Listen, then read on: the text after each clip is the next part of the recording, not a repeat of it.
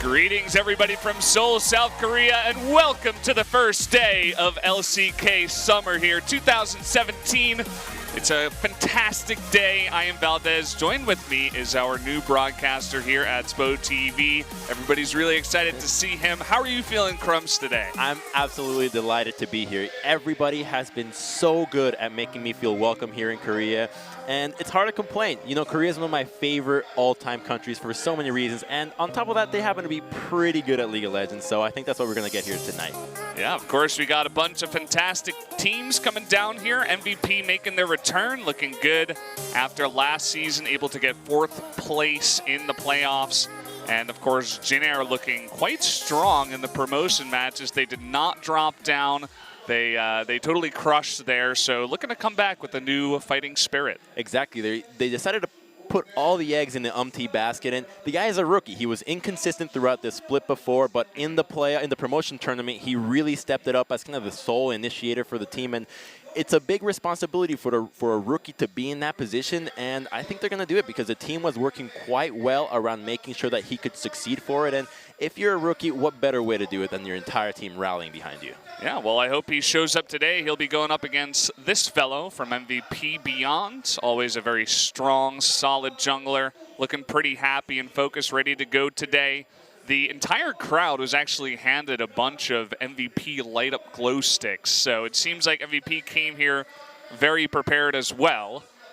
Well, they're in good spirits. It's Max's 21st birthday, so birthday boy hopefully gets to show off his wide champion pool here with the new meta. Of course, it's patch 7.10, so there's so much variety and changes, and you guys are already familiar from playing your solo queue, from seeing all across the globe Herald, one of the biggest influences right now, and Xayah being the first ban.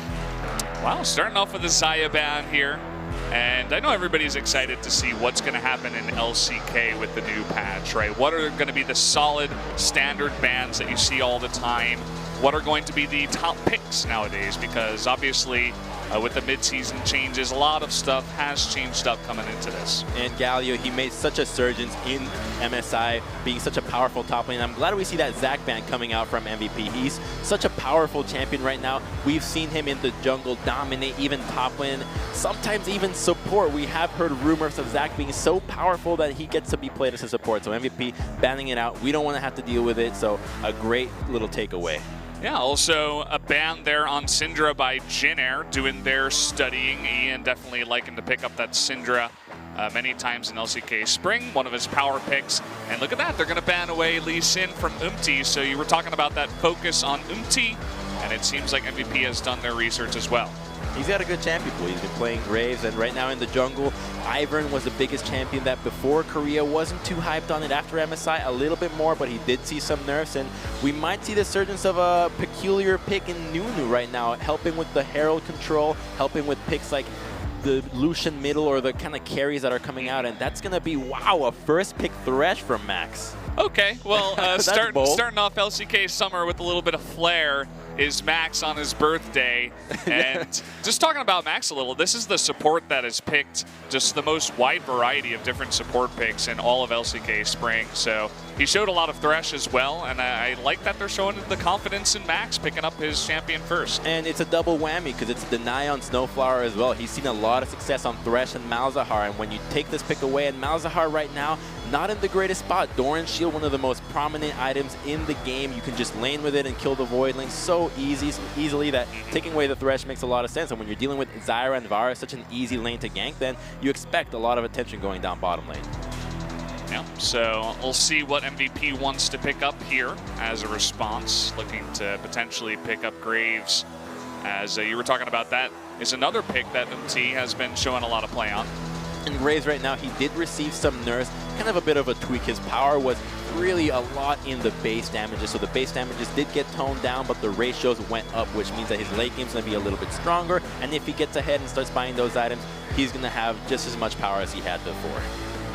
That's very interesting. He was always pretty strong towards late game. We always saw him just farming it up really hard just to try to get there, and We do see an Ashe pick here, so you were talking about, you know, in conjunction with that Thresh, hitting level 6 with that Ashe will definitely be some fireworks down in the bot lane. And we can expect here, oh, is that going to be the Jace coming in from Kuzan? And it will be. That can be a flex Jace, though, so we have to be wary of what the composition does. But so far, it's a lot of poke, lots of disengage, and without a hard engage support like perhaps a Nami that can offer a little bit more of a long-range engage, then MVP will have to be playing that skirmish game in the jungle quite well to avoid the poke from Jin Air. Yeah, I'm glad that you mentioned the flex pick. We'll see that if MVP actually gives them credit to potentially put it up in top. Yeah, and funnily enough, MVP will ban out the Nidalee, a pick that does not see a lot of play, but there is a player today that is a huge Nidalee player. So Longzhu is putting in Cuz as their jungler. This guy's rank 2, and he's a really good Nidalee main in solo queue, and so other teams have been taking that pick, and you really want to get rid of it right now. It's a new patch. You don't want to risk these champions that can snowball out of control that you don't have as much preparation into. Just keep it standard. Rengar as well, so making sure that Umti does not get ahead. You got to shut this guy down. He was so instrumental in Jin Air getting back into the LCK, so I like the focus on him to make sure that Jin Air has to reevaluate how they won games. Yeah. Very interesting. And on the other side for Jin Air, they banned out both Kennen and Fiora, these two hard-pushing late-game split pushers that really tanks have a really hard time dealing with. So it looks like they may want to throw a tank up in the top lane to deal with that. Picking up the Orianna, the blind pick in mid. And let's see what MVP wants to do in response. Oh, the Orianna is such a safe pick always, and it will be met by the Talia, and already you know what MVP is trying to do. This is just pour everything into the bottom lane. You've got the semi-global from Talia, you've got the Ashe Arrow.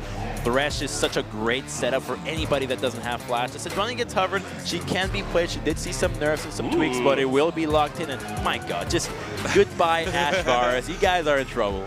Yeah, have fun in the bottom lane there, Jin Air. Not sure what you're going to be feeling, but we do see actually the hover onto the Ivern here, and that will be picked up. So the jungle MT will be thrown onto that Ivern.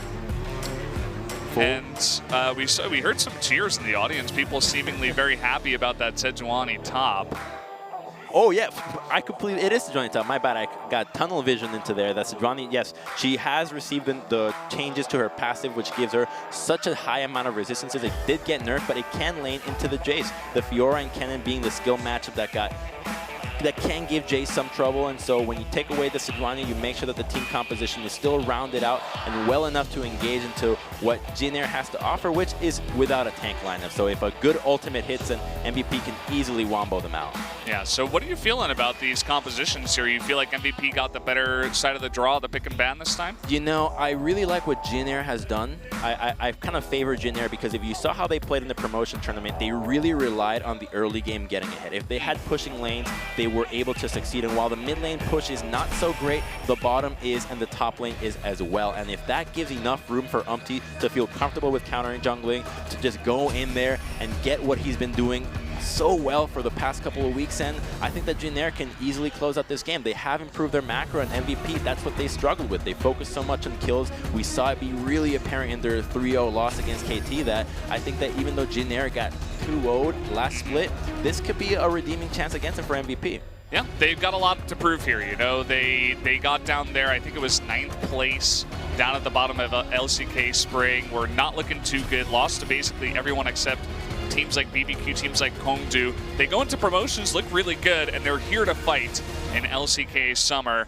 But so is MVP. You guys can see the final lineups here. And we're going to jump straight into match number 1 of LCK Summer. It's me, Valdez, with Crumbs. Let's get into it.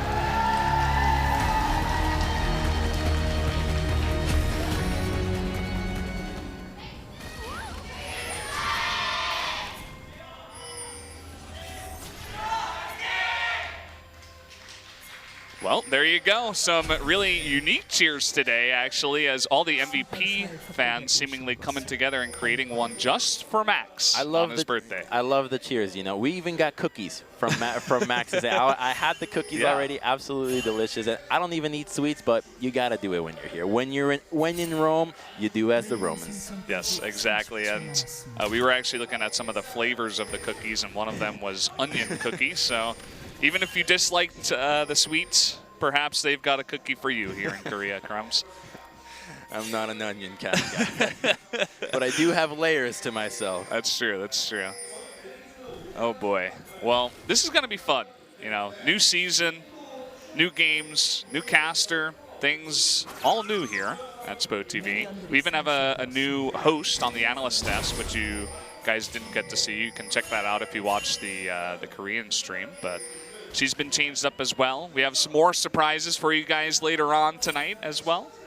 Not going to mention too much, but perhaps some new faces. And just a standard opening happening here. If you saw in the mini-map, Iksu was warding his own red buff in defense, but a blue ward did go into the red side jungle. So now MVP gets to scout out where the Ivern is starting. They get to map out the route, and if Beyond feels comfortable enough with invading here, then they will be able to shut down Ivern. He is quite susceptible to being counter-jungled early, and he will have to smite away his blue buff to make sure that he's not going on such a greedy path. Looks like he's going to head right to his red, and actually those wards over there did run out, but they know he's on the right side starting that blue. Interesting to see the Sejuani up in top. I haven't seen it too much in pro play. I just know if I duo with my friends, they always get crushed by a top lane just because they don't really know the new changes, and she can definitely be very surprising if you haven't played against it too much. And it's also a lot easier to get by in the laning phase if you're one of these tanks against one of these heavy harassed lanes like the Kennen, the Jaces that can auto you down and really whittle you out of lane quickly on. The Doran shield, the regeneration is so obnoxious to deal with that you can get away with picking a lot more scaling compositions. And so you can expect those champions to be really heavily prioritized. And when you combo it with the likes of the Ashe, the Talia, and Graves, just so many carries, you get yourself a lot of DPS later in the game. Ooh, nice bit of trading here by Ian. It was looking very Kuzan favored before once it hit level 2, but just getting knocked up there. And Ian hitting that level 3, putting on the pressure. Actually, Beyond's poking his face into Ivern's jungle right now, just stealing some of the Raptors. It's a good move, making sure that Ivern doesn't get anything out of blowing that extra HP and mana for his work, for his troubles. And Beyond looking for a nice gank on top side. Sejuani did hit level 3, so Iksu could be in trouble. Here we go. Let's see if she can land. It does miss it. Iksu trying to go there, and he does get the lead. But here comes Umti. They're going to turn it around onto ADD here. Bit of damage coming on in, but doesn't really look like either side wants to fully engage. None of them have enough damage to really take each other out in that exchange. And the bottom lane for Jin Air just having a lot of pressure here that you would wish that Beyond perhaps could look for a gank down here with a Lantern. Zyra and Varus are so susceptible to a Flash Flay Lantern combo that it's almost hard to not gank this lane. Yeah, maybe a little bit later. They want to make sure Max doesn't look too bad on his birthday. Want to set up the easy gank. Maybe they'll wait for level 6. I mean, you know, if you played with a birthday boy on your team, you're kind of a little bit more inclined to listen to his calls. So whatever he says will most likely sway the way of MVP a little bit more than on most days. You gotta feed the birthday boy, make him look good. I mean, he usually is the shot caller, if I'm not incorrect there, for MVP. So. Well, it would make sense that they do listen to Max. They do well, you do have to listen to your support. I mean, your job as a support, you got to sit there in lane, you prep the last hits, and then you start mapping out the plays. You time your cooldowns. If you're not making shot call plays as a support, you should probably reevaluate the way you're playing League of Legends. Some rough words there by Crumbs, support? You're laying it down right away from the get-go. You don't have to do anything. Just look at the mini-map, make the calls of the team. You got to reevaluate the way you play the game, guys. But yeah, you're definitely right in that facet. They've got a lot of time to just look around, whereas some of the other players might be a little bit more focused on the trades. Sejuani just so tanky, doesn't want to miss out on the experience here. Most likely will burn that teleport to get back into lane after this. Just looking to clear it. You were talking about the Doran shield. I think it's definitely something we have to point out. Not only does Sejuani have it, but both of the 80 carries pick that up. It's such a good item for sustain that actually both 80 carries are picking it up now. So what do you think about it? It's confusing because visually you want the items to match what they do, and Doran's shield right now gives you extra damage on attacking minions, which helps you with the last hitting.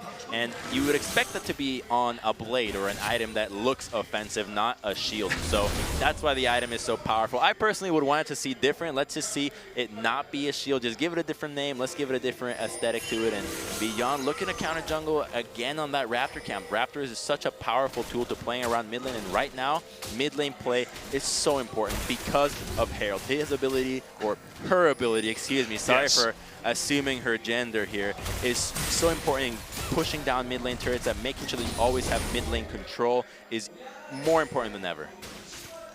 Yeah, definitely very true. And we'll see if we have a bunch of fights over there at Harold a little bit later on. No real action just yet. We're about 6.5 minutes into the game. No kills, no real pressure down at bot like you were looking for. There was some trades in mid and kind of the double gank up towards top. And the CS is just perfectly even all around, and normally you'd expect somebody to start getting an advantage somewhere. I mean, the jungle, sure, there's a big CS disadvantage, but counter-jungling Raptors does give you a bit of an extra edge on that CS. It's a lot of monsters each, so the numbers get a little bit extra inflated. Not a huge deal because the levels are a little bit like half up for Beyond. Not a huge deal when you're Ivern. You just want to hit that late game, hit 45% CDR, and you're just a shield and CC bot. We have ADD making his way down into the river. Actually, Ixu is going to spot that. I thought perhaps they were looking to set up something towards mid, but nothing doing so far. And bot lane here, not yet level 6 on either side, but here comes Beyond. He does have the red buff. You were talking about a lantern gank. Here we go, the flash play. And with that red buff, it's blown up. So easy, so easy. You do it every single time. I mean, you can, next time you come back with the arrow, and this Zyra is just gonna be in so much trouble from now on. You gotta deal with Talia now that will be able to use that Weaver's Wall, and Jin Air will have to reassess the way they're playing this lane. They were playing up the entire laning phase, so they saw the jungler, they knew what was going on, but now that level 6 is hitting, they need to play very safe. I mean, you were talking about how easy it is to set up those ganks down there, but there was not even a ward in the tri-brush. It didn't seem like they were even expecting it to come in. They were so susceptible to it. Well, and it was a perfect setup. They hadn't faced. They were just they're perfectly content with laning as late as possible, and Maha will be able to recall and goes for a BF straight into Burst Circus, so a huge purchase from him. And we'll see what Teddy goes for. Right now, that's most likely going to be the Infinity Edge. So there is that change to the Runan's Hurricane that no longer deals that on-hit damage. Oh, it's up trading. Uh-oh, Ian getting locked up here. The flash, but the last hit with the Ignite and the plant is going to take him out. They will trade 1 for 1 as Snowflower also meets his doom. Just a bit of trading here in the mid lane. And the trade is worth it for Jin Air because they're able to take down the jungler in exchange for a 0-1 Zyra that had fed First Blood. So all is good in the world if you're a Jin Air fan. Oh, here comes up into top. Look at ADD. He's below half health at this point. Daisy will be tanking this up from the beginning. ADD in a lot of trouble. Will flash away. Eats the shock blast. Just going to trade back an ultimate, and ADD will get away unharmed. And there's no turret aggro, so the ultimate doesn't do a whole lot, and Beyond will have to go up here to defend this turret because there is no TP on ADD, and one more wave with Jace's pushing power could result in first brick going down, and the last thing you want to do is give Jace such a tremendous advantage early on. Definitely very true. Beyond just going to eat all of this up, and for every action, there's an equal and opposite reaction here. And MVP looking to take control over the river here. Thresh and Ashe moving around, making sure that they have enough control so that they can continue making plays bot side. ADD choosing not to use the teleport, so we can expect a lot of action happening bottom side, considering that both these teams are running a heavy amount of carries, and there's an Infernal Dragon on the map. This Dragon's value has gone up exponentially by the picks that these teams have drafted. Yeah, the other part of this is that Snowflower trying to set up the gank earlier on. He actually tried to flash away from Max when Max actually set up that gank down there. So that could be an easy target for them right now if they want to go for that. Beyond, it looks like he's still up towards his blue side jungle, but they might look to set that up in just a bit. And there's no vision there to stop a gank from Graves happening once again. There's no ward at try. There's only a river ward that is a control ward, so it does help, but that you know that's not the gank route that a Graves would take. So a very accessible gank for MVP. And MVP is a team that's really been struggling with the macro play. They're always going to focus on kills more than anything else. And I would like to see them kind of revert to this, let's go for kills, just because of how easy it is. So maybe a little bit focusing too much on other parts of the game as opposed to taking the freebie that Jin Air seemingly is presenting. Well, you were talking about wards down here in bot lane. The one crucial ward that Jin Air had is now gone. So they're totally in the dark. And Beyond, he's just going to take this opportunity to begin soloing the Infernal Drake. Ian will make his way over, and that is just going to go over to MVP for free. Even if they knew this was happening, I'm not sure that Jin Air could respond to this at this point. Oh, they're going for Herald, perhaps. That control ward going down will force MVP to try to at least go towards that part of the map. There's a red buff on Ixu. This is so obnoxious. When you're dealing with Ivern and you hand off the red buff to your top laner, not just because he's ranged and can harass you with the true damage, but because the regen. When you're out of combat, the regen is so huge that it basically wins you lane automatically, and that's one of the great strengths about the Ivern pick. Yeah, Jace having a ball up in top. He's already ahead about 25 CS. Just really making it easy for him, especially the amount of times MT is going up there, clearing out all the wards, making it even harder for ADD to do much at all. And you can see Beyond is hanging around mid now. Ian just trying to put on some pressure. Also, the bot lane of MVP had rotated mid, but they weren't able to set anything up. Storm Raiders allowing him to chase, might get a kill. Oh, the flash coming in. One more auto attack will do it. Oh, just barely able to get out of that one. And it looks like they want to respond with a bit of a counter gank. Ixu is sticking around. He's done for. Oh man, Ixu, he doesn't have his flash. He used it for the gank, and down he will go. A huge cheer from the MVP side of things. Ixu will go down. It's that Ninja Tavi, man. Such an obnoxious item to go early on when you're dealing with auto attackers. And a great pickup there from ADD, was able to just bait Ixu and burning his flash to try to get that kill. And even if he got the kill, that trading that 1-for-1 would most likely not have been worth it. Trading that kill into the carries for MVP, now that they have that Fire Dragon, is going to be so annoying. Yeah. The thing about ADD, well, actually, let's take a look at this replay first. So you can see there's a trade going on, but Ixu is extremely low on mana, so he has to get in range for the auto attacks, but just barely ADD gets away. You know, he really probably thought that that blow would have taken him out. Perhaps if he saved the mana for a Shock Blast instead of the Thundering Blow, could have gotten the kill in the end. Probably would have, and you could see he was sticking the Corrupting Potion too. He wanted it so badly. Hindsight's 20/20, but wanting it never results in actually getting it. Yeah, well, looks like blue buff will be handed off over here. Kuzan wanted that. He will get it this time. Snowflower is taking a trip to the top side, just hanging out, maybe expecting another return gank onto Ixu, but will return to the bottom lane, and still no more action happening on the map. Perhaps a hook onto Kuzan. Oh! He felt the breeze of that hook going by his ears. Kuzan really lucky to get away from that one. He had no idea. You got a spam question mark ping. Where's the MIA on that one? Even though, you know, you just barely lived out of that one. We have more trading up in top. Ixu will actually be frozen. And with MT coming on up, we'll definitely get the better end of that trade. You have to point out Ixu's build here. Blade of the Ruined King first item. Normally it's a build that we haven't really seen much on Jace, but against the likes of the Sejuani, it makes a lot of sense. MT does have flash to get out of this. Beyond just happy to take the trade. It gets the ultimate out. Look at the trading that happened in mid too. You can see this shockwave was used. Hold that thought. It looks like actually Jin Air wants to come on in here. No knock-up from Daisy. And ADD will not eat a shock blast. Beyond, he wants that gold. Will he get it? He will. Extra 50. But yeah, it seems like Ian's actually having a little bit of trouble against Kuzan in the mid lane. Already down about 35 CS. Lost the trade big time. Might be a bit of an issue. Once that Orianna gets that blue buff, it's so obnoxious to deal with because she can shield so much of the return damage while harassing you as well. It's such a powerful pick once you hit the mid game, and first brick will go down to Ixu solo, so the Jace resulting in all the pressure that Jin Air wanted. And this is the style that Jin Air has shown some success with. Normally they need a bigger lead to really accelerate the matchup, as you would expect a team with a lead to do so, but you get what you can get. And it's pretty good for evening out the gold score, at least. You can see that they're only about 500 behind. The real big thing is that MVP was able to pick up that Infernal Drake. Speaking of pickups, it's an Essence Reaver on Ashe. When's the last time we saw that? It's been a while. I think last year.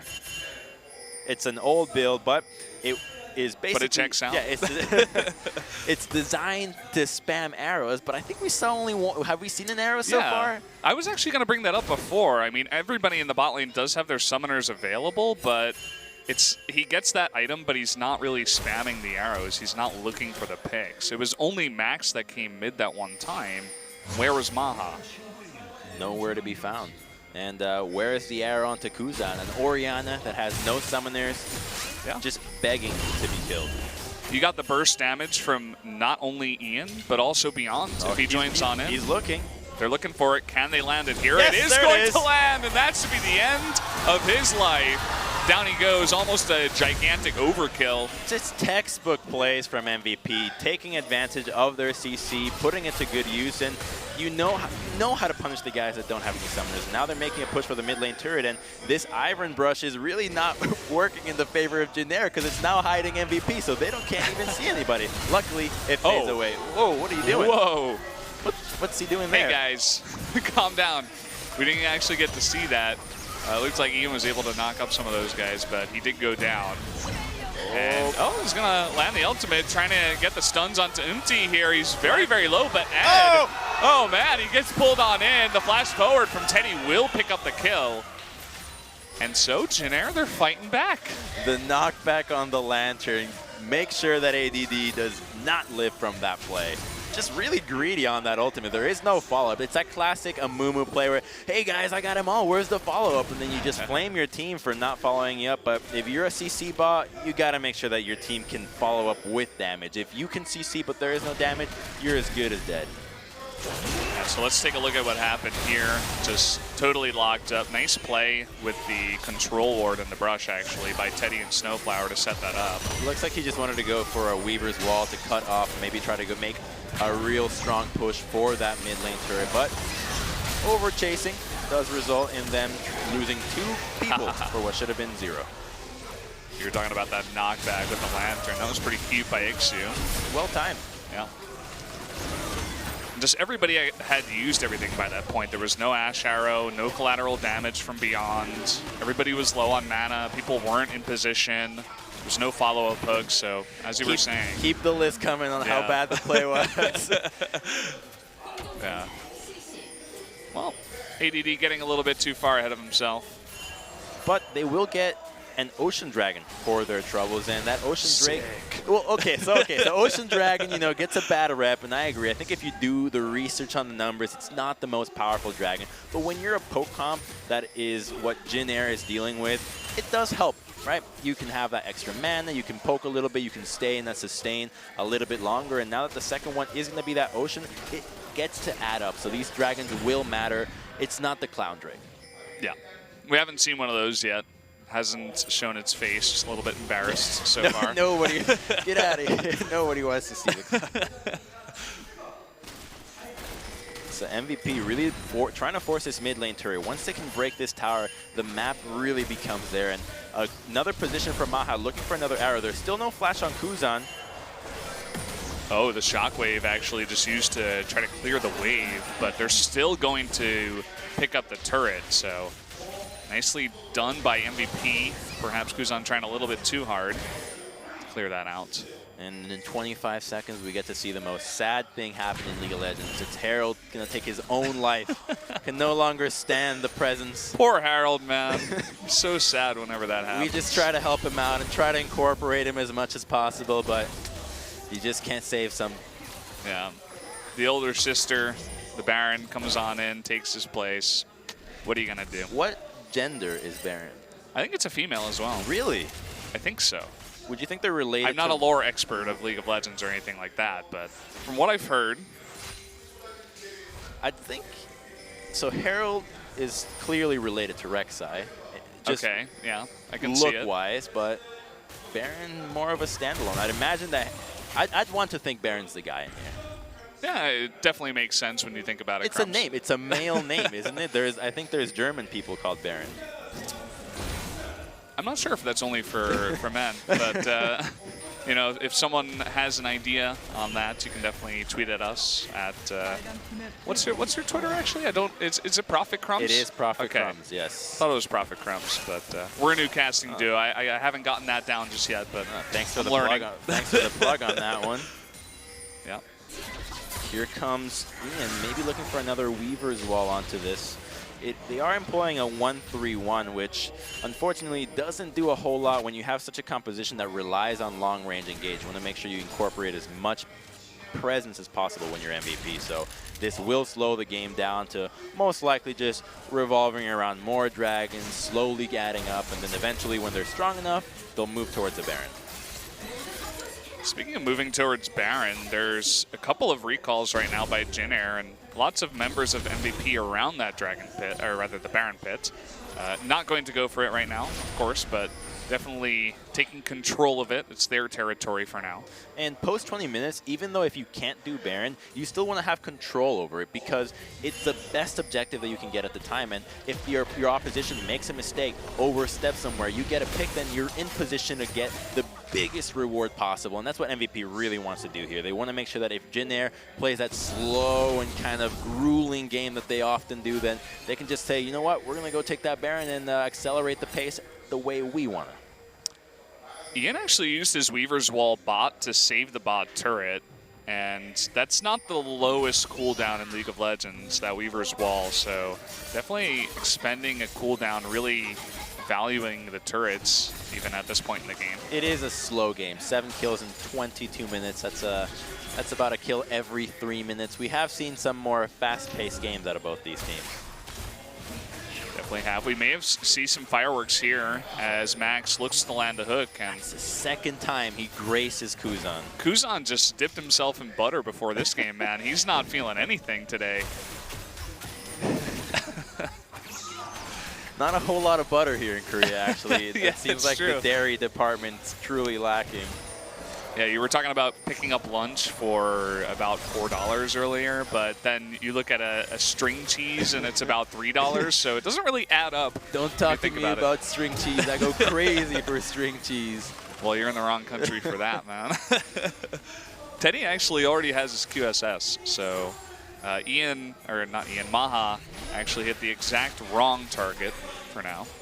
Hey, at least you get the QSS, so maybe they can go for a hook or a Sejuani ultimate in the meantime, but these teams have been playing quite slow, so I don't really expect them to make much use of. Oh, see there? Yeah, there it is. There it is, exactly what we're talking about, but it does get the flash, so it is something, and Weaver's Wall did get used once again, but that's 40 seconds onto the Dragon, and without Sejuani ultimate and Weaver's Wall and Enchanted Crystal Arrow, I'm not so sure about MVP taking this fight, so it looks like Jin Air will gladly secure their second Ocean Dragon in the next 30 seconds. We'll see if they can pick up the kill onto Ixu first, though.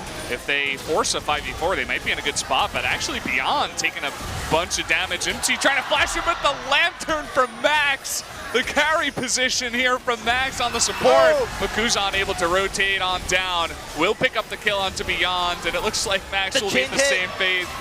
Oh man, and ADD goes down too. Jin Air able to turn it around so big. And you were talking about giving up the Dragon. Well, giving up 3 kills and the Dragon is even worse for MVP. Such an ill-advised engage to try to go into Ixu there. No ultimates left for MVP, so not really sure what they're thinking about taking that fight. And in return, Jin Air will not only be able to pressure the bot lane turret, they're moving towards Baron, and they can do this quite well. They have that % damage on the Blind Quiver, they got Daisy to tank it, plants to deal tons of damage, and no jungler to contest the smite. So this will be a Jin Air Baron, and we know they can make some good use with this, and when you're dealing with a split-pushing Jace and a siege composition, the power of Baron just goes through the roof. Yeah. It's very smart what you just said there, Crumbs. I really have to give it to you. So that's going to be Baron given over to Jin Air, and I said it before, they really have a lot to prove. They're doing quite well so far. Maybe just getting on the mistakes of MVP, and you can see here this engage onto Ixu. not really going well. And they had no vision of the Zyra and the Iron coming from the river, so the engage they thought was just a freebie onto the Jace, but turns out they turned it around so well, and that Chain of Corruption, taking down Sejuani. You know, maybe if she lived, they could have possibly contested that Baron with a teleport, but no luck for MVP today. I feel like they're a little bit antsy, you know? They look for the picks, and their composition does want them to get picks, but even after they fail the picks, they don't really back off enough. It's like they're engaging too hard. They want the kills too much. And as I say that, it looks like Jin Air with the Baron will have to give up the Ocean Drake over to MVP. Well, that is the trend that MVP has had previously in the spring split. They were going so ham on kills that they often left behind the macro objective, and teams that kept the focus on the real money, the towers, the barons, the dragons, seemingly always got ahead with no matter what moves MVP made. So it's sad to see that perhaps they're still going back to the tendencies that really didn't work, but they did get 4th place. They were close with the Freaks, but this team, it's day 1 of LCK. It's a new patch. You can't really hold crazy expectations. The Weaver's Wall will come in behind. That will separate this team, but there's just no follow-up engage. Everything's still available, the hook, the arrow, but no engage. They just wanted to try to disengage, I suppose, but the tower will still go down. But they're not losing a whole lot. You know, one turret, even a mid lane turret, is not a big deal when you're dealing with a Baron. The save from Ashe, going to the bottom lane from Maha, making sure that Jace did not get that turret, really slowing down that Jin Air Baron. And you'd want them to go for a crazy siege, maybe look for as much gold as possible on the map, but you always have to consider the threat of a Sejuani flank. That teleport, if a good ultimate hits, they're so in trouble. No tanks to protect from them, and they really have to keep that in mind because the game is 3K difference, and that difference at 30 minutes doesn't mean a whole lot. Well, I'm sorry to disappoint you, Crumbs, but we have a Clown Drake coming up next, so not the most exciting dragons we've ever seen here in LCK, and they're trying to make a move on to Ixu. That is super long How range. Did he hit that? They have so much time to pick up this kill. Poor guy. Oh, Maha, the Korean sniper, such great accuracy so far. That pick onto Kuzan, the one onto Ixu. Just, man, you want to see this guy use arrows more and more because that Essence Reaver, I wish he was using arrow all the time. What could he have done? The possibilities are endless here. Well, he's trying to make up for it here in the mid-game. That was a pretty sick arrow from downtown. Whoa. Perfect angle, right on target. That wasn't even like low hitbox of Ashe arrow kind of thing. That was straight on point, hit him right in the face. It's all about the angle of the dangle, and he's got it down.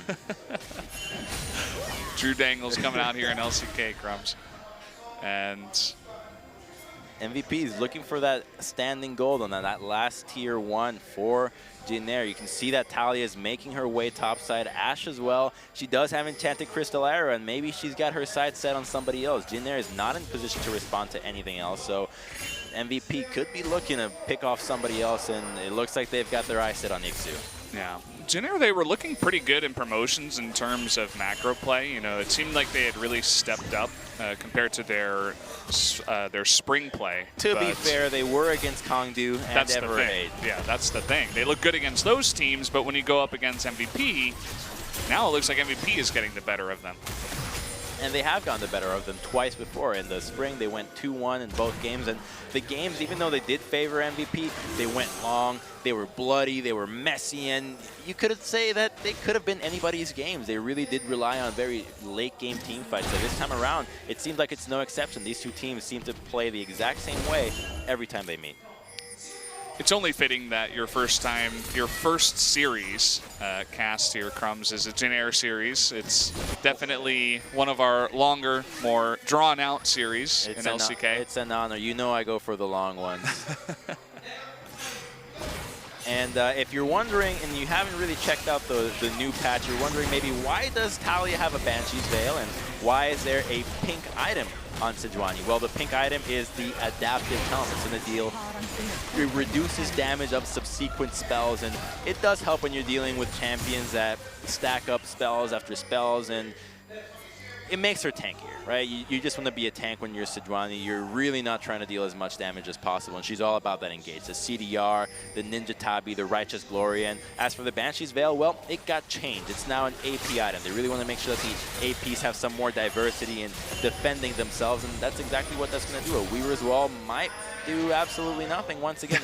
These walls have it made those Raptors really uncomfortable there. You see that? These walls have been... you got to rethink the landscaping here. Ooh, well, forces out the flash from Umti. The arrow will go wide.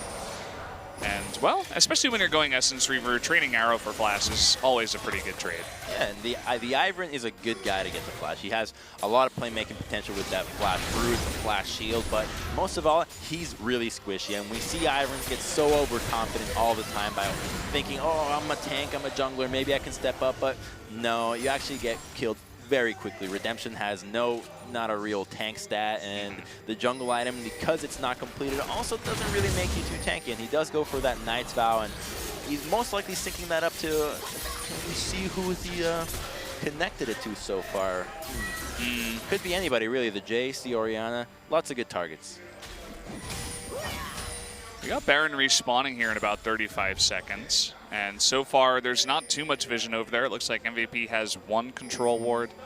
So we could see that come into contention in just a bit. As I said before, Clown Drake is coming on the map as well. But I don't think either of these teams is going to make a big move towards that. Yeah, it's a 32-minute Cloud Dragon. Not a big deal. Jin Air understand. They got the eye on the money. They're moving towards the Baron. They're starting to clear out vision. And it's really great for them to be here right now because there's no vision from MVP, which means that they will have to be using Scrying Orbs, that Ash Scout, the Crystal, the Scrying Orb to make sure that they can see what's going on around Baron, but the preparation not there just yet, not feeling too comfortable to try to make a move and force MVP's hand, and so they will get that Cloud Dragon for free, and another Weaver's Wall used to scout out. Yeah, just poking its head in, not doing much else. Cloud Drake goes over to MVP. Elder's up next. That could be a Jin Air quote right there on these games. Not doing much else. Just chilling. Just chilling. How do you like to play League? Just chill. Just, yeah. I get a couple of kills and I get exactly 3,000 gold ahead, and then I just chill for about 20 minutes. And later on in the game when I have 6 items, then I like to fight, but not before that. It's like everybody's a Nasus player. They just like to complete their full set of items, you know? Well, it's like getting all the gear in an MMO. That is really satisfying, though. Yeah. I bet they feel really satisfied with their league. Like, I would feel, I personally love playing like that, so, you know, spectators. You would fit well on Jin Air Crumbs. For their standings, I agree. I would fit right in. Oh, look at this. The Hawk Shot is down, and there is absolutely zero vision. And this is very well set up by Jin Air. It looks like Beyond will attempt to come on in, but I think it's too late. The Root comes in, and they're just going to pop him like a bug. That will be the Baron going over to Jin Air at the same time. Great move. Just no respect for what Jin Air can do there. There's no vision at Baron. They don't decide to try to push in, and Jin Air take full advantage of the situation they created. When MVP decided to go for a 30-minute Cloud Dragon, Jin Air said, no, we want to go for the Baron. We got it one time. We're going to get it the second time and make sure we can get the most out of it. And right now, they're poised to go for a base turret here. And if MVP doesn't respond properly, it could even be an inhibitor. Well, we do have the Weaver's Wall up. Will Ian use it on this push? Doesn't look like it. It's great to see that Banshee still blocks 2 spells at once. Yep. We do have the hook here and an arrow coming out onto Guzan, but where's the follow-up? There's absolutely none. And that just weakens their defense into this push. Jin Air will feel more comfortable staying in here because the arrow is down, and Ixu continues to push here, but ADD has to make up his mind. Does he answer bottom? Does he help top? What does he do? But Beyond is going bottom, just all over the place for MVP. Now, you have another hook miss. Even if it had hit, there's really nothing they can do at this point. We do have Beyond going in on Ixu. Collateral damage will not be enough to take him out, but this push up and top is the real story. The Weaver's Wall will come out. And with no possible response. Yeah.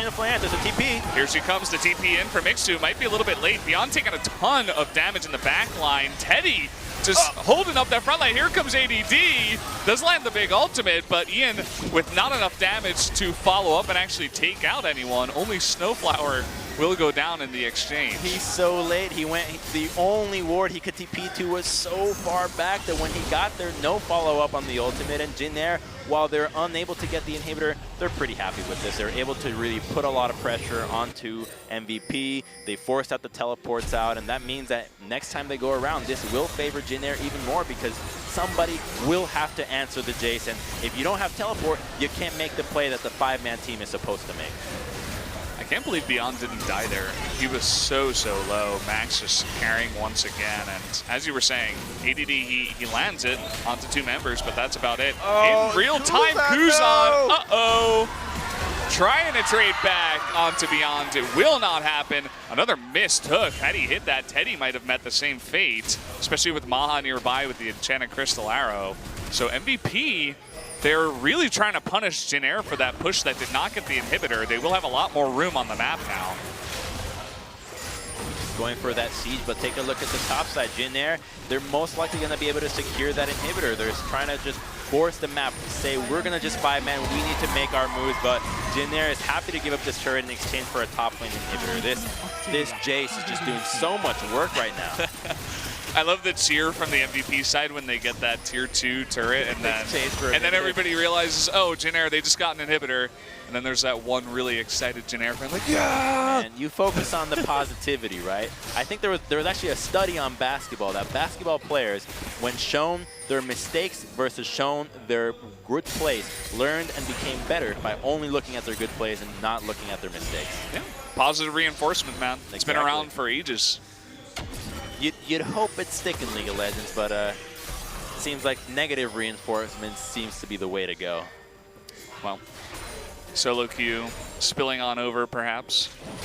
Either way, MVP really in kind of a bind here. They are down about 6,000 gold. They have lost their top inhibitor, and they just seem to continue to look for picks, but MT's being very careful, setting up his brushes for vision. And they still have the Baron, so they're attempting a push down in bottom lane. Ixu was able to poke it down a little bit, but as I say that, the Baron runs out, and they will not continue to push. And all Jin Air has to do, there is QSS, but no flash. Yeah, and they do land that slow. There's the arrow. It looks like onto Snowflower, but Ixu jumping on in will take out Max, and MVP just doesn't have enough follow-up. They don't have the damage, and everyone on Jin Air will survive, and they get another turret. Oh, and they keep playing the same way, going for the engage, but the damage dealers are nowhere to be found. The smite takes out Daisy right away, but Jin Air is perfectly happy to stay on this push. The next wave is coming.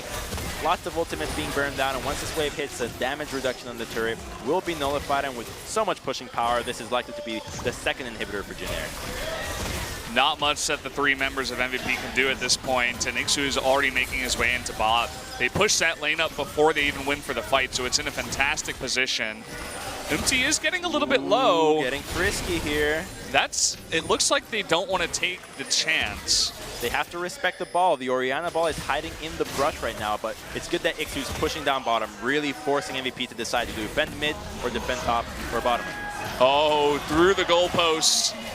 No stun from the arrow, and Jin Air gets out scot-free, and they take out a second inhibitor. 3 points, and now there's an Inferno or an Elder Dragon coming out. It would be incredibly greedy to go for this, and that's the only play that MVP can go for right now. They really have to force this Dragon and try to get something in return to stall this game out, because they absolutely need to buy time for these inhibitors to respawn, because when you're dealing with 2 inhibitors down, it's so easy to just end the game. So here we go. This is going to be MVP's real chance. They have 3 Elemental Drakes so far. Ixu is trying to get frisky, and actually MT is going to engage by himself. Uh-oh. That's a bit of a mistake, coming in way before his team, and they land the stun onto Kuzan. He will be gone too. Here comes Ian in the back, the double knock-up. Beyond wants to follow up. Teddy trying to trade. He's trying to be the huge hero for Jin Air right now. He does get Ma extremely low. And Ixu is so strong. Oh man, he is able to take them out. The Guardian Angel. No mana though. Yeah, can he actually follow this up? Snowflower is around. And they're actually going to continue on to this. It is 3v2 right now. He might try to teleport. Are they pinging the base? Is he trying to go for a backdoor end maybe? What's going on? He's TPing. Where is he TPing to? It's the base. He's going for the end. He's going for it. Jace, he can take out turrets so incredibly fast. Is there anyone to get there in time? Looks like he will get one Nexus turret. The recall from Max is the first one to get there. That's one Nexus turret. The Elder Drake does go down to MVP, but look at this, the second Nexus turret. Ixu, he's tanking it right now. He's gonna take out that second Nexus turret. Will he go for the Nexus? Only Max is there right now. He's gonna jump and actually trade with Max. It looks like he may be able to take him out. That's gonna be GG. Oh, he gets it. Unbelievable. Well, he dies. Oh, picture perfect ending. Oh, that is so cool. Jin Air, they take the first match of LCK Summer in really flashy fashion. You know, we didn't really talk about Ixu too much, but Sohan, a sub, had come in multiple times because Ixu was not performing, but today on the Jace, man, he was lighting it up. Yeah, he was rocking it. He had a pretty easy laning phase into the Sejuani, great atomization, and really just put Jin Air on his back. So much pressure, but the undecisiveness and lack of coordination from MVP's engage was really their downfall. They're unable to find enough damage with their CC, and so Jin Air just took full advantage of it, and you saw them play the map out quite well. They took control of Baron 2 times, and MVP really need to reevaluate their macro play. Yeah. That's what haunted them last split, and it's sad to see it not be fixed for this one. Yeah, and we were talking about the damage follow-up. The Sejuani, for me, was not all that impressive. It felt like it landed a stun, it did a bunch of CC, but then it kind of just died. I don't know how you felt about it, Crumbs. No, I didn't like it at all either, but you're put in a position where there are picks left in the top side, but when you're dealing with such a powerful pick that just really abuses a lane, and then he has the Ivern to back him up, it's really annoying to try to handle that lane, and we saw that they try to collapse on Jace, but he was just so powerful and so many times that it was well played from Jin Air. I'm glad to see this team take what they learned from the promotion match and really put it to good use and trying to make a case for not being one of the bottom teams in the LCK. Yeah, it's really refreshing too, I have to say. After casting LCK Spring, for them to come in here and actually put to work against MVP and take a game like that in very dominating fashion, for me, that just, it means that things in summer are going to get a lot more interesting. Things are going to be shaken up. MVP, will they make playoffs again? Maybe it'll be Jin Air this time. I know it's really early. Whoa. It's really early to be calling stuff there. like that, but still, it's very refreshing. Here's Ian with the face check, the control ward. Here he goes. Easy. Super easy. I think I could have pulled that off, Crumbs. Yeah. And this was the follow-up engage where they get the hook, but look at Beyond and Maha's mana. They're not in position What to. is that, right? There is no follow-up. They just burned Beyond's backing up. They burned everything for the previous kill onto the Orianna. So just such a lack of coordination from MVP, a team that was known for playing with as many people as possible. And this is another replay that really just favors Jin Air. Yeah, they go for this again. So many of the cooldowns have been used by MVP, and then they go for the engage, not realizing how close by the rest of Jin Air was. This is just a disaster. A total 3 for 0 in favor of Jin Air. And the chains of corruptions that get to spread hit ADD there, and just unfortunate. And Jin Air turned this one into the first Baron of the match, and ever since then, Jin Air seems to have a firm grasp on it. This one was just that freebie. They literally just walked into Baron, and MVP decided to trade Cloud Drake for a Baron, and not the trade you want to make pretty much ever. I didn't actually get to see how many scrying trinkets they had, but maybe they were all down plus the hawk shot, but either way, they just had no idea that was happening. And here we go again. I think this is where Sejuani comes from behind, but it's just late. Beyond, he doesn't die, but he gets extremely low, so he has to back off. And the thing is, and then right when he comes in, there's no damage. Exactly, they're retreating. There's nobody else, and it's even more emphasized how poor this engage was. Before the Sejuani got there, the Ashe arrow was blown with, once again, nobody there to follow up with. So MVP, they either have to reassess their plan, the way they're playing the team fights, or the composition just not working with having to put so many pieces into one synergistic puzzle. Yeah, so taking a look at the results here, you guys are seeing this correctly. Jin Air did win the first game against MVP. And let's take a look at the damage. Really, the Ixu's show. He had a really easy lane against the Sejuani, and he was just lighting them up. My God, 4.5K out of an Ivern. I don't think I've seen the damage that low in a while, but He did do work. You just have to spam shields. You give your allies regen or shield with your Grail. Yeah. You give them health. You got It's redemption. true. He's literally the Jan of the jungle. We were talking about how there was really no follow-up from MVP, but also that Ivern pick helping out a bit with the survivability in a lot of those team fights. So guys, we are going to take a quick commercial break. When we come back, game number 2 of MVP versus Jin Air. Tell your friends. We'll be right back.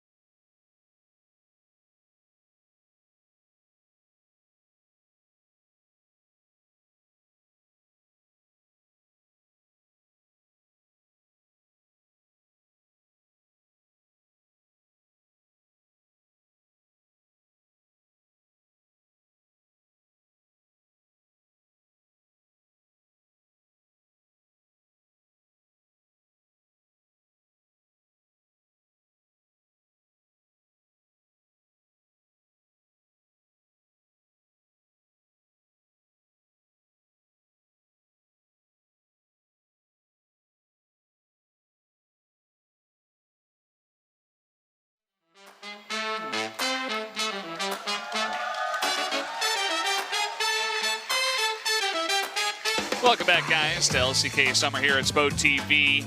We did just get done with game number 1 of Jin Air versus MVP, and if you missed it, it was Jin Air actually taking the win over MVP. It was a banger, and the music to match. Some great kind of spy funk coming out. Haven't heard this one in a while. Ixu picking up the MVP, not on Galio, but on Jace.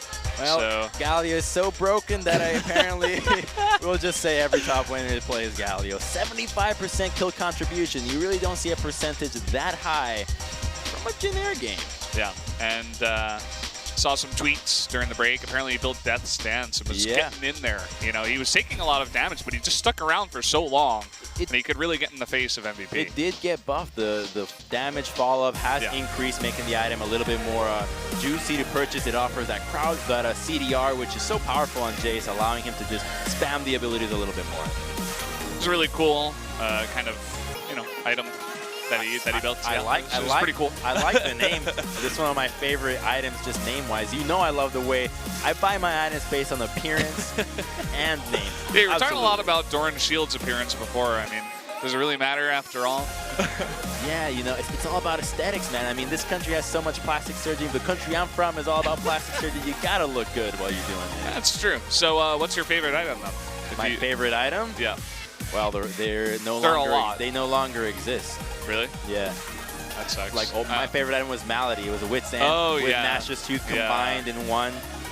Back in the day joints right there. But guys, it looks like we are going to jump into pick and ban right away. And starting off with a Cinder ban and a Zac ban. The bans we saw last time around, Zac just being so powerful and Galio being taken away. Maybe Ixu feeling a little bit more of that carry power once again, instead of trying to go for that Galio, making sure that he can be playing something that can carry the game. If he's feeling on fire, you gotta let them do it.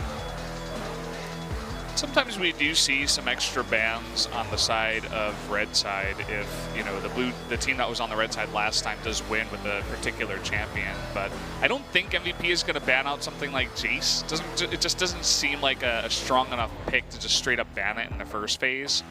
I agree. You know, there was also the Kennen and Fiora bans that came out in the second rotation, and the Jace was taken relatively early, and they know what to do against it. You just don't pick Sejuani into it again. That is a pick that we can just forget it ever happened, and the Thresh gets taken away, and it looks like these teams might have been scrimming to the point where Thresh has been a very contested pick, just playmaking in the bottom lane, a little bit more exciting and action-packed than the Namis or Karmas that we're so used to seeing. We see a Varus first pick, and we were talking a lot about Ixu, but Teddy was definitely low-key in the back, landing those roots and just doing a ton of damage. Had a really cool kind of flare fight towards the end where he really just went off against, I think it was Ian on the Talia. Oh yeah, he hit that crazy crit. Yeah, and he almost killed Maha in the same fight. And, well, the priority of Varus goes up because of that last ban Ashe. So they remove the 2 utility carries, because before the Jin was kind of the third guy that you'd pick if you want to have utility in the bottom lane. Is that going to be the Xayah? Oh, do it. Boy. Don't think about it, just do it. Yeah. There it is. Okay, so we got Karma, Xayah bottom lane, potentially. Potentially. Karma is a flex pick. But really cool to see that here. Lots of changes coming into LCK Summer. It did get banned the first time around, so definitely Maha must be quite proud, or that's not the right word. That's a word I just made up. He must be quite good at Xayah. Let's just go back to simple stuff. He might be proud of his Xayah play. It's also a potential possibility. I mean, I love the change here, though. Instead of going for, let's rely on each other, let's just have our individual strength shine through here, because the team coordination was just so off that going to a more individualistic style is what I'd recommend for MVP. Looks like we might be seeing Zyra Varus bot lane once again for Jin Air. They do lock that in. This time, does pick up his Lee Sin. That was banned last time, so you can expect him to be super aggressive on the Lee Sin. He's been playing this pick for quite some time and just always goes for crazy invades. He has so many opportunities on the map, and last time the Zyra and Varus were susceptible to getting what? Oh, what? Blitz Xayah? Okay, well that is Max and it is his birthday, so we shouldn't be too surprised. Enough with the birthday picks, man. We saw him, they played Blitzcrank in the match against KT Rolster. I didn't really like it too much. You know, Blitz doesn't offer a whole lot Yeah. besides hook. If you miss hook, you don't really have a whole lot. Not sure about the synergy with Saya. I've never seen this lane before, so this is a moment that has never existed before. It definitely, you know, with the combo that Blitzcrank has, you definitely can get an easy route from the Zaya, and that means if you can land that route after all of that that CC from Blitzcrank, it definitely means that you will have a lot of time to do damage, right? But the thing is, you have to consider that hook can get blocked by Zyra plants. Every time, just save your plants for any time the hook comes out, and then bam, you pop him up, and then he has to get a plant in his face. Poor plant, though. It lives and dies in the span of half a second. Sounds like the plants that I take care of. I had to buy. You saw? I bought a cactus because that's the only thing you I got a could care cactus to. yesterday. Yeah.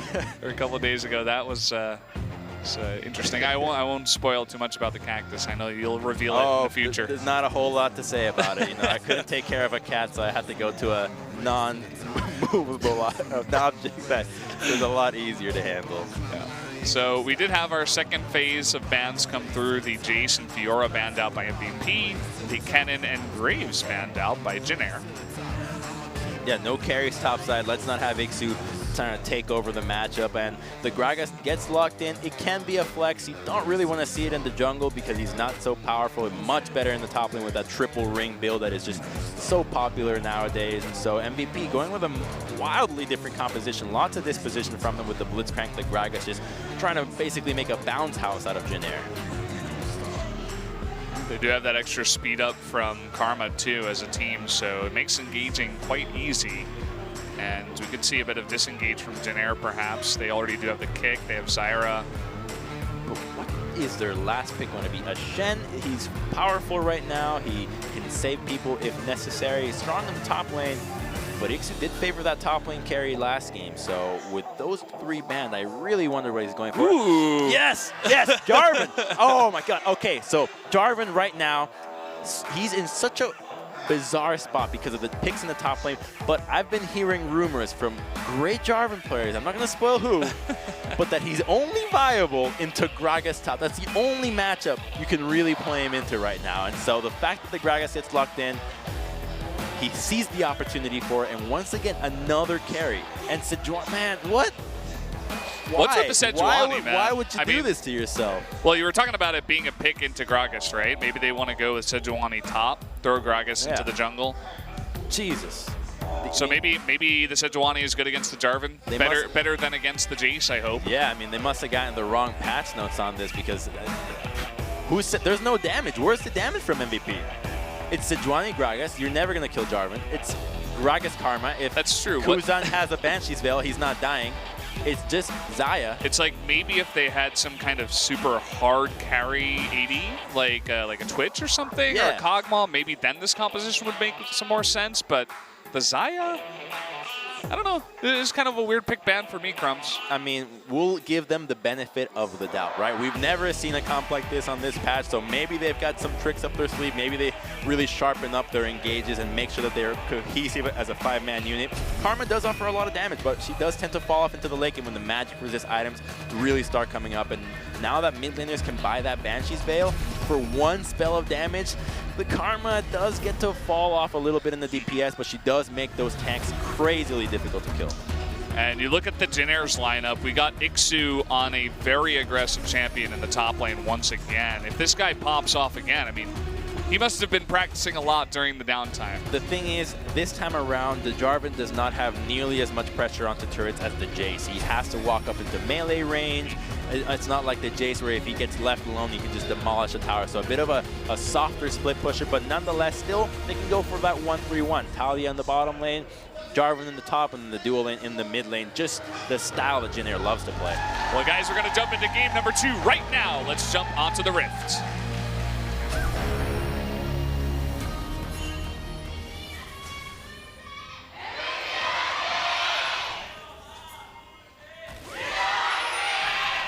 You know, I just want to see who's the person that starts it.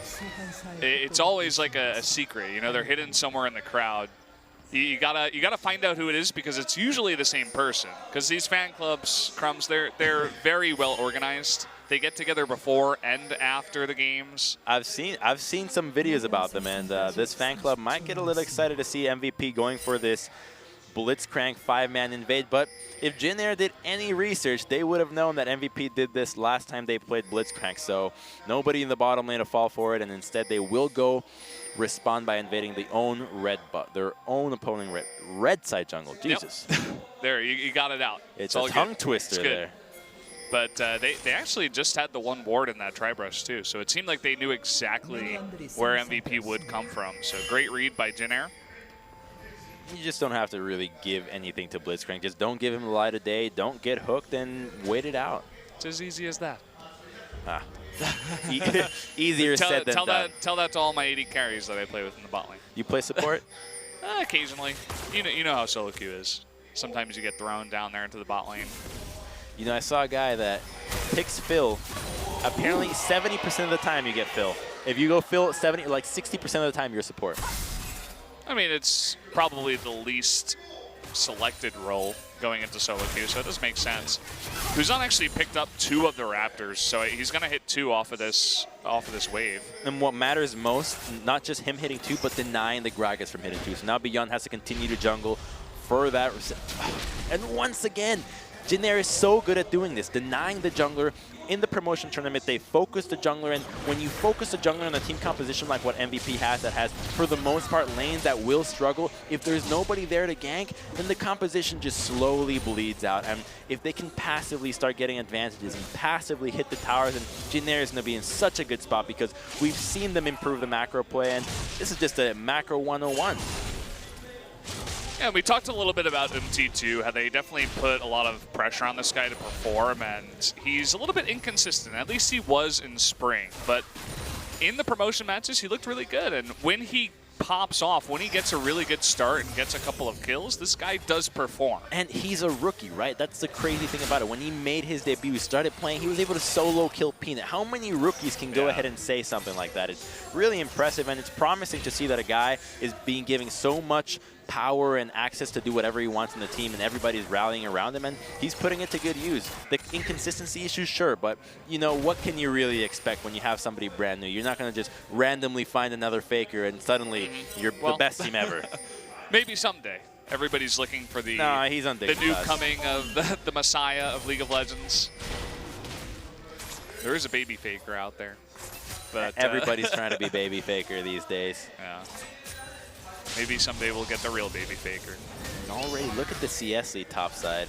24-13, just walking up in front, making sure that he doesn't get any of those CS. That's a 11 CS gold lead under 4 minutes. That's so painful to watch, especially because he used his abilities, which just damaged the backline a little bit too much, and so he lost all 3. Yeah, this Sejuani pick, really not feeling it. I mean, the ultimates have to be much more on point than previously for me to feel confident about it. Yeah, and the damage has to be there.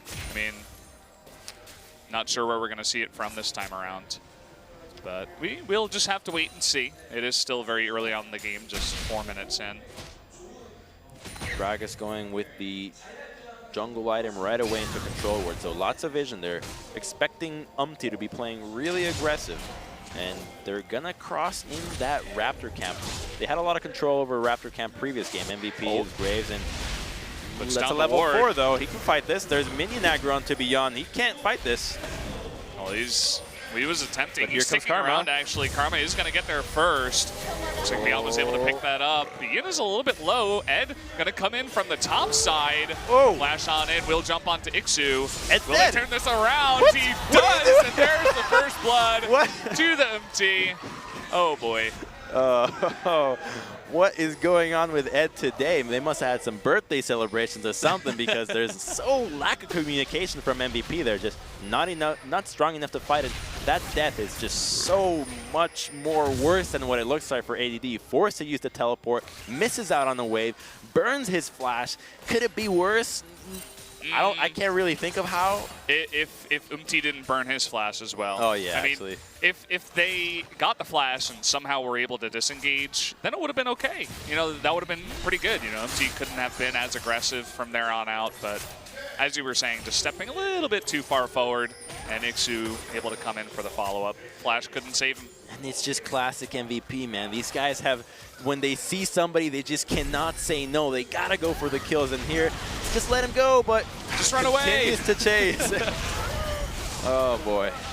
I mean, it's the boar, man. Yeah. It's the boar. Sejuani, he's trying to take control of the boar. The boar just won't listen. Sejuani says no. It's no, please. When you're riding a boar that big, it's kind of hard to take control sometimes. So you got to understand, guys. Yeah, makes a lot of, I mean, I've never ridden a boar, but I imagine I would not have a whole lot of control over it, especially a Russian boar out of all things. Oh, yeah. Well, MT is having a pretty fun time so far, sitting at 1-0. We do have a Ocean Drake to start, so it's not going to be, you know, just Beyond coming on in and getting an Infernal Drake for free this time or anything like that. And same can be said for MT this time around. But even though it's an Ocean Dragon that's not so crazily contested, I think we can understand what Jin Air's plan is going to be right now. They got that lead in the top side that Jarvan was getting, and he built a Tiamat early on, which means that he's going to have so much pushing power over ADD. That means that he can just keep pushing topside, and they never have to revisit that lane. All they have to do is keep the pressure bottom, keep the pressure in mid, and they can continue to grow that CS lead. And ADD trying to clear out the control ward. He will get it. Oh boy, I mean, he's gonna get it, but Jarvan is 6 right now. They can't engage. There it is, the ultimate. Talia is coming. Talia comes on over. Whoa, okay, he can jump over that wall. The damage follow-up, extremely tanky. The shield from Karma keeps him alive. No, he flashed. They will turn it around. Ixu does go down. Here comes MT though, looking to get onto Ian. Lands that Q onto Beyond. Actually takes a ton of damage. MT might have gone too far. There's the double kill. Will trade the 1-for-1. Kuzan, can he follow up? Doesn't look like it. Very close engage there. Talia going straight into the Jarvan jacuzzi there, and they trade 1-for-1, and it's worthwhile for Jin Air. However, they are able to still deny more waves, and the TP does get burned from Ixu. You do want to see them play a little bit more towards the bottom side. Let's take another look at that replay right there. Going for the control ward. Maybe if he engaged a little bit sooner, he might have been able to stop the control ward from dying as well as the knockup hitting. Sick ult by ADD. He hits Kuzan as he's coming on the wall, and that reduces so much of that follow-up damage, keeps him alive. So they pick up the first kill onto Ixu, and then MT looks like he was, you know, trying to set something up with Kuzan, but ended up trading just 1-for-1 with him, given the double kill to Beyond. And they're trying to go for Karma, but she has flash still. She's not the easiest champion to kill. Beyond, there is no Cataclysm, so it might result in just a red buff steal. That's a 3-on-3, nobody else in sight. They want to turn on to ADD. So much action to start this game off, and the red will go over to Beyond. It looks like Jin Air, they just want to disengage, but the stun onto Ixu will come over the wall. Beyond is the only one to make it over. The cask does knock him back, but also the kick from Umti will knock Beyond out of the pit, and everyone will survive. The red buff goes the way of Beyond, so in the end, the Jin Air invade just results in them getting chunked out and having to recall. So Jin Air, not too thrilled about this. The early game, while it looked promising on that first blood kill, nice flash hook. There you go, that's Max for you. Welcome to LCK with MVP, and trying to turn it around here is Teddy, but he has no mana, so it's kind of the sad play. So that's a nice play by Max. That's the play that you want to see on Blitzcrank. Blitzcrank doesn't offer a whole lot without his flash, but every time you got that move, it's such a strong playmaking potential. You can go for the flash fist, flash hook. Hell, you can even do a flash ultimate, and it's still a very powerful tool. So he sets it up. You can see the effect in the bottom lane so far. It looks like Maha is up about 16 CS. And we're going to get a nice little replay of that. Yeah, the flash hook past the plant. Unfortunately, he flashed in the line and still connects. And he does get out. So Max, no more summoners, doesn't have the ignite, no flash. Which just means that a Weaver's Wall to the bottom lane will be death for somebody, and we want to see these teams punish the flashes. We know that they can do it, and Max, he sees MT, says, okay, I'm out of here. But they scout out the jungler, and now Beyond responds as well. Lots of action going to be happening in the bottom lane. Talia positioning for a Weaver's Wall, perhaps. They do call out the Mia, and they will retreat. They were thinking about it, and it looks like MVP is actually grouping up towards the river. We'll pick up the Scuttle Crab together. but nothing really happening. Yeah, the Scuttle Crab really making sure that nobody can sneak the Dragon or do it right away. But Umti is able to sneak into the brush, and there are chains of corruption available, so anybody that gets hit by these will surely go down. Needs to land it, though. That's the real key. Can Snowflower land it, too? He doesn't have his flash. Oh, but here comes Here's Gragas. Beyond. Okay, this is going to be a 3-on-3. But there's double TPs on MVP, though. Oh, here we go. The hook will miss. There's the chain of corruption, and immediately Max gets popped. No follow-up potential possible from MVP. They will pick up a kill. Just too quick on that control, alt, delete. I mean, Blitzcrank, if you ever played Blitzcrank, you are not a tank. You are not a tank. Your itemization makes you tanky, but the champion itself is quite squishy, especially when you're going with so much money invested early on with mobility boots. You're very mobile. You're driving a car, essentially. Mobile straight to the bottom lane. That's about it. Oh, the traits here, actually. It seems like Sejuani doesn't have a bad time, but here is Kuzan. Another really nice stun landed up, and the flash away from Ixu.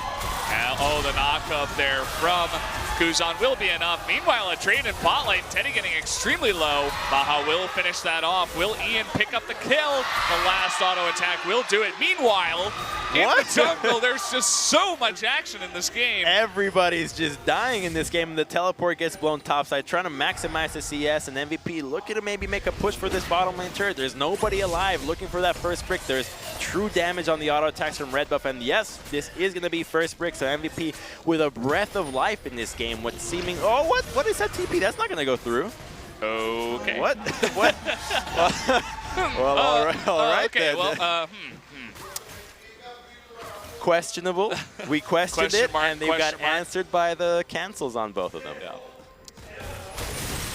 Ixu just getting cheeky. Wanted to force out the teleport of ADD. But I want to, oh, so there's a recall on Lee Sin going, and that's where the fight's going on bottom lane. But, you know, it's so hard to fight the Xayah 1-on-1. Her ultimate with the ability to make her untargetable is such an obnoxious, nice play, the swag barrel.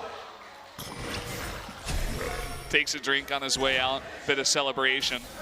He deserves it. Really nice play by Beyond. Oh, we might have a clash up in top. Wait, did he not see him? He must have seen him. He's doesn't just too even tagged. seem He to just doesn't care. He's like, yeah, whatever. I'll just go get my CS or not get any of my CS. It's going to be an Essence Reaver again on Maha, this time on Xayah.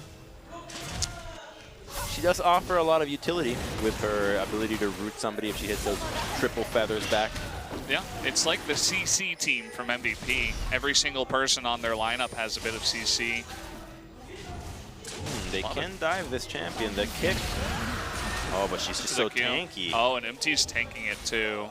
And Ixu himself isn't tanky really, so nothing really going to happen there. They're just going to force down the turret. They acknowledge that they're going to lose that Ocean Dragon, so at least trying to trade something for it. But Umti, once again, being the one tanking the turret. Got to be careful, man. Who's on? Oh, he might. Oh, hook goes wide. That's not the Blitzcrank you want to see. Yeah, Max probably expecting the flash, I would assume. But MVP right now putting the 1-3-1 to good use. Ian going into the bottom lane while he doesn't have teleport. He's pretty good in the side lanes. Karma is relatively tanky. She can get out of any situation pretty safely with her incredible speed boost. And putting the dual lane into the mid lane when you have a Blitzcrank just opens up the map for you for roams non-stop. With mobility boots, your overdrive, you can just zip and zoom anywhere he wants and hopefully get hooks if his accuracy improves. Yeah, I think he was just trying to do the 400 IQ blitz hook there, but actually the real 400 IQ play is not flashing. You know what they say, like bronze is where you walk in a straight line and gold is where you dodge to the left, and challenger is where you're like going back and forth, but then 400 IQ is where you just walk in a straight line again. I've never heard of that You before. never heard that? No. But I'll It's a real remember thing. now. So 400 IQ is that one. I'll have to remember that one. What about the 200? Because that's double. That's just, you know, 400 is a double one. That's where it's like the faker play, where it's like you got the sick jukes, you got your Nikes on. But the real play is just to act like you're bronze and you just walk in a straight line because your opponents are trying to read your jukes, but actually you don't juke at all, and that's the real play. Exactly. How can you figure out something that is undefined in itself? That was the real play by Kuzan. He's the real hero. Speaking of heroes here, Ixu not having as much success this time around. The Jarvan really not capable of punishing the Sejuani as hard as the Jace was. The CS advantage is there, but unfortunately it doesn't amount to crazy turret pressure as the Jace or another ranged pick might, like the Kennen. He's in a similar spot with the timing of the turret going down and the CS gap, but as you said, the pressure is not the same. There is no flash on Karma, and they're really trying to go for this kill. Oh, she's so dead. She's so dead. There's the knock-up into the queue, and I was wondering even if they were going to go for the kick, but it seems like they felt it was necessary, and that's a very easy pickup onto EN. She just has only magic resist straight with the utility item from the get-go, the Athene's Holy Grail. So the utility Karma is going to really be coming online when she starts grouping up with the team. And unfortunately right now, not the case. And it looks like our first instance of Herald. Oh no, Harold. Not its eyeball. Don't poke him there. Why would its eye be in the back, though? Does it not have frontal eyes? It has, like, feelers. You can see those big purple feelers. And then the eyes in the back. Feelers? Yeah, I mean... Are they... They look like feelers. Wait, is that the name? I Would don't you know. call it a feeler? It's either feelers or like antlers, you know, but it doesn't What about look like antennas to like sense with almost like an echolocation but that's kind of similar enough to feelers, right? Beyond is trying to put on the moves onto Snowflower, but Snowflower I've just never is heard. enough. You made the word feeler up right now, right? No, it's a real word, I swear. I'm Googling that after, see who has feelers out here. You're going to keep my my casting up to standard, make sure I'm not making up words here. Hey, I don't mind making up. True poetry makes up words. That's true. Just pull a bit of Shakespeare on the broadcast. If you can make a sonnet out of your cast, my God, then your ability is beyond anything else. Well, oh, Beyond didn't want any kind of play in there. He was totally out of the way, and Ed just like throws his ultimate in and then awkwardly walks away. Every skill shot just missing left, right, and center. Just it's all for parting shots there. Make sure you get out of the way or you're gonna get run over by these crazy plants. You know, it's definitely trying to zone them out. What? From the turret. Wait a minute, that's everything is missing right now. This looks ridiculous. That's a 2-creep defense when Zyra's ultimate gets blown for it. And that's not going to be coming back up for the Dragon. It's a minute until Dragon is up, and you really would want to have that. So Jin Air will have to reassess it, what they want to do about this objective here now that they don't have the Zyra ultimate to maybe fight for Vision, or they will have to fight for the Dragon a little bit later. So MVP looking to perhaps set up quickly and pull the trigger as soon as possible to make sure they have an ultimate advantage. You were talking about that Infernal Drake, and it seems like both teams are looking for a pick down here in bot before that Drake spawns, but doesn't happen. Both MT and Beyond will have to go home with their hands empty. There's just no play down bot. Just missed that, man. Just missed that CS on purpose. It's like you see money. It's like you see money on the ground and you just don't take it. It's like Bill Gates. You know, it's not worth it for him to pick up. He already has so much. It only is worth it the time it takes for him to pick up money off the ground. It has to be like $10,000 for the 2 seconds it would take him for it to be worth it. And Ixu just feeling the same way from the confidence from game one. Jarvan, he's got a lot of fancy army. It wouldn't be armor, rather. I wouldn't be surprised if he's got a lot of money. Well, he is a prince, the Damascene prince, right? There you go. So lots of players grouping up towards that Infernal Drake. I don't really see any engage happening just yet. It's only Ian down at bottom. But still no crazy vision happening. You want to see Jin Air group up. Jungler and support, they're kind of trying to group up. They almost seem like reverse magnets. When one goes one way, the other one just wants to go the other way. And that is what plagued Umpty. He kept going on by himself, and that's what you expected of somebody that is a rookie, to kind of be missing that ability to see the pressure, to play as a unit. And not much is going to happen off this trade. It's still just kind of like a tank-on-tank battle. So they're just going to be fighting each other, making sure that nobody can teleport onto the fight into a better position. So far, MVP with a pretty good position here, but here comes the wall. Umpty coming on in, and it will go over to MVP Beyond. The veteran player will pick up the smite. There was a hook, but a flash away, and now Ed getting a little bit too far deep. and might meet his fate. He does get the stun onto So Oopty, though, and he's tanky. extremely tanky. Will just walk away from that, and MVP picks up the Infernal Drake. Nobody dying on either side. But, you know, I don't think that Infernal Drake does a whole lot for them. Even Karma's not building AP. She went Ardent Sensor. There's still not a whole lot of AD on Maha, so I gotta say, it seems more of a deny dragon here and want to set up for the Elder because there's really no use for this dragon for this team composition. It's true. You don't say that too often about Infernal Drake, but I suppose in this situation, with this kind of composition, maybe that's the way it goes. Maybe this is the new 7.10. Try to make Fire Dragon as useless as possible.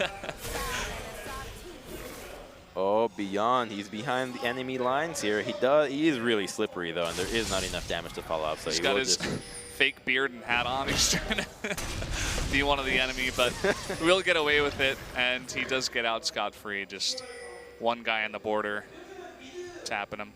Ixu trying to make things awkward. And he does get the knock-up onto Max. Will force the flash away. As you said before, definitely takes away a lot of the playmaking potential on the blitz. no Cataclysm used, and ADD will be fighting for Ixu. They just don't care about each other anymore. They've had enough. But a push onto mid lane from MVP.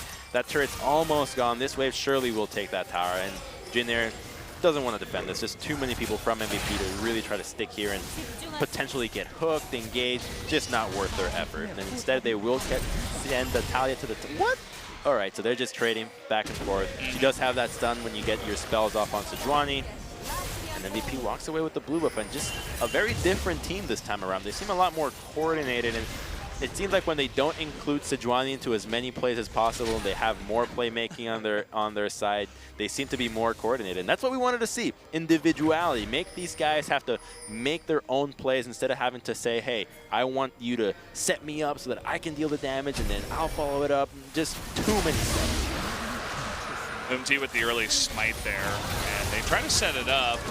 Looks like Kuzan was the one that got hooked, but immediately flashed away. So ADD was dashing back to his team and then flashed into the enemy team instead and walked away with his life. So, you know, I don't know if that's style over confidence or just lunacy that we can't comprehend. ADD, he is really angry that everybody's mentioning Max about his birthday. He's trying to take all the attention away from Max by making these flashy plays, but I haven't been impressed so far, ADD. He might just be salty that Max gets to play whatever he wants now. Yeah. Because of his birthday. You know, I wish when that was my birthday you could do whatever you want, right? I just played video games on my birthday. I was like, hey, can you not block my computer? Can you remove the parental control and let me game 24/7? Well, trying to set up something here in mid is Kuzan with that Weaver's Wall, but Beyond actually dashing over. Here comes the TP. That will be canceled. That was Karma's teleport, and Sejuani was looking for a flank, but just really lack of coordination from MVP. That's what happened last time around. No, come on, don't do this one. Don't do it. Don't do it to us. Okay, he didn't throw it out. At least we got spared. He was thinking about it. But as is the case in a lot of Jin Air games, they think about it, but they don't actually do anything. Hey, you know what they say, right? It's all in your head anyway. So as long as they're thinking about it, they might be playing a completely different game than what we see on screen. Does that mean we can just make up our own half of the game here, the mid game?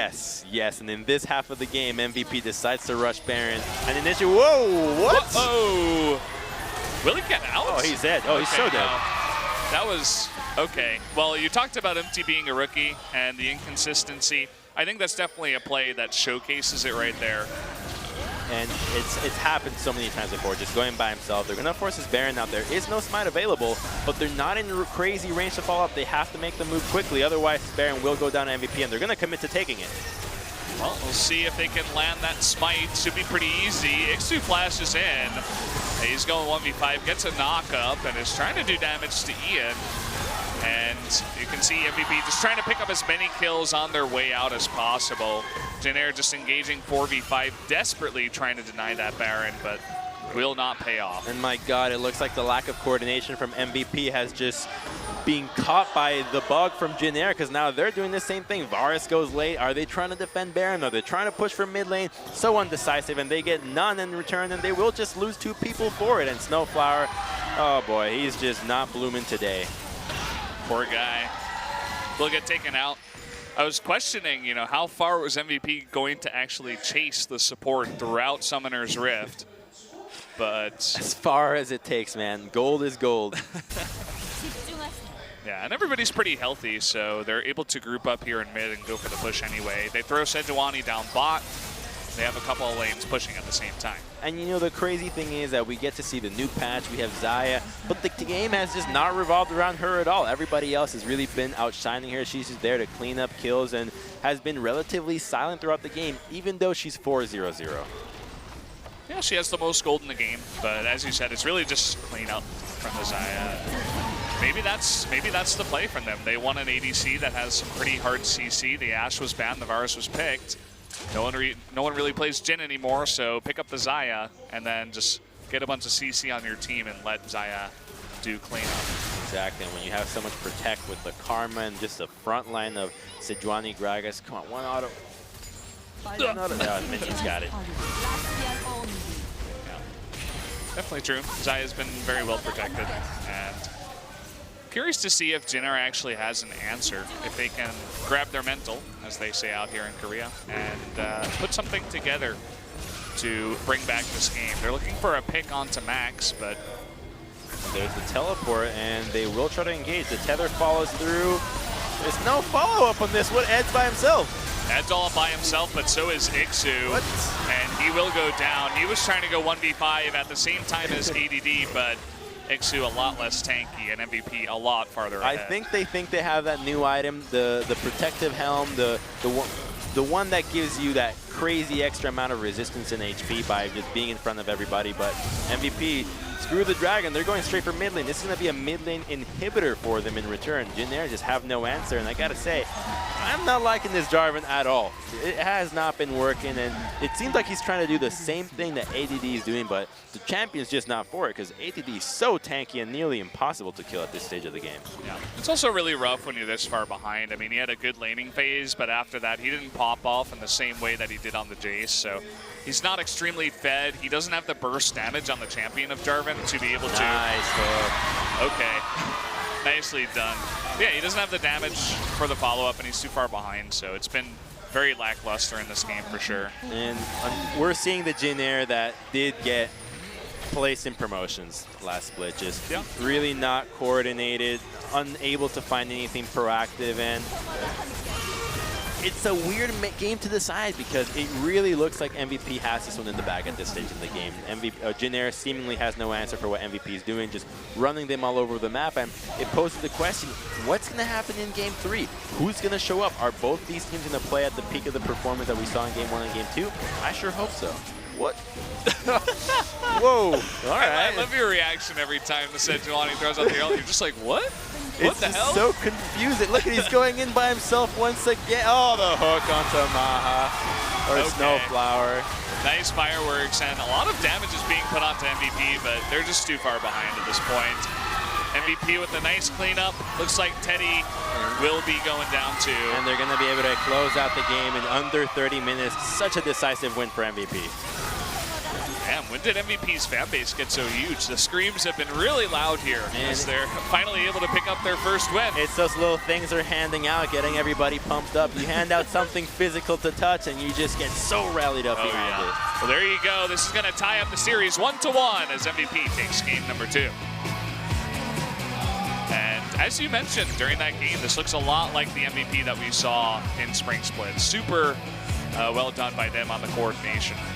Yeah, greatly decisive. A good shift from Game 1. They understood that Game 1, there was so much wrong with it. Don't worry about it. You know how to play the game. You made playoffs last time. Come on, right? So they can just get confident and start putting the pedal to the metal, because if they keep things up and they start succeeding, they can legitimately make a run for Worlds, barring they will most likely have to face Samsung or try to at least beat the level of Samsung, which is quite the tall order. But if anybody can do it, it would be MVP or the Freaks, because rookies always surprise. There's always a story to be made by them. There's always, everybody has to start from ground zero. And when we follow these players' stories, it's always interesting to see the development that they can reach when you give them time and when you give them the proper coaching staff in the right direction.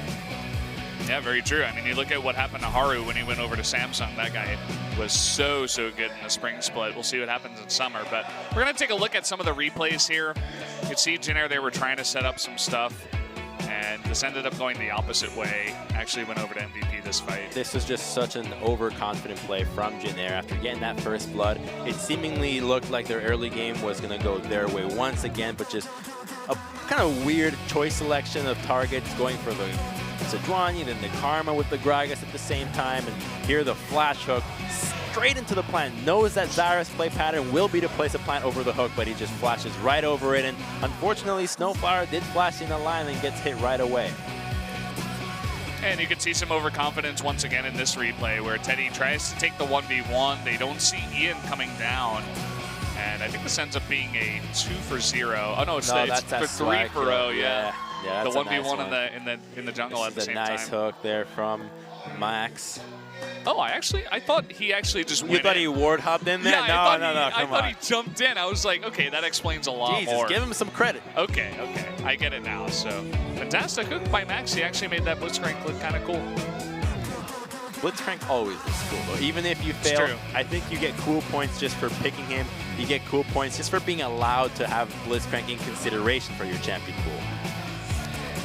This is Jarvan 1v5ing it once again. You never do that. If you're Jarvan, you got to have the follow-up from your team. You're not playing full DPS Jarvan. You see MVP just running it back. How are we going to do it game 3, guys? Should we do Blitzcrank again? What are you guys thinking this time? Yasuo support? Sound good? Hey, Zac support, right? Maybe that's a one. What can Max do? There's Bard available. There's such a wide champion pool available in so many roles right now that it really gets you rallied up to see what the next match is going to be, because you can add so much flavor. The metas get so different from who you scrim all over the world. Each person is going to have a different idea of what is good and what counters it, what is just not good into maybe the Blitzcrank. Is Blitzcrank viable more than ever now? Could it be that the pick spreads out? Could it be? I don't know. We've been seeing a lot of Zyra, and you said it's basically a counter with the plants, but if you can flash the plants, I mean, it's an extremely squishy target that you can blow up immediately. Ideally, you don't want to flash in a straight line. Yeah. But you get nervous. When you see somebody flash towards you, you panic flash. It's like Rengar. You know, when you hear Rengar jump, you immediately flinch. Yeah. I mean, you see a giant transformer bursting at you, you're not going to be all super calm and collected. So let's take a look at the result, see how this game went. I think MVP won. Yeah, it looks that way. You guys can see the bans and picks, how it all went down. Zac being banned all the time, as is Galio. And Talia actually had the most damage in the game. Yeah. Lots of damage to the front line. Just when you're dealing with beefy guys in the middle, it's really hard to hit the backline, so you end up just blowing all your spells into the guys that are closest to you. And unfortunately, even though your damage does go up, their HP does not go down. And so the Talia, not the greatest person at killing tanks. So the composition from Jin Air not going their way this time around. And we'll likely see some sort of readjustment for game 3. Yeah, let's come back in just a few minutes, guys.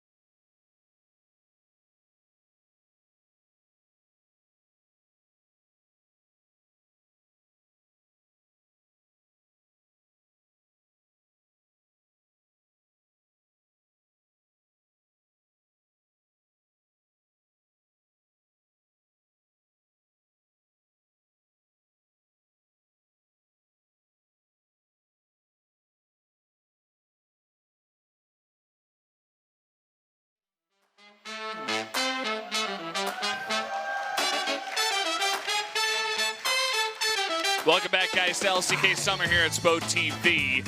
We did just have MVP tie up the score 1-1 up against the Jin Air GreenWings. And it's been a pretty fun series. MVP picked a composition the last time with not too much damage, but they still won. Yeah, birthday boy gets to play his Blitzcrank and gets MVP on top of it all. And we're going to take a look right here on one of his first good plays here. Flashing is over the plant, hits the hook, and immediately gets first blood here. Or, no, actually, that wasn't first blood. That was just a nice kill it, 1-0. Yeah, this guy was all over Jin Air.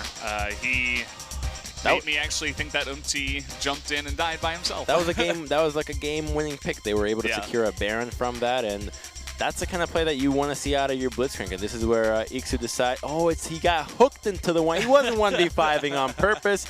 He got hooked. So Max deserves even more credit than we've given him. Max just makes it look so natural. It's like he just pulls him in. He just makes everybody look like they're feeding on purpose, and we just exactly can't what tell. it makes it look like. So funny. Oh, man. Okay, so it's all tied up 1-1. Max has played Thresh and Blitzcrank so far. What will he play this time? Yes, it was the Thresh. I forgot. I think they want to go with the Thresh once again. I think the Thresh really is like the more stable Blitzcrank out of the picks, and we've seen it be pretty heavily prioritized. First picked in Game 1, banned in Game 2. Happy Max Day. Happy MVP Day. I guess Max is their MVP. I think it said something like she skipped her major and came to watch, or I don't know exactly. She gave all that up for... I'm not exactly sure. I'll let that one slide. But we're getting a look at Ixu right now, who had a very strong Game 1, but him on the Jarvan was not as impressive.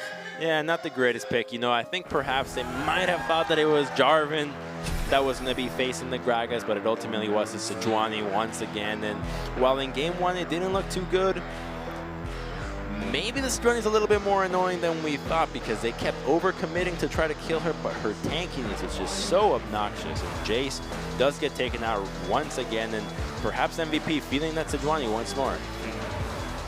Yeah, I was wondering if they were going to ban it on red side last time, but I think it definitely makes more sense to take it out here. And we actually see an earlier Kennen ban as well. Perhaps Jin Air feeling like taking the Sejuani once again as a deny pick. Kennen and Jace, obviously very powerful picks into these tanks, can build a Blade of the Ruined King early on. Thresh just got banned by MVP. So if they're not going to play Blitzcrank, we will see something new out of Max. And it looks like Zach and Galio are pretty much permabans. Yeah, you really don't want to deal with these team fighting tanks. They're so obnoxious to deal with. Galio can enter the fight from pretty much anywhere with his ultimate, and Zach can do the same, but now his Q change, which is somehow an even more annoying skill than before, and his ultimate is just like a transportation beam of everybody as well. Just such a powerful kit right now that until he gets a little bit toned down, I expect this pick to just be permaban. We saw a lot of Elise bans in both Game 1 and Game 2, and this time MVP, they are going to give that Elise to Beyond. We've seen him on the Elise many times before, and, well, they're still favoring the Lee Sin here for MT.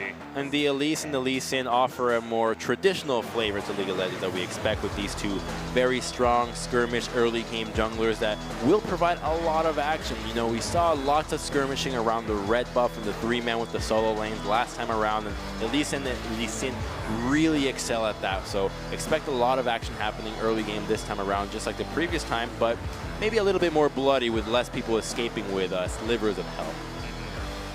So we see the Karma pick up once again, and again, it can be put on the support, can be put in mid. It's that flex pick, and the Varus, they are going to actually take that away from Teddy this time around.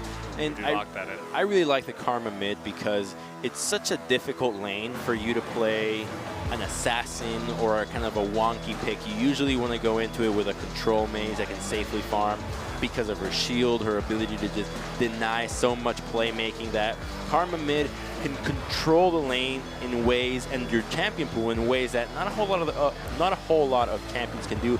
Maybe Syndra being the only one that can kind of get away with that, but even her is susceptible to assassins.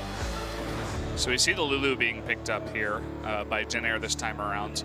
Oh, what does that say? What does it say? Prophet Crumbs. Yeah, there you go. There you go. Gonna make a prediction? Not yet. I'll do it after picks.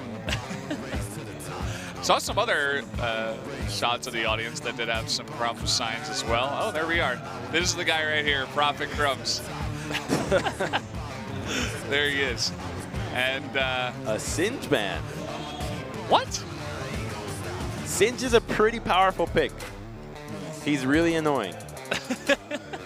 He's a pressure guy. He's a guy. There you go. He's the intangible element. He's really good against compositions that want to have a lot of AD carries, that just want to put a lot of physical damage onto somebody, the Ninja Tabis, the Roa, or maybe even the Righteous Glory if he wants to go with that, which is much more common. So I get the ban, right? It makes sense to know the respect Blitzcrank. You don't see that very often. That's unbelievable. I mean, when you have a support player with a champion pool that deep, sometimes you just got to take away random picks like that. They also do ban the Zyra, so not just the Blitzcrank being taken away here. And the Gragas being locked away, but we know this is a top lane Gragas, so going with a very safe pick in this time around, not going with that carry, so not trying to have as much attention in the top side of the map, because if Sejuani happens once again, they will be struggling to kill her if they go with that. And yes, it is likely going to be that Sejuani once more in the top lane. Where's the Jarvan MVP? Do they have the audacity, the tenacity to do it? Oh, 3 games in a row, ADD. Is this really what you wanted to do? Well, it's definitely not ADD's birthday, because playing a champion like I knew it, the bar for Max. Yes. You called that actually before we even started casting. That's why that guy had that sign. Well, it all makes sense to me now, Crumbs. You are the prophet. So much wombo this time around. But LeBlanc into Karma. Okay, so Karma can lane into the LeBlanc relatively easily. She can build out Athene's Holy Grail, so that mana regen or that magic resist really helping her out early on, so she could survive the lane into LeBlanc very easily. But Jin Air going with a lot more proactivity this time around. Double teleport once again, and you want to see LeBlanc really make some moves happen. We need to see their engages happen a lot more often than before. When you have Ashe, they have to be making these picks work, especially there's no cleanse anywhere from MVP. Anybody but Sejuani that gets caught out with any CC will get popped in an instant. Yeah, so pretty interesting compositions this time around. I do always love the Bard. Definitely a very cool pick to see in these games. So the interesting thing about Bard right now is that when they added the quest to the items, you can basically be playing a purely non-interactive game with just going for chimes, going for your little quests, and you just show up in lane with more levels than nobody else, and you left your AD carry by himself. So unlikely to happen, but just a cute way to kind of mess around and mess with your AD carry if you want, or maybe even give him a little bit of an XP advantage, because when Varus gets that XP lead and gets to hit that level 6 before, the playmaking potential with Bard in combination is just really powerful. Yeah, so here you have it. Here's MVP's composition. We see ADD on Sejuani once again. I'm sure a lot of people are happy to see Beyond on the Elise too. And over here, looking at Jin Air, we finally see Lulu coming through, and Teddy will have his hand at the Ashe. CMT on the Lee Sin once again. Yeah, and it's a composition that hasn't favored Jin Air in the spring split, at least in the LCK. Just this comp needs a lot of proactivity because there is not a lot of wave clear. LeBlanc not the greatest wave clear champion. Same with Ashe. So having that on this team means that they have to be making moves early in. Jin Air really trying to put all the eggs in here into the early game basket. Otherwise, they will find themselves getting outscaled with all the tremendous shields and utility that MVP can bring to the table.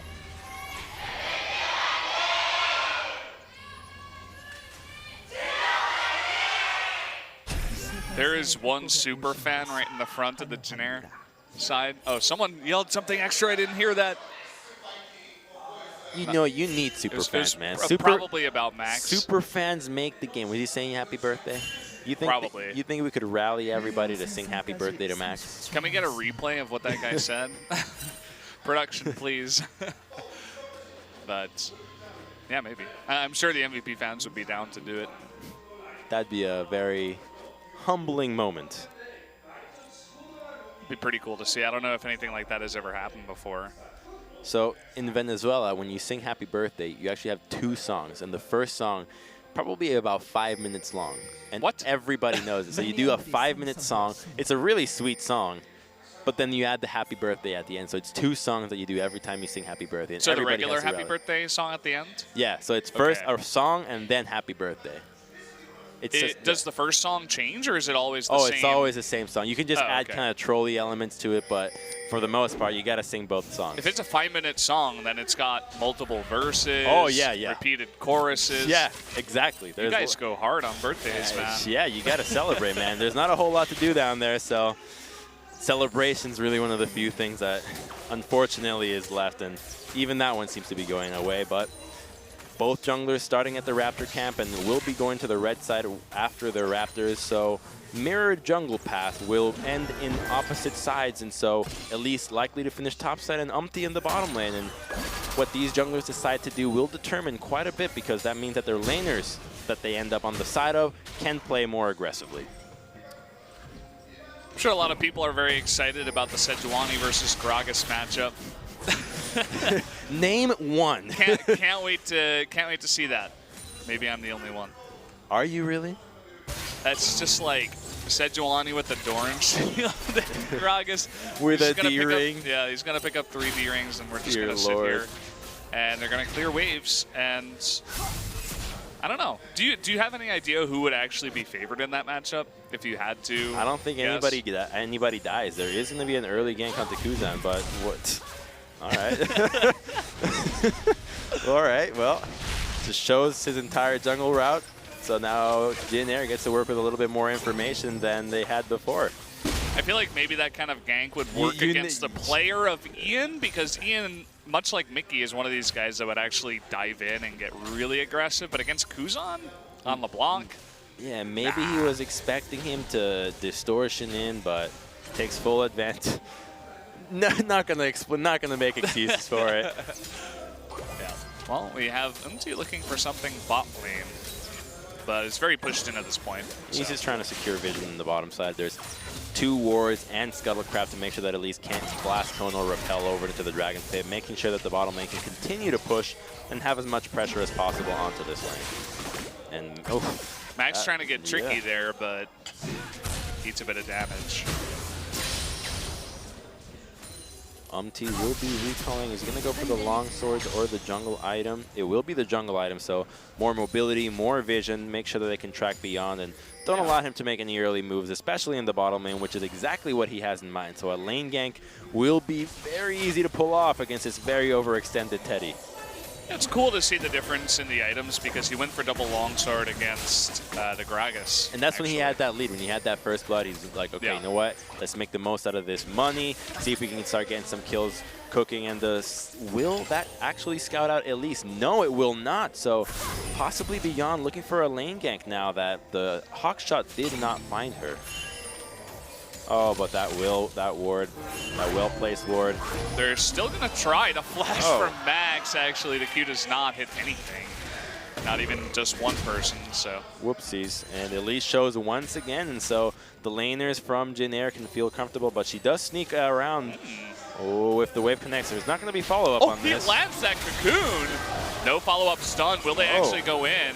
He does repel onto Snowflower, but Maha's too far away, and Beyond doesn't have that burst anymore, so he will get away. They do burn the flash, but Max also burned his earlier on. And Jin Air doesn't want to respond with a teleport of their own. They do have to deal with ADD and perhaps Ian TPing down into the bottom lane. And whoa, a 3-man dive happening onto ADD. They're fed up with Sejuani. They've had enough to flash away from the Q of MT, but it looks like Kuzan will still pick up first blood. So there one more dive, and Jin Air being so aggressive in this early game.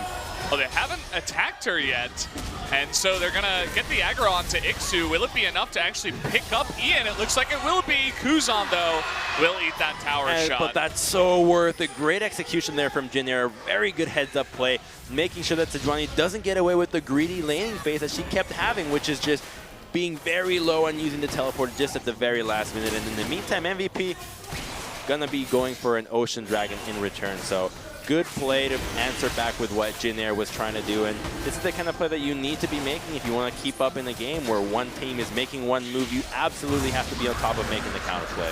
It's just really cool to me to see Jin Air doing those kinds of very aggressive plays now. You can see how they have changed as a team. They're really trying to get very aggressive, especially early game, making just, you know, map-wide plays like that with the teleports coming in, with the composition that they have, and it pays off for them. Exactly. They seem to be on a hell path to try to break away from the meme of the incredibly long and improactive games.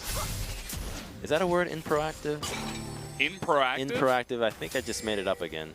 Yeah, I don't think that's a word. How would you say it? Maybe inactive, but that also doesn't really work because lazy. Let's just call it lazy. Yeah, well, not very active. Unactive? Is that a word? I don't know. Have to buy a dictionary. Seems like maybe the first thing you would do when you get into casting is buy a dictionary, but you know, a lot of rappers got into rapping by having only a dictionary or a thesaurus for entertainment. So, wouldn't be a good bad way to get started into a field of using your voice. Yeah. There's a tip for all you guys out there looking to get. That's how Eminem got started. Who? What? Eminem. He had a thesaurus or a oh. dictionary, and I think they just read it all day. It's kind of cool. It doesn't sound very fun, but I guess it worked out for him. Oh, they're going in here on Maha. Looks like everybody down there is pretty low on mana except Snowflower. MT just being a vulture here, waiting to see if Max and Maha get a little bit low. He is level 6, and there are no teleports available, so this fight will be for everybody present, but he does get Chunkaroni here. He gets what? You never heard that? Chunkaroni, okay. It's like Chef Boyardee with the chunky soup. Chunkaroni. You gotta make me some chunkaroni in the future, man. Seems like you're the only one who knows about it. Oh, that's too. maybe another time. Well, easiest cocoon of Beyond's life, but couldn't really follow it up. MT with the quick escape. And the vision here doesn't really tell us much about what these teams are trying to do. It's all over the place. And normally, you want to have all your vision focused on one quadrant of the map. You don't want to have shallow vision in one place and shallow vision in another, because it's hard to tell what's going on, as opposed to having deep vision in one quadrant, and then you can just make assumptions and infer what's going on in the other parts of the map. And in the meantime, Beyond will be invading that red side jungle. He gets that red buff steal and puts a control ward in the back, and that ward might pay off very handsomely in the next couple of minutes. Can they make something happen onto Kuzan? Oh, there's that Elise burst damage. They're waiting for Ian to come on in. Evil Distortion away. They're looking to turn onto Beyond. Sick play there by Jin Air to pick up that kill. MT and Kuzan in a bit of trouble, but again, no follow-up. And now Ixu's rotating from top. The flash dive in there onto Karma. They do pick up the kill. Oh, deleted right there. Lee Sin just disappears. You vanished. I just love the sound you made. And for this next magic trick. That was really cool, though. How the Sejuani actually was able to kill. They just keep going for kills, and they refuse to just take what they can get. They just keep pushing for more. Yeah, there wasn't too much action earlier on, but now it seems like they're trying for it. I guess when you go that deep into the enemy jungle to pick up a red buff, those kinds of plays will open up. Yeah, and it was a cool play to go on that pick, and a clone in the bottom lane will make MVP's bottom lane retreat. They're not fooled. They see her in the mid lane. She's farming. Not the coolest magic trick LeBlanc has ever done. Is this your card? No. It's like, no, I can see you holding my card in your other hand. What the hell? Oh, magic. You get into magic as a kid? I was interested in it. I remember one of my uncles liked to do some. It's always the cool uncles that offer the magic trick. Yeah, he was like the coolest uncle that I knew, and he was always doing the magic tricks. That's my dream. I'll be the cool uncle, but it'll be a different kind of magic I'll present to children. I don't want to know. No! I don't want to know what kind of magic you're talking listen. about. That's not what I'm talking about, okay? Okay, Jesus. Okay, all right. I'm talking about the magic of gaming, all right? Yeah, the world of gaming, that's what I was talking about. Yeah. Jesus. We saw some training in the mid lane, anyway. I can't believe I said that. It happens. It's your first day. Yeah. You get used to it. Ian, he does force the flash out, but he has teleport. He uses the TP. So now at least that opens up Jin Air to make more plays around the map. So that double TP. They could go for another dive like they went last time on that turret dive. Probably not on Sejuani. She's a lot tankier now with the Spectre's Cowl. They could do it in the bottom lane against Maha and Max. However, there is so much vision protecting them. A control ward in the river, control ward in the Tri behind them, and Elise and Karma going for vision together. And finally, this is the kind of synergy that you want to see. Two people clearing out vision together, that if one gets collapsed on, there's somebody else right there ready to help them out in case danger arises. This time it's Unti's turn. The sick play, the flash Wow! Damn! What? That was sick! That was awesome. And that's the MT we all want to see, right? They give him Lee Sin for a reason. This is this guy's first year. He's like turning this guy into a solo queue match. That was such a nice play. And that's what you want to see. In the booth? What's going on? Look at that bar damage, though. No meeps on him. Nobody's following him. He hasn't been out of lane too much. Ooh, the stun. Sejuani's coming down, though. Okay, they're going to lock him up. There's a teleport. Will they commit is the question. MT is extremely low. And they do force the TP out of Ixu. And they pull out a dragon. Ixu is here, though. And we'll just have to wait for MT and Snowflower to recall before picking this cloud or ocean dragon right back up. Yeah, so they force the TP out, which makes it 1-to-1 in terms of TPs because Kuzan still has his, and ADD still kept his, as he did walk down. But in exchange, MVP just gets the answer with the dragon. They take advantage of the recall times, but Jin Air refusing to give this one up without a fight. Kuzan approaching it. There is an Asher, but it looks like they'll likely just tunnel out of this one, so I'm not really sure what the contest is here. Ooh, ADD's getting locked up. The chains do connect. Sejuani ult comes out, and wow, that's a lot of CC. And there will be no kills, only another dead Ocean Drake. Pretty much every kind of CC we see being used in these past two games, no follow-up. Literally just hits as many people as possible with nobody else to deal damage. Welcome to the new 7.10 meta, guys. Lots of CC, no damage. Look at that. This play is so cool. Dang. Over the wall, too. It almost slipped. He did it so fast, it almost slipped like he queued the kick before he flashed. Yeah, well, yeah, that's how you do it. Yeah, it's so cool. It's so cool. And yeah, there's the play out of MT everybody wants to see. 3-1-2 on him.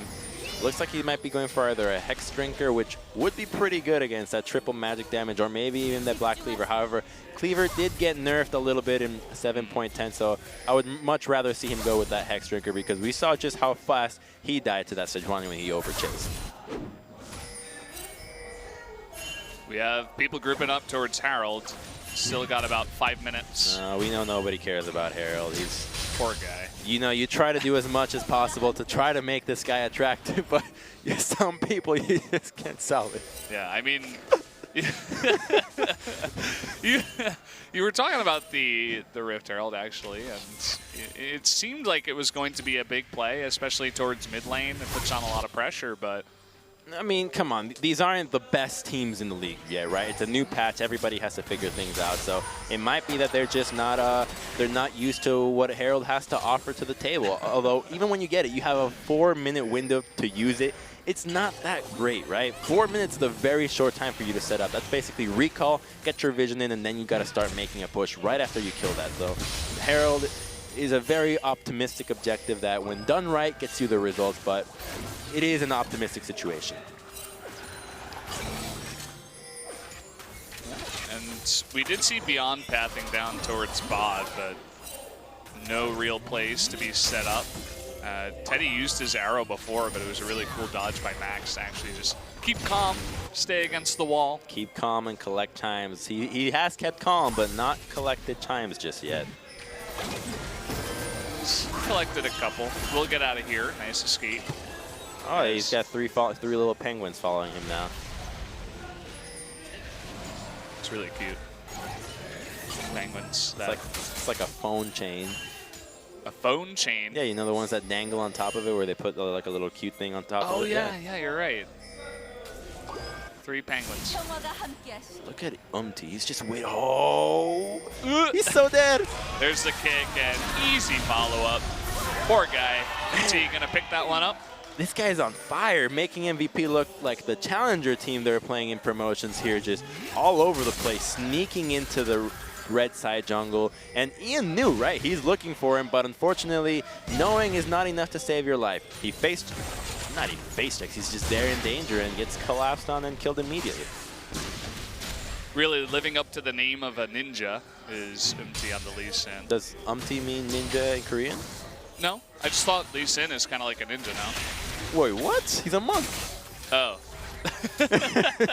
He's a monk. Oh yeah, you're right. Okay, never mind. What? Oh, okay, got my lore mixed up. Well, we haven't seen Shen picked or banned yet. So. Shen barely counts as a ninja too. He's like the tank ninja. You usually don't expect ninja tank. At least they gave him the dodge factor to him. But so who's the real ninja? There's the real ninja. It's Kennen and Akali. Akali is really the realist ninja. Akali, okay. like she has invisibility. She's got crazy dashes and a lot of sharp blades. Like I would consider Akali the true ninja. I could see that. I agree with you on that. Max is beginning to pick up some more followers there. I think I saw 4 penguins this time. It does add up to some damage for him, and it is going to be that Hex Drinker for Umti, so trying to be protected against what the solo lanes and jungler from MVP can bring. And, you know, even Maha does do magic damage when he procs that Blighted Quiver, so the item will bring a lot of value to him, especially when you consider that MVP is so heavily reliant on crowd control, and he's packing Merc Treads too.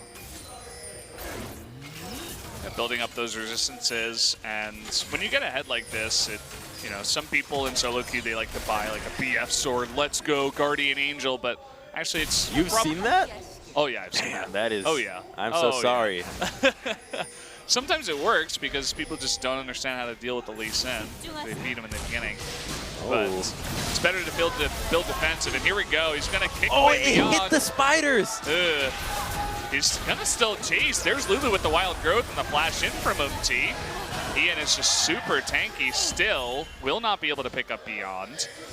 Just excellent synergy here from Umti and Kuzan, knowing where to find Ian, and he just seemingly cannot get a break here. 1-4-1, trying to stack some magic resistance, but the Karma just not catching a break, and she just has to play so far back to try to be relevant, and unfortunately will have to be relegated to be a complete support bot. But Umti collapsing, there is no kick, but there is a teleport available from pretty much everybody, and nothing happens. They just flaunt their swords and walk away. It was a good point you made. I mean, all the TPs, but no kick. It would definitely be hard to make something happen. No flash wild growth from Snowflower, no arrow. And in the meantime, Kuzan is still going to be able to pick up the first turret of the game in the mid lane, nonetheless. So a fantastic pickup for Jin Air. Exactly. It's all those deaths on Karma that have allowed that chunk damage to happen on the turret. And so that 650 gold going to one of the hardest carries in the game right now. But MVP does answer with a bottom lane turret from themselves. They are pushing here, and Umti will show up. Nice stun there. Yeah, really nice chain of corruption and the stun. Teddy gets extremely low. Umti is all alone. The TP even comes in. Not even necessary, but they do pick up 2 kills. That should be an easy Mountain Drake follow-up. Just a greedy play from the refusing to give up the turret. You know, it was almost dead, and now they lose the Mountain Dragon on top of it. They lose the turret, 2 kills. Ooh. So MVP walking away with the better trade out of this. You know, the mid lane turret, sure, it's worthwhile, but Mountain Dragon, I'll take that any day of the week. Especially against a team that doesn't have that much wave clear, as you were talking about. If you can get on top of that turret, you're going to bring it down even faster. Take another look at the replay here. Look at the angle on the Bard Q right there. Perfect. Just the width of the Bard Q actually hit both of them. It can go backwards if you hit it, so just a nice little play right there. And Jin Air sitting behind only 2K up right now. What could have been a little bit more is now still MVP putting up a fight. And they're hanging in there. They have received or taken out 3 of these elemental drakes. 2 of them are ocean drakes, unfortunately, but still it's going to be useful for these Baron fights when they eventually do happen. If the game is close enough, you know, poking back and forth, those ocean drakes will definitely help them out.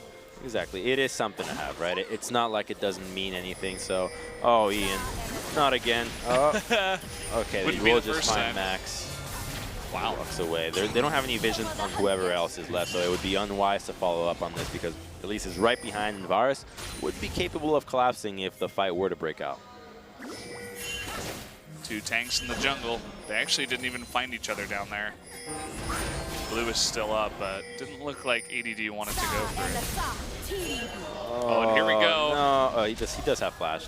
He lands it, but it's really just kind of a zoning play. They want to get this top turret. Exactly. It's good. Keep your eye on the prize. You always go for the objective. Objectives increase your pressure. They mean that they usually offer more gold, and so going for the objective over kills is almost always the right call. MVP, ADD was looking for a play, potentially, towards the mid lane, but just putting down a pretty deep control ward. They want to keep that play available to them for the near future. And speaking of the near future, control around Baron, now that it's 20+ minutes, there is that Mountain Dragon on MVP, and they will be able to do the Baron pretty quickly because of that. And so the vision for them is defensive around it, which means that they will feel comfortable pushing forward so that Jin Air does not know where they're placed in their vision. And this will mean that if Jin Air slips up once again, MVP can punish. And they're looking for Gragas, but everybody's ready to collapse. Oh, well, nice play there by Max. Damage? And they actually landed the stun. There's a TP from LeBlanc in the backside. Coming on in, they will commit to the kill onto Ixu. They're expending a lot of resources, but in the meantime, Max gets cornered on the left side, will go down, and perhaps MVP just went a little bit too deep. You just can't blow everything on the tanks these days. When your composition does not pack crazy damage, really using especially your heavy crowd control onto a tank without any damage to follow up, then it's almost always going to result in a lost fight for you. And we've seen it happen in Game 1, happened in Game 2, and it will continue to happen until League of Legends is out of existence, because that's just the way the game works. So you can see everything. I mean, the stuns, the slows from Sejuani, the Bard ult, the Chain of Corruption, the Cocoon. Max even flashes over, and he still gets hit by the Q, and Kuzan came from behind with a really nice TP you mentioned. And they still don't take down Gragas. Gragas had half health still. And the Gragas still lives. Saddest story ever told for all these MVP fans. Well, at least they have those light up little handheld devices that say MVP. Small got something going for them. Small victories, you know, you can keep that as a souvenir. Who knows how long the battery lasts on those? Because a lot of times they'll be deceptively efficient. I wish my phone had batteries as long as those. Well, you were talking about Baron Vision, and finally we see Jin Air as the team to take initiative there. And I don't see really any vision from MVP towards this streak, and they will start it. They were very proactive in Game 1 about it, and MVP did not respect this vision at all. There are no scrying orbs, and they don't have Ashe to scout this out, so they will have to walk into vision, and it looks like Jin Air will just secure this easy peasy, but the Bard ultimate will get the fight started. Well, they have an engage here, dodging the arrow. Snowflower taking a bunch of damage. Here's the TP, jumping on in. No, that will go over to Jin Air. A nice clean up there by Umti. Oh, nice stun onto Ixu. Now they really want to come in and engage. The Cocoon lands onto Umti, and there's the Karma speed up. They really want to get some follow-up kills after losing that Baron. Looks like they will take out Teddy, and the rest of Jin Air will get out alive. 2 for 0 for Baron. Could be a worthwhile trade. It will matter what Jin Air does with this Baron. However, MVP will answer back with a tier 1 turret, and that mid lane does offer a lot of value for setting up plays in the near future, especially when it comes to this next dragon. So the Baron, it has to come with the caveat that they must utilize it well. Jin Air hasn't been the greatest at it, so they will have to use this one really well and get some fights going. Otherwise, this will be in favor of MVP, as they're also poised to take a tier 1 top. Hey, they take tier 1 mid. They get the 2 kills initially, and they will take this tier 1 top unless they back right now. No, LeBlanc can't do anything to this Sejuani. Oh, the last of the minions will finish it off, and the other players of Jin Air couldn't get there quite in time. So you can see that the gold lead does shrink to about 2,500. Took another look at the replay there. The arrow gets dodged out by the repel, but all the focus goes on to Snowflower. And while he dies, unfortunately the Baron does get secured, and Luckily for MVP, their composition allows them to chase really deep here with the Bard tunnel. Everybody flashes over, Cocoon connects, but Merc Treads allow them to get away. And for an Ashe kill, you know, at least they got her summoned, so it's not the worst. Yeah, that was a really cool play actually by Ixu that we didn't point out during the fight. He actually cast the spider beyond the spider, Elise, away from the Baron so that she couldn't smite it, and they were able to secure that. So, pretty cool play. The Cloud Dragon will now be started off by MVP and Jin Air. I like this by them. They really should not be focusing on Dragon. When you have a Baron, you must utilize it to get as much gold as possible. You want to snowball the map really out of control, and so they will prioritize this tier 2, trying to open up the map, get as much gold in their pockets as possible. But MVP responding properly, they must be capable of defending this turret, but they're just nowhere to be found. Varus is not here, so a fight can't be started. What's he doing? This is pushing bot. He's going for the swim in the river, I think. Just getting his feet wet. Yeah. They lost the top tier 2, and they do defend the mid tier 2 for now. Maha finally gets over here, joins with the team.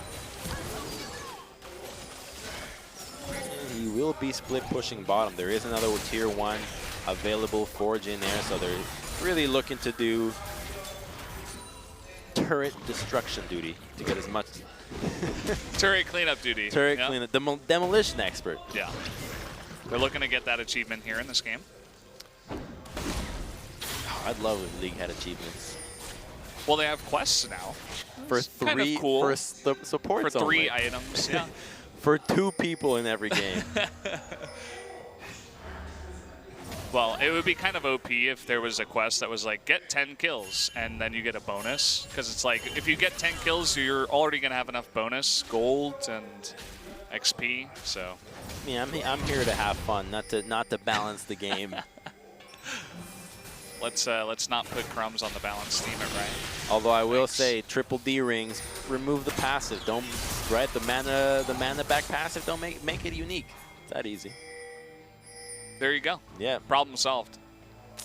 That was easy. Give me the next one. What else? Why doesn't Sejuani go triple D ring? She doesn't need it. She seemed to have some mana issues. I think her fingers are occupied with the boar.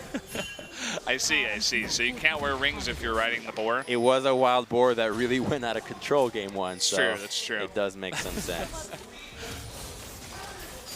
Well, Jin Air's doing their best to try to push in. The Baron buff is done. They're controlling 2 lanes at once, and now they're really looking to get control of this vision, but there is a teleport available on ADD. There is a here we go, but that is not a great flank ward. Look at that little damage want to Ixu mount takes. too much. The cask knocks everybody away. Oh boy, boar out of control again. Here we go. Every time, man. There's nobody to follow up in any of these plays. I don't know. It feels like it doesn't last long enough, or it's too easy to get out of if you don't hit it point blank, because it just slows. The thing is, the range is so long that it's very difficult for your allies that don't have any quick ways to get into a fight to follow up on it, to really make the most out of it. And so it just seems like it's a zoning tool of just like, hey, get out of here. It feels like a Bard ultimate that doesn't keep everybody there. They just easily run away, and it's like, okay, well, now nobody on my team could follow up. At least he's tanky. It's true. Yeah, it's basically all the Sejuani has been doing. Yeah. It's like a zoning ultimate almost. Exactly. A distraction. If you blow your cooldowns on me, you're going to have a bad time. Ooh, some nice damage on the Max, but the arrow. The arrow almost hit him on the backside. Took the magical journey out of there. Here comes Gragas, though. He does have flash. He has flash, he has ultimate. He's really looking for something, but he's really hesitating. He's actually recalling right now. Well, MVP respects the play. Ooh, okay. This could be a good Sejuani ultimate here. Great disengage cast. Yeah, the Chain of Corruption lands on in. Kuzan taking a ton of damage, went a little bit too far ahead of his team. Will go down. Now it's just going to be cleanup duty for MVP as the rest of Jin Air is on the ropes. ADD just extremely tanky. There's the ultimate we've been looking for, finally. ADD does something on the Sejuani. Cocoon, almost. Can he land it? And he actually landed here onto the Umti. He does flash and ward jump. Ixu is still running. You wouldn't think a champion like Gragas would still be running after all that drinking and extreme obesity. He's on his own magical journey, running away from the scary Bard. But MVP has such a big wave and no wave clear to answer there. Might be able to push further, but they say no. The death timers are too short. No need to risk it. And still Gragas running circles behind Jin Air. And might get to see that replay again. It was a great tempered fate, just super short range. Here we go. It starts off hitting the 2 carries, and just take a look at Max throughout this entire fight. Every stun that he uses connects onto the most important targets right there. Watch this one right here. He's gonna be flash, bam, hits a Lulu once again, keeps her locked down, no CC, and check this out right here, the stun. Yep, I mean, there's a reason that people say ADD and Max carry this team. It's because they do, Crumbs. In that fight, it was basically just ADD and Max. Oh, but Baron gets started here, and Tempered Fate does not find anybody. They can steal this Baron, so it is a risky play. Okay, they're going to turn it around. Ixu actually gaining more health than he's lost. And ADD not looking as tanky as he used to. Will he actually survive on the back end? Looks like he does. But they did have to disengage off of that Baron. Not looking as smooth anymore for MVP. So obnoxiously tanky. Every time, I feel like Jin Air feels like they're closer and closer to killing ADD, but just like the parabola in mathematics, it just never really hits that spot. It's always almost there. Very true, and now it's Jin Air's turn to make their move onto the Baron. They have started it here. They have no Drakes, no Mountain, no Infernal, no anything to help them out with this. At least he's here, so they don't seem too confident. Just testing the water, see if MVP react, but they didn't even do the diligence of clearing out vision, so it doesn't really amount to much. MVP grouped up in mid. Seems like Jin Air should get back in time to stop them from pushing in onto tier 2. You can see Kuzan is immediately going top. They don't really care about that Ocean Drake at this point. And that's going to be the 3rd Ocean Drake going over to MVP. That's 5 dragons in a game. You really don't see that happen too often. But that means that that Infernal Dragon, or that Elder Dragon, when that comes around, most likely going to be much more valuable than that Baron. I mean, such a crazy amount of burn is going to come out of MVP when they get that. And when you're dealing with champions like Varus that can poke and get everybody burned out, it just amounts to so much DPS. It's going to make sieging at Baron just so easy. They can just chill. If they can actually get into position to clear out all the vision and begin sieging that in the first place. Even before the siege, it will really force Jin Air's hand in deciding what objective they want to prioritize, because they'll basically have to be following MVP around for what objective they want to go, because Baron, you obviously cannot ignore it, and the Tempered Fate. Should be an easy cocoon, but he mistimes it. The stun coming out of Max. What did I say about him carrying? He will line that up and gets the kill onto the jungler, and they will immediately start this no smite for Jin Air. Can they pull off the miracle? In comes Kuzan from the left side. Bit of damage being poked out. It looks like MVP actually wants to turn. A little bit of hesitation there for Magical Journey. Teddy doing an extreme amount of damage. He does get jumped on by Beyond. Will get taken out. Only 3 members of Jin Air remain. Although a lot of slow members of MVP. A little bit slow to follow up. Maha will get the crit there onto Lulu. Does pick that up, and they will restart this Baron. It's like this man can crit on command on the final auto attack, and now this Baron will easily go MVP's way. There is no jungler to smite. And man, once again, he has such carry potential, but at the same time, he ends up getting caught out alone and really just not doing enough for Jin Air. That's just, you can't be by yourself in this stage in the game where one play can cost just so much. And we'll take another look at the fight right here. With Sejuani tanking it, it's not a big deal. There's just not enough DPS on the side of Jin Air to really take down MVP and force him to retreat. The 4-man Magical Journey jumping right onto Teddy. He was making a case for perhaps even 1 kill onto Max, but not enough. Crit, 408. Boom. Wish it was 404. Error 404. Lulu not found. He was pretty close to 404 too. He's actually 405. Dang it. So close. Well, they have Baron now for 2.5 minutes, and they have all the Drakes in the world. So they will begin this push. It doesn't look like Jin Air can do all that much. thing is, the gold is even, and Jin Air just can't do much with this team composition where Ashe is the only real great DPS. And there's such a heavy frontline on MVP with the shields on top of it all. And when you're dealing with Ashe, you just don't have enough damage to be a carry. She's your utility AD, and because there's so much damage from the side, or because there's such little damage from Jin Air, it means that they had to play the early game very well. We talked about it in the start of the game, and unfortunately, too many mistakes from Jin Air's side. And, okay, you're not going to kill AD. He shouldn't even flash. He knows he's not going to die. That's just extreme safety. You know, he says, okay, I just can't die right now. He's teasing them. He's letting them know, oh, yeah, I'll flash out. This is the grind. Oh, he does die. This is just unlimited CC, but he still survives. And they used a lot for that. So if Jin Air had one opportunity to go for a counter fight here, I guess this is it. But they are going to give up their turret now. It looks like that will be the top inhibitor as well. And MVP is so strong in this 5-man group. There's no way for Jin Air to break this front line. Gragas, you saw, he can die real quick, but nobody else can follow up. Is Ashe expected to do damage? Is Lee Sin somehow going to get a kick here? Unlikely to happen in any scenario. And so MVP can just comfortably keep grouping and feel safe knowing that in a 5-man unit, Jin Air just doesn't stand a chance. MT looking to set up something again. Scrying trinket comes down, but oh, okay. Beyond's like, no, I'm just not having any of your BS. I'm just flashing out of here. I don't need flash to beat you. In a minute and 40, the Elder Dragon will spawn an MVP. If they get their hands on this, this will surely be their demise. All the CC going onto the exit here. The Cocoon, the stun, the Chain of Corruption, the ultimate. The Wild Growth does keep him alive, but because he's so chunked, there's nobody that can go in from Jin Air, and so the siege becomes just so easy. Look at LeBlanc. She can't even hit the champion. She has to go for the backline, but it's boosted by the Baron power. So Jin Air just really needs to go for some crazy creative TP flank here from the Gragas and a real disruption. Any other play will most likely not work. Question is, when do they want to make that play? What is it going to happen? I guess they can't give up 2 inhibitors. 20 minutes ago. Yeah. Nimty's scouted out here on the right side. Oh, no, the explosive casket's blown right away.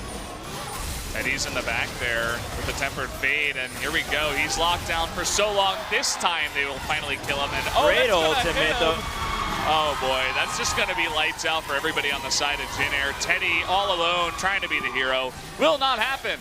It looks like MVP's in a fantastic spot to take game 3. That's going to be it for them. The death timers are too long, and 5 kills for 4. This will definitely be game 3. And MVP very convincingly showing up here. What we thought was this coordinated team really showed up game 2 and proved us wrong in game 3, taking out Jin Air in under 40 minutes. There you go, game 3, the TP's coming down. They want the extra KDA coming into LCK Summer, but game 3 will go over to Team MVP. Yeah. The first cast, woohoo! Yeah, we did it, man. And MVP, they did it too. Their fans seem finally really happy. Max carried pretty hard today. Yeah, he had a great series. He had 3 different champions, Thresh, Blitzcrank. Oh, come on, man. Come on, MT, you're still good. He's a diamond in the rough. He's got to polish himself. And promising player, but it does get to him, right? The beginning of the spring split definitely got to him again, but I personally really like seeing these players that get very emotional, because while the losses hit them hard, they fight back with such tenacity that they can just put on crazy performances and really give you a lot to hope for what their future holds for such a young career. Yeah, you can tell he really cares a lot about this, and he's feeling the pressure. And he had some really intense zoom-ins on some of the other Jin Air players. Oh, he's still feeling it. Somebody give him a massage or something. Well, Team MVP is full of massages. Baja had a pretty sick game. I don't think he died a single time. On that Varus, Chain and Corruptions were always landing. Not too hard on a team filled with that much CC. Not always, but let's see. Let's take another look. Oh, here. Yeah, this was the defense from Jin Air after they got that mid lane turret. A little bit greedy and trying to defend that, and the chains coupled with the Bard Q will take down 2 people. The Ignite takes on the Ashe, and Umti, he was so strong. All that magic resist, but not enough to defend against 3 people. Here again, Jin Air, they try to go for the Baron, and they do secure it. Really nice cast by Ixu, but the chase nets MVP 2 kills in total and then 2 turrets. So actually the Baron difference afterwards was 500 gold in the favor of MVP. Wow, yeah, well, unlike game 1 where they didn't really respect it, they actually prepared and were in a position to follow up. And this was a fight that really sealed the deal for them. At this point, they were just so strong that the front line could not be dealt with. And the CC from Max here was just so well done. Everybody was capable of landing CC and the follow-up, and the damage was there. And that's what you wanted to see happen. This is exactly how the CCs ought to be played. And finally, we get to see MVP really executing properly, and this is the play that was really getting Umti down. This was the one that cost the Baron, that likely cost them the game in the end, but you can never really focus yourself on one play. You know, you could always have done better. You could always have done something differently in every stage of the game. Your allies could have helped you out, so getting yourself down over one play helps you improve, but it's League of Legends. One play never makes a game. Yeah, it happens. I mean, there were lots of mistakes made by lots of his other teammates as well, and even on the side of MVP. So hopefully he picks his head up for next series. No doubt he will. Nice crit, Maha. You're doing well on that ADC so far. And we will be having an MVP interview in just a bit. This is the first day of LCK Summer, so the whole format of everything was changed up a bit. So stick with us, guys. We're not going to commercial just yet. And we will have that interview in just a bit. We'll let you know when that does start. So what are you feeling about MVP? I mean, they showed up kind of lackluster in the first game, but they pulled it back together. They definitely need a little bit more cohesion. I like what they're doing towards the end of the game, but Jin Air did not put up much of a fight. You want to see a team that has decisiveness be met with enough resistance so that they get tested and really feel under pressure, because maybe game 1, the nerves got to them. Game 2, they started loosening up. In game 3, Jin Air really felt like they dropped the ball in a lot of areas, and we're going to take a look right here at the result. If you didn't know, MVP wins 2-1 against Jin Air in under 40 minutes in game 3. Looks like there's not actually enough room for the Dragons. For the 5th Drake, the 3rd Ocean Drake that they got. Not giving MVP enough credit. We need to have exponentials added to this so that we can actually do the math on how many Dragons MVP got. And the control from Jin Air on these Dragons was just not there. And take a look at the damage, 24,000 from Maha there. Lots of DPS on Varus, a very strong pick. No longer a poke champion, but just really good at tearing down tanks and anybody else with that Blade of the Ruined King. And look at the LeBlanc too. The damage less than Gragas here. Not really shining all that much. As you said before, really just not able to get into that back line and do that pick damage that LeBlanc does do. And it's just so hard when you're dealing with... It's just so hard to do damage when you're dealing with a Sejuani that's in front blocking everything. You have a Bard that will stun you the second you get in, and even the shield from Karma. So guys, we are going to jump into the interview in just a moment. Not going to reveal it just yet, but once this does start, we will have a translator get to work for you guys, and it looks like it will be revealed right here. So our MVP is Maha, 6-0-7. An 81% kill contribution. He gets 100 MVP points. First got to get MVP points. You think those add up to whatever the team has going as well? Like in-house points, maybe he gets to pick a new champion for getting MVP points, right? Because their team's I hope MVP, so. Because their really team's MVP, so you get MVP points, like brownie points. I guess that makes sense. I hope he gets to play something ridiculous. Maybe we'll see a Callista in the next game. And you were right, he did not die. 13 KDA, 81% play there, kill and here we got Max. Really solid performance. The bottom lane from MVP putting a lot of work today, and it's promising to see them have so much success. So here we go, guys. We're going to go straight into the translation of the MVP interview. The first question, he won the first match, and also it was his birthday, so his any message for his fans? Yeah, I think it was a gift from the sky, so he feels really happy for it, and he wants to thank all of his fans. After losing first game, they took the game over, so was there any special feedbacks? So we all said, let's just keep on working on our jobs, and let's just not care about losing so much, so we just concentrate doing our works, and that's how we make the win. He especially played Blitzcrank really well. So how did you think about the champion? So he thinks the champions with hooks are really good. So he can really hook a lot of champions without dashes, so he can make a lot of kills, so he thinks they're really good.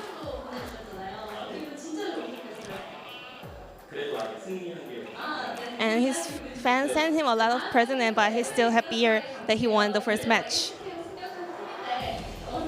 And for the next match with the Evers, this Sunday, those who promoted to the LCK right now, how do you feel about it? So, they're still strong, but they got a lot of work to do, so they are not really that as strong. They got still a lot of work to get improved, so they're confident. So the last match is for the fans is that they're trying a lot of work to do some new stuff, so he wants his fans to keep giving the support and love. Thank you. And this was the interview. So there you go, guys. That was the MVP interview. Unfortunately, we weren't able to hear that at the same time, so hope you guys enjoyed it. That was our translator, of course, Ji-sun, helping us out with the translation. And that's going to do it. MVP taking the 2-1 over Jin Air. So, how are you feeling after that? Oh, great. I mean, I kind of wish I knew what Maha was saying, but let's just assume he said, yeah, I totally kicked ass. I definitely deserved MVP. And I'm going to go out and now celebrate birthday boys Max's victory on his glorious day. Yeah, I think that was actually Max that was doing the interview as well. So I guess it makes sense because he did get the MVP the one time. I think it was game 2 for his Blitzcrank, and then he's doing pretty well. You guys also get to see all the fantastic people that joined us in the audience running right in front of the camera. So a lot of nice faces for you too. But guys, don't go anywhere. We'll be back in about a half hour with KT versus Longzhu. We'll be back.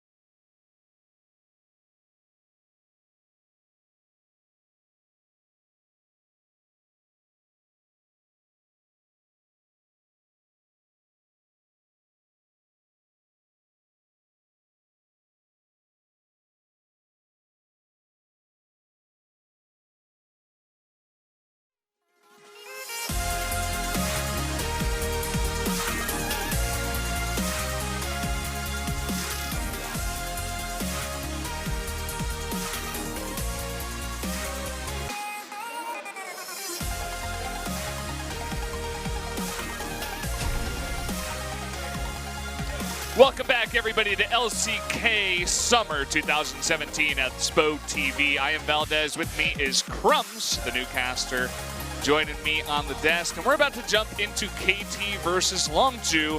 What are you feeling about this matchup? Oh, there's so much to feel for this one. Longzhu with 3 new players now. The top, jungle, and mid have all been replaced, and the team has had some internal turmoil, so now we can finally see the chance of some of these rookies to really come out. You've got Khan in the top lane, you've got Cuz. This guy is rank 2 right now, and Prey, oddly enough, is also rank 1, so his teammate sitting far above, and then you have BDD in the mid lane. A couple of years back, this guy was too young to play professionally, but was hyped up as the one person that could hopefully stand up to Faker. Unfortunately, his debut on CJ was short-lived, did not live up to the expectations, fell off the radar, went to China for a little bit and came back, has the opportunity to redeem himself, and hopefully with some experience and maturity, we can see a really solid player that has some incredible mechanics. Yeah, I'm very excited to see what he can do if he can actually stand up to Pawn, who's been pretty solid. Even in spring, he was looking pretty good. And talking about KT a little bit, you know, they got stomped by SKT 03 in the finals of spring, and they're definitely looking to come back in big force here. Crumbs. Exactly, and there was an interview recently from Score where he mentions that KT's goal in spring was just to iron out the kinks. It's a super team being built, and they understand that there's going to be clash of personalities, ways that they approach the game are going to be different, so they're finally able to meet eye to eye. And in spring, they were just too good, got ahead of themselves, and obviously the loss against SKT, while you wouldn't want to have it, they understand it. It's all about the summer split. Here's for all the marbles, here's for Worlds, and they're here to fight. They're here to prove themselves as the #1. That's the goal they've set for themselves, and they expect the fans to keep them to that incredibly high standard that they have set for themselves as well. Well, we're going to keep them to that standard, too. I mean, this is still the super team after all, and it's not like they didn't entirely show up for spring. I mean, they did go all the way to the finals, and have we seen a team really stand up to SKT in a big way yet? Not really. So it's not like they underperformed or super disappointed, but we're looking for them to be truly the super team that everybody is calling them and actually stand up to SKT. So guys, we're going to jump into game #1 right now, rather the pick and ban phase for game #1 between Longzhu and KT Rolster. First ban is going to be the cannon. You do not want to let Smeb have that. Even though top lane has been favoring tanks, the carries are still played very effectively. You even see sometimes some people go up to a first pick Fiora or a blind pick Fiora. And when you're dealing with a guy like Smeb, who's such a powerful carry, you always have to respect it. And speaking of respect, the Zach ban, it was all throughout the last series, and we're likely not going to see it again in this one. Question is, will they also ban out Galio? That was another perma ban from the 2 teams in our first series. Syndra also seeing a lot of bans. And they're actually going to take away both Lulu and Karma on the side of KT. They don't want to give over either of those very supports. And it looks like a first pick Elise here for Longzhu. And the Galio is tempting, but Fiora is still up. She does very well into any tank, especially as the game progresses. You can play that split push style.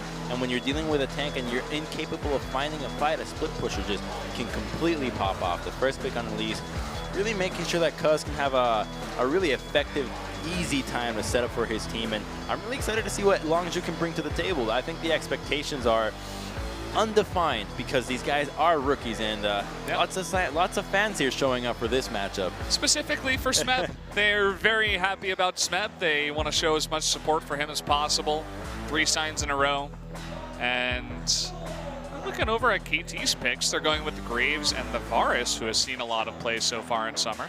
And what we can expect from KT besides this is a composition just packed with damage and no tank play from them. Even though Galio is up and Smeb might be fancying it, they do really like to play with that carry style and make sure that they play with pressure as opposed to making sure that their team composition revolves around their engage. And KT was vocal in that interview, at least Score was, that they plan on crushing you in the early game this time around in the laning phase, so expect fireworks from this matchup or very early on. Zyra making her return along with Ashe.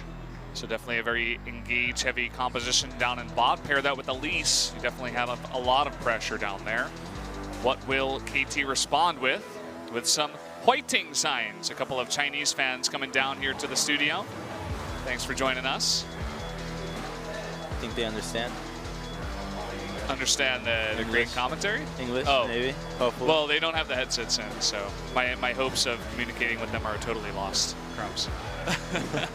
Well, the blind Talia gets locked in, and she's a very powerful pick when you come to assisting side lanes. Especially, we see her be used always towards the bottom lane, but in the mid to late game, she can help out split pushers a whole lot. She's either great with them or also great against them. And so now Khan is going to be in a bit of a pickle because most likely that's going to be that last pick saved for Smeb. A counter pick, unlikely the best top laner in the world, is a very deadly combination. Yeah, and it's interesting to see the first ban here of the Jace. We saw that go top lane in the first game between MVP and Jin Air, but it might just be taking away some mid laners specifically to make Mon's job in the mid lane a little bit easier. Also banning out the Zed, so definitely targeting those mid lanes. What will be the 5th and final ban for Longzhu? You gotta give respect to BDD at this point. Zed is such a powerful pick, and when you're dealing with squishies, and now he steals AD, and when you're dealing with champions like a Graves or a Varus, he can really actually hinder your ability to deal damage back. So Zed ban, I like it. You know, it's a new patch. You don't really know what they've been practicing. You gotta make sure you're prepared for it. And if Fiora ban comes out right away, are they gonna prioritize Galio now that the kind of the biggest pick against it has fallen off the table? Perhaps, but it's just not KT's style. And, well, you can't deny the strength of such a powerful pick. See if they actually lock it in. Only 7 seconds left. That's a couple of depth fighting signs. Okay, they're going to switch it over to the Misfortune, so they're not 100% sure. Could also be some mind games saying, hey, we're thinking about the Galio. Well, they still want to make sure that they save that counter pick. Even though the Galio would be a powerful pick, it doesn't make too much sense to save counter pick for the final rotation. So making sure that Smeb still has that pick. And I'm curious to see what happens if Longzhu decide to go for the Galio. There are other picks that might be a little bit more obscure into this, but we just don't know that Smeb might be practicing. But like Jarvan will get locked in, and that's going to be a blind Jarvan top. And what does he have into this? Well, the immediate hover on Gnar. By the way, the Orianna was also picked, so we will have Orianna for BDD. A hover doesn't mean anything, just like a hover hand. Means nothing, just that you're hesitating, that you're too scared to actually make the pick. Okay, Gragas. So neither of these teams picking up Galio. It seemed like Smeb did not want to play Galio into Jarvan. Oh well, the Galio here would not have a very easy time getting into the backline because you really want him to go in with his ultimate, boost somebody's resistances, and without a tank to really go in, it might just not be KT's style to go with a pick like that, especially if they have a jungler like Graves that wants to keep a distance and a support like Misfortune that definitely wants to stay really far back. Yeah, it seemed like just a little bit of mind games with the hover on the Galio. So that time it actually did mean something, Crumbs, but yeah, they haven't. You need to say that, sure. Yeah, and they do have a decent amount of pick themselves. The Tainted Corruption, some really good engage from the Gragas top, but outside of that, it's a lot of pick from Longzhu this time around. Just the ability to find anybody and just delete them so quickly. The CC train is literally never ending here. You got Knockup, Cocoon, Shockwave, Zyra, or Ash. Let's just hope they don't pull an MVP and use every single one of their CC on Gragas. Please. I have a little bit more faith here in Longzhu this time around. I'm really excited to see what this guy's got to do. I mean, 2 rookies coming out, and they haven't really been targeted out. So they have a very tall order facing against KT that did make it to the finals last spring split. They are set to be one of the top contenders, expected to come out ahead of this summer split once again, and most likely will be going to Worlds. So a tall order, if they can put up a good showing here, will definitely show signs of life for Longzhu early on. Yep, definitely so. There you have it. There are the lineups, and we're going to be jumping into game number 1 of Longzhu versus KT Rolster right now.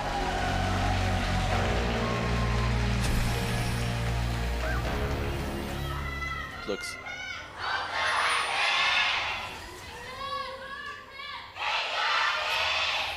And the 5-man approach from KT into the bottom lane. Perhaps they're feeling a little adventurous with what Gragas has to offer early in the game. Body slam. Yeah, they're looking for new experiences in the bot lane. Gragas never quite felt something like this before. See if he gets some. I'm sure due to his alcoholism, he's felt lots of things. I think he might have been You spotted. saw that, but okay, the slow's going to come down. Can they actually land anything? It doesn't look like it.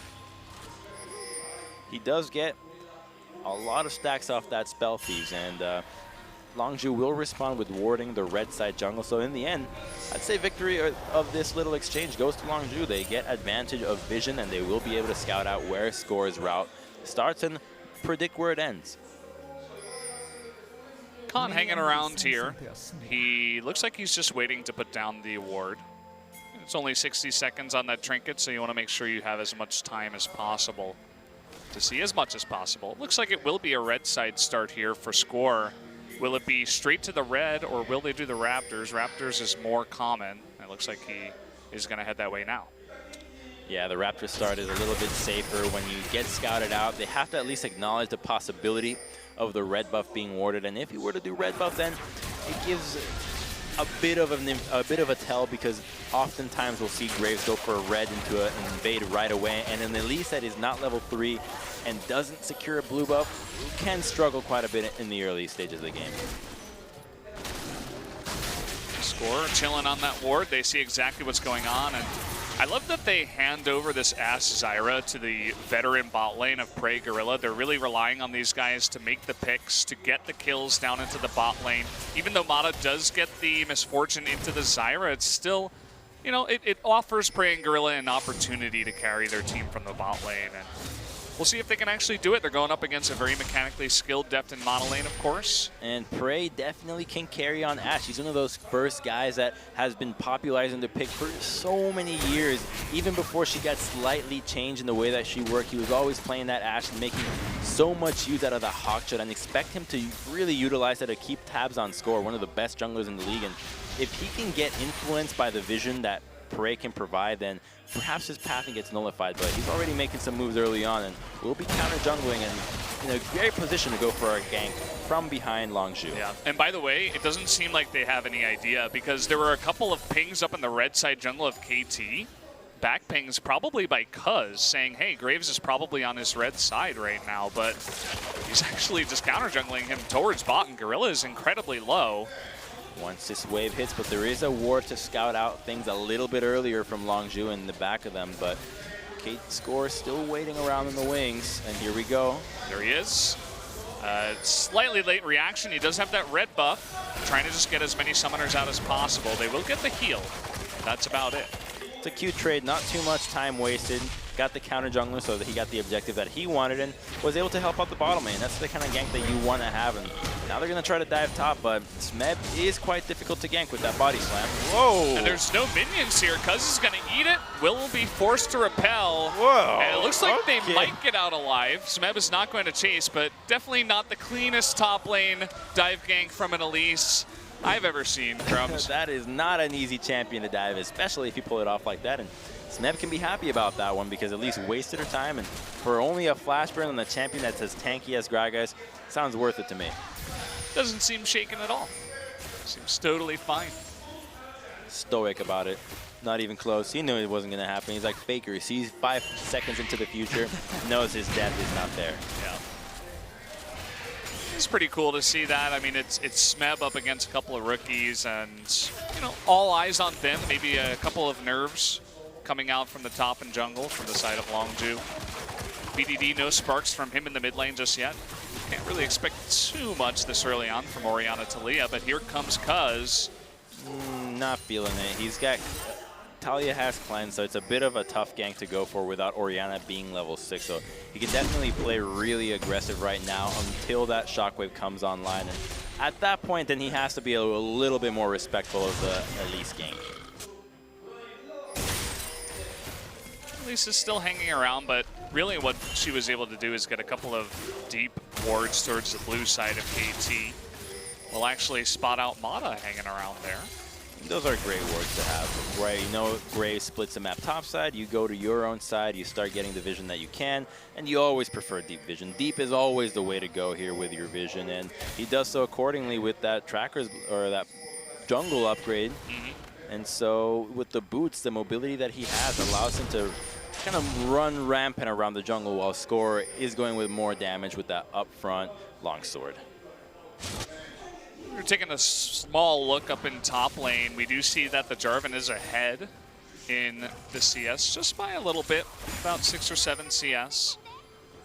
He has to be respectful of his flash being down, of Elise going for a return gank, of being pushed in. Jarvan does offer quite a bit of pushing power with his Q, and the damage that he deals with his passive is pretty hurtful towards tanks that are as beefy as Gragas. He's attempting to trade here, but with the build that he chooses, he doesn't have too much mana sustain. Obviously, just the corrupting pot. Score hanging around bottom. Doesn't look like they're too close, but Pawn, he wants to lay down the Weaver's Wall if possible. There are pings onto the red side, so they know that Elise is around and they're going to retreat. Not worthwhile the effort. And if you take a look at the vision in the map, everything is in the red side for KT. The river is littered. The entrances to the red side jungle are guarding the blast cone, guarding Elise from possibly repelling in. Immediate ping goes onto Elise the second she leaves the jungle, and so Pawn reacts accordingly and will not die or take any harass from BDD. Seems like they really wanted to set something up there, but nothing really happening. Taking a small look into the bot lane, looks like actually Deft and Mata are ahead once they clean up this wave. Deft should be about 7-8 CS ahead. He already has that BF sword. Yeah, it's a great item early on, and we might see that Essence Reaver coming through. That's been very popular in the previous game, but the Hawkshot does end up seeing score, as we saw while he was clearing that Raptor camp, so they are aware that the jungler is in the top side, and so Longzhu can play aggressive. You see them here being much further up, and even though they don't have any vision, that Hawkshot means that they know that they have at least a couple of minutes before they were to be in any danger of being ganked by score. Cuz pretty close by, but the bot lane so far is not level 6 just yet. Looks like he will recall. So he has farmed up to 38 CS and should have a nice chunk of gold to buy something on his way back. He buys the Etherwisp, gets some little movement speed, comboing with the boots. I love that purchase. Instead of going for the crazy Mobies that we see some Elises go for, which is putting all your eggs in the early game basket, he makes sure that he's a little bit evenly dispersed to make sure that he can not only provide vision for this team, but be in a good position to go for ganks and move around the map effectively while farming well because of the extra ability power. So we're expecting some fireworks to go off sometime soon. Always bot or mid here. Yeah. Not really thinking anything's going to happen topside. There's already a glacial shroud coming out of Sneb and the flash into the arrow. Oh, wait a minute. The flash on in, and that is a huge play by Gorilla. The exhaust comes down, double teleport. Is it enough damage to take it out? It is. First blood goes over to Prey. There's a counter engage, though. Gorilla and Khan in a bit of trouble, but Cuz makes his way down. Gonna trade 1-for-1 for now. Some fighting actually between the mid lane players. It looks like Khan will actually pick up Mata on the backside of that. The Cocoon just barely misses Smeb. He's gonna flash on in for Smeb. There's the double kill for Khan. What a play. They're able to go 3-for-1 here as Longzhu on top of KT. Great TP there from Khan, but most of all, that engage from Longzhu was really cool to see. The arrow gets flashed, but Deft still in range of the flash root from Gorilla, and the follow-up is immediate. The Strangled Thorns, the Grasping Roots, the combo is just so powerful to deal with, and when you're dealing with so many plants that are also empowered in their attack speed, and they're hammering away at a measly level 6 Varus, he just doesn't stand a chance. Yeah, I can't wait to see that replay, actually, because there was a bunch of stuff going on. Like, we had BDD and Pawn fighting in the river, and there was a fight. It looks like Mata got a little bit too out of position. Let's take a look at that right now. The arrow gets flashed, but just a perfect position here that can hit a two-man root. Mata does sidestep it, however, but the exhaust from both sides makes sure that the fight lasts long enough for the teleports to come through, and immediately Jarvan just so darn strong right now. Nobody able to focus him because Elise is coming through. And in the river, Talia and Orianna messing with each other, making sure that nobody gets to the bottom lane on time. But Orianna does lose that trade, so we have to keep tabs on her because she no longer has summoners. And that would mean that a gank in the mid lane can be very rewarding. Good presence by BDD to actually follow up for the kill onto Smeb towards the end of that. She actually helped out with the shockwave to lay down that last bit of damage and help Khan pick up the double kill. So great communication. Like, give me the ball, I'm flashing in, I'm using Shockwave, whatever they might have said. It looked wonderful. And for rookies, that's some great synergy right there coming out of Longzhu, a team that struggled last split, but this time around maybe reinvigorated with new blood. When you mix it with old talent that is as resilient as Prey and Gorilla, you get yourself a lineup that is always powerful. It's such a great combination to have in pretty much any sport, in any endeavor. You got young and old, and the young inspires the old gets invigorated, and the old gets invigorated. I don't even know what to say. I had it, man. It was so good. It was right there. Dang it. You gave yourself the alley-oop, and then you tripped on a plant, but it's okay. The old provides the wisdom for the young, I suppose. Yeah. Well. And I mean, that's what I was saying, you know, in the bot lane there. Okay, hold God, that thought. So much damage. Okay, he's not going to go in, though. Score incredibly low. Lots of burst damage, actually, Cuz not going to take the chance in. Khan, he's very far ahead. He's going to make that opportunity up in the top lane for himself. Gets a solo kill on the back of that. And even though Khan is significantly far ahead, this is a matchup that does benefit the Jarvan. He's capable. He had pressure the entire time. That's why the gank was able to happen in the level 3. And even though it wasn't successful and actually ended up going the way of KT, the pressure still benefited Longzhu. And now he's a 3-0 Jarvan, just poised to take over this game. It's really cool to see. I mean, we saw the dive up in top in the beginning of the game out of Cuz and Khan, and we were like, oh boy, that's not looking good. And meanwhile, Pawn, he runs right in. He does have the cleanse, and he's looking to actually continue this trade. Great sidestepping from Cuz. Yeah, that's not going to work out, though. Pawn will eventually get some help from Mata, who does clean up the kill.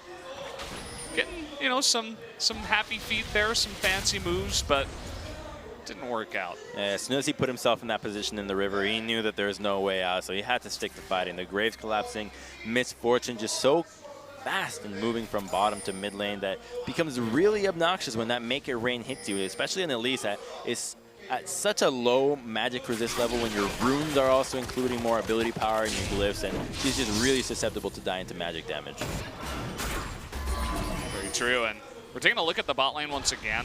As I was saying before, these guys, Prey and Gorilla, there was some pressure on them to make a play early on, and they did make that play. They won the 2v2 before all the teleports came in, and eventually Longzhu did win the fight. Here we go. Khan is going to be ganked in a big way. He does get the knock-up onto Smeth. There's the flash. Score's coming in, and there's the Weaver's Wall. Pawn actually jumps off a bit early. It's not going to matter as they do pick up the kill. Now, Cuz on the chase, Pawn will use the blasting plant. And BDD, even though he burns Ghost to try to get up there, won't join the fight in time. Yeah, a little bit of overconfidence from Khan there, extending without any vision onto the Graves. He will pay with his life, however, but it looks like KT, oh, they're pushing for a tower. This could be first brick. Does he have enough time to teleport? Orianna and Elise are collapsing on the replay here. This is going to be that solo kill. Yeah, well, you can dodge that. Really nice reaction time by Khan. That's part of the reason why Jarvan is pretty good against Gragas. I'm beginning to see it. Finally believing. Well, I think we do need a bigger sample size for this one, but he is effective. And speaking of, whoa, that's a QSS first item completion from Prey there in the bottom lane, so making sure that he doesn't get hit by Chains of Corruption early on. And this build, while we haven't really seen this happen too much, the Ashe build that Prey has been going in solo queue is rushing that Blade of the Rune King straight into Hurricane into Infinity Edge. So lots of DPS early on. Even though the Hurricane does not proc the on-hit effect, Blade is just at such a powerful state. It hasn't been nerfed yet. Even though the changes are tentative and likely will go through, it's still a very powerful item. Yeah, which is why it was funny to watch in our first series, both AD carries just going Essence Reaver first over and over and over again. But Prey wants to take a different route, even mixing in the Tabi as well as the QSS, playing a very defensive build so far. Well, as Ashe, you're always in such a position where people just want to dogpile you, and when you're dealing with Graves and Varus, the damage reduction from all their auto attacks really adds up, and it lets you 1v1 more people. Lots of damage onto Ashe. They're looking to turn it on Mata, though, who does go down. Cuz with the ball there. Nice play by BDD to be in position. Khan makes his way down with the teleport. That will be 1 kill going over to Longzhu as they look to turn that into a Cloud Drake as well. And a great pick on Tamada, just overstepping, not recognizing the vision there over the wall, but oh, I like this play from Khan. Looking for Pawn. He does have flash, but Jarvan doesn't care. He's got his Cataclysm. He's going to have to flash over the wall. Nice reaction there. It seemed like he knew it was coming, but still had to burn that flash. Prey getting frisky. Defending that control ward with his life, and that's my bush. Oh, look at that. Smeb is going to be able to take down first brick for himself, and even though he was struggling in lane, none of it matters anymore. Ooh, missed Shockwave meanwhile. Well, BDD was looking good up until that. I'm sure he's unhappy the Observer caught that at the last second. Nobody gets happy when the Observer sees all your mistakes. you always assume that the Observer is always on you. There is a TP from Smeb and not one on Khan though, so this could be very dangerous for Longzhu if they decide to pull the trigger. However, they don't have minion pressure just yet, and Talia has to defend middle. So I like what Longzhu's doing here. They, instead of reacting to the play bottom, they're looking to make their own play happen in the mid lane with Orianna and No more flash. Here comes Khan. Can he get in range? No, is the answer. So Khan looking to make that play, as you were saying, but it doesn't pay off. But the pressure is still there nonetheless. Longzhu is still in control of the mid lane, and that's what you want to see right now. Mid lane is the most influential lane in the map. They can collapse everywhere else, and when you nullify Talia's ability to help the side lanes, she can't play as aggressive as she wants. Her play pattern no longer exists. You want to have her play almost like a TF kind of style, where she's always looking to roam, where she's always looking to weave around walls and make sure that she can influence the map as much as possible. When she's stuck in turret, worried if there's a Jarvan in her lane, she's not doing a whole lot for anybody. Very true, and we've been seeing a lot of Pawn under turret, just chilling, trying to push, but not much else. Oh, he's gonna get hit by that Shockwave. Lots of burst. He's gonna go in. Oh! How much health did he live with? That must have been extremely low. So lucky on that one. The damage calculation, BDD was so close. That's a tilter right there. You do the math in your head, you do the calculations, you triangulate the play. You flash into a Graves and say, I can get this kill and get out alive. Well, he didn't get the kill, but he did get out alive at least. I think if he got the kill, he would have even kept trying to fight Graves at that point. So strong with a Morello, Nomicon, and blue buff completed. Definitely a nice spike for Orianna. Seen it in some of the other games so far. In the meantime, KT will be looking to try to get control of the jungle to get some deep vision. However, they have to start pushing lanes first. And even though the laners can't do it on their own, they just need Score to group up with any laner, push out the wave, and then they can start getting vision. Because otherwise, their TP from Smeb is not going to do anything. He's going to remain in lane against Jarvan 24/7. And Gragas is the same thing every time. Let's take another look right here. Shockwave immediately. Thunderlord's proc. Oh. That's so disappointing. What else can you say? He almost had it. In the meantime, red buff being stolen away by Khan on his own. He gets spotted out. Oh, bit of a knock-up. Decides to take the path back. BDD's here once again. Going to trade some damage. There's the flash in from Smeb. They want this kill. The cast will do it, but Khan is trying to turn. That's all he can do. Big shockwave. Lots of damage coming out. And it looks like BDD will pick up a return kill and make that a 1-for-1 trade. And that was a great presence of mind from Smeb to save the cast for after the flash. Goes for the flash body slam. Instinctively, Khan flashes away after that, thinking that perhaps the cast comes out, but he waits for it after. Chucks it right away and makes sure that the knockup comes through him. They trade 1-for-1, however, and Pawn not going to be too thrilled about going down there, but he's going to fall further behind, and now BDD is in a really good position this game. There's not a whole lot of engage against him. If he's capable of not getting hit by a Varus arrow and keeping his distance from Gragas, he'll be more than fine.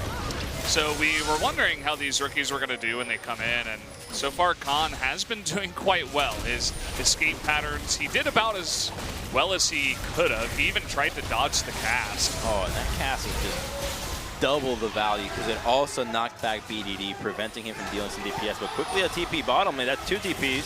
Yeah, TP coming down. It looks like actually Gragas will come in, but they do get the kill onto Deft. Now BDD is here in position. Big cast, Gorilla knocked on in, but Smeb will trade his life for it. That's a 2-for-1 in favor of Longzhu as BDD picks up another kill. The reverse flag toss knocks up Smeb, and now Longzhu poised to go for a tier 1 bottom lane. That is a really big deal for them. They're starting to open up the map and answering back the turret that KT was able to get by Smeb, just staying in lane as opposed to helping the team out with a teleport. And actually they choose not to. KT just recalled bottom lane and choosing to just play it slow, getting the advantage that they wanted. There is a dragon in 40 seconds, so they likely are going for that. Well, Gorilla gets caught here, and things don't look quite that good for Longzhu, but the TP comes in first from Khan, and that's when things turn around for KT. Frey very confidently stepping forward, trying to get that kill, and they pick it up, but then BDD gets there before Talia. She's not even in this fight,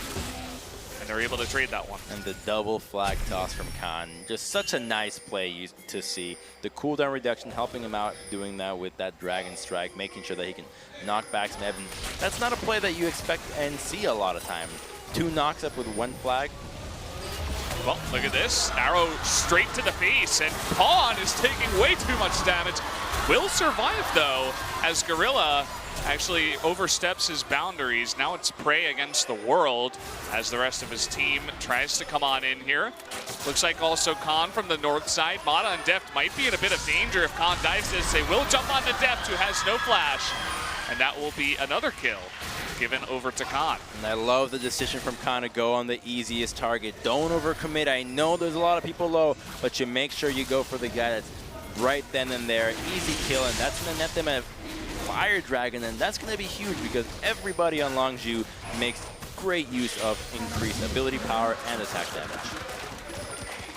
I have to say, this Longzhu team is looking a lot cleaner than from what we've seen. BDD, his positioning, he also looks super clean, too. Everything that he does, it seems very well calculated. Reminds me even of Faker. You know, a lot of people like to make comparisons. Oh, easy there on that one. I don't know. It looks very similar, his play style at least. And Pawn, he gets extremely low, but he sets up the play. He actually kind of baits Gorilla into this one. And the collapse here. Watch Khan. This is just beauty right there. Yes, he could have gone for misfortune. Maybe it could have net something, but he was going to get chunked. Most likely would have died. You kill the guy and you go for the dragon, and that's why Longzhu didn't go for that turret. They wanted to just get that fire dragon, prioritizing the objective that really benefits them, and they're really running the composition that I would have expected KT to have this time around, with a pseudo tank at least in the top lane, as opposed to a full-on tank like the Gragas. So this time with the combo here, nice. He's denied that twice in a row now. Smeb is going a bit low, but Score will get up into the top lane first. And here comes Mata too. So Khan, he might be taking one for the worse. He's trying to escape. Here comes Gorilla, and he will be saved. That was 3 members committed to the gank, and Khan gets out with his life. They're able to take mid-turret in the meanwhile, as well as bot lane. Just so tanky, unable to die. Gragas took so long to just get Jarvan at half HP, and remember, this guy got a buff to his golden ages. That shield that makes him really obnoxious to deal with, and that allows him to slow everybody else, keep him intact, and keep him alive as long as possible for Zyra to get there and kind of force KT to retreat on the chase. So you can see Is that water that she shoots? There's like no damage. She's just flinging pool noodles at the Jarvan. Nothing's hidden. And gets away. It looks like he had a bit of magic resist before that even went down. Or maybe he went back and bought that. But either way, didn't look like they had enough damage to clean that up. Khan's going in. Oh boy, Mata does not have his flash. That's a free kill. And maybe a wasted TP. Yeah, it is. That TP will not amount to anything. And I have to say, I'm loving the Khan play here on this Jarvan. Just using his abilities off cooldown every time, just being really aggressive and extending his lead whenever possible. This is exactly what you want to see when you have the advantage, and really promising to see this as a game 1 where you're faced against a team that made the finals, that is destined to perhaps have greatness in them, and he doesn't care. The stats, the names, the legacies, not a big deal. super confident on the play. He gets ahead 3-0, goes to 3-1 with some overconfidence, but then he takes a small step back, and ever since then, he's been really clean. This Longzhu team looking quite good so far, even with all the new players in the lineup. Very coordinated. That coordinated vision is all around the Baron side now. It's post 20 minutes, they can go for it, but now they have to make the decision. Do you go for Mountain Dragon, or do you go for the Baron? The Baron can be a possibility, but does rely on KT to make more mistakes, whereas the Mountain here would mean that in a little bit more time, the Baron becomes a lot more attractive. And Longzhu will see what they try to do on this one, but both options are definitely viable. It's just a matter of the flavor that they want to take. Yeah. And Prey actually denied the recall of death twice in a row. Very obnoxious. Looking for a pick onto a pawn that has cleanse and the Banshee's Veil. Wasn't really in a dangerous spot either. So it looks like they're leaning more towards the side of Baron so far, but they haven't made any big moves just yet. Lots of recalls out of both teams at this point in time. And it's important to note where KT is recalling, because in a situation like this, when you're losing control of the Baron side, you really cannot afford a recall in a place that is in vision. So they put control wards and ensure that they recall in the brushes that those are there to make sure that Longzhu is guessing. Are they still here? Are they waiting to pick us off? Or are they just recalled? They just don't know, and that means that they cannot make as aggressive as a play as they would want to upon the Baron, to which their vision is almost completely denying KT's. Deft is going to be careful just hanging around mid. There's just so much pick on their side. He does have a QSS. Now coming on in, the Banshee's Veil is not going to save his life. He was not able to jump onto the wall. That will be one pick for Longzhu. What are they going to do with this pick? The control ward will deny vision around Baron. Keep your eyes on score, though. He does have flash and smite. Does get rooted for now. That Baron is getting extremely low. Oh, the knock up here from Khan will definitely secure that. The cast will not go through. Score will survive, but Khan, again, he's so tanky, will knock up Smev. Do they have enough? The Cocoon is going to barely miss. No knockup from the Jarvan. But Longzhu, they pick up the Baron. Great moves by them. They took advantage of the vision. KT just had no answer to get in there and deny anything for themselves. And you wonder, why can't KT get vision? Well, their composition relies on getting ahead early. If you got a 4-man of 4 squishies, you really can't face check anything. And without the Gragas being there, it's so difficult to be there. One Cocoon, even 10 minutes ago, we saw just how much damage Elise can deal to a single target. And oh man, the Jarvan build, look at that. He's got the adapt. Why do I keep forgetting that name? Somebody kept tweeting it at me, and I kept forgetting. The Gargoyle Stone Plate? Yes, the Stone Plate, you're right. Yeah. Just really tanky there. And it's very interesting because he doesn't have a ton of other health items. He's got a decent amount of health, but either way, it will make him very, very tanky for the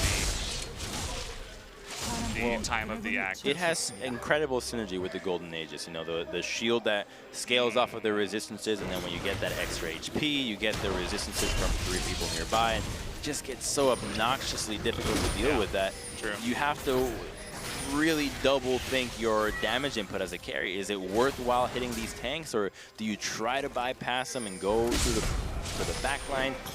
So many choices. Oh. Smev, you know, even against a 5-2 and 3 Jarvan, is really holding his own. You gotta hand it to him. He's making the best with the position that he's in, but it's not seemingly helping him out enough, as Jarvan is still pushing that bottom lane. And Longzhu able to take another turret in mid lane. They're really trying to do these rotations, get as many turrets as possible.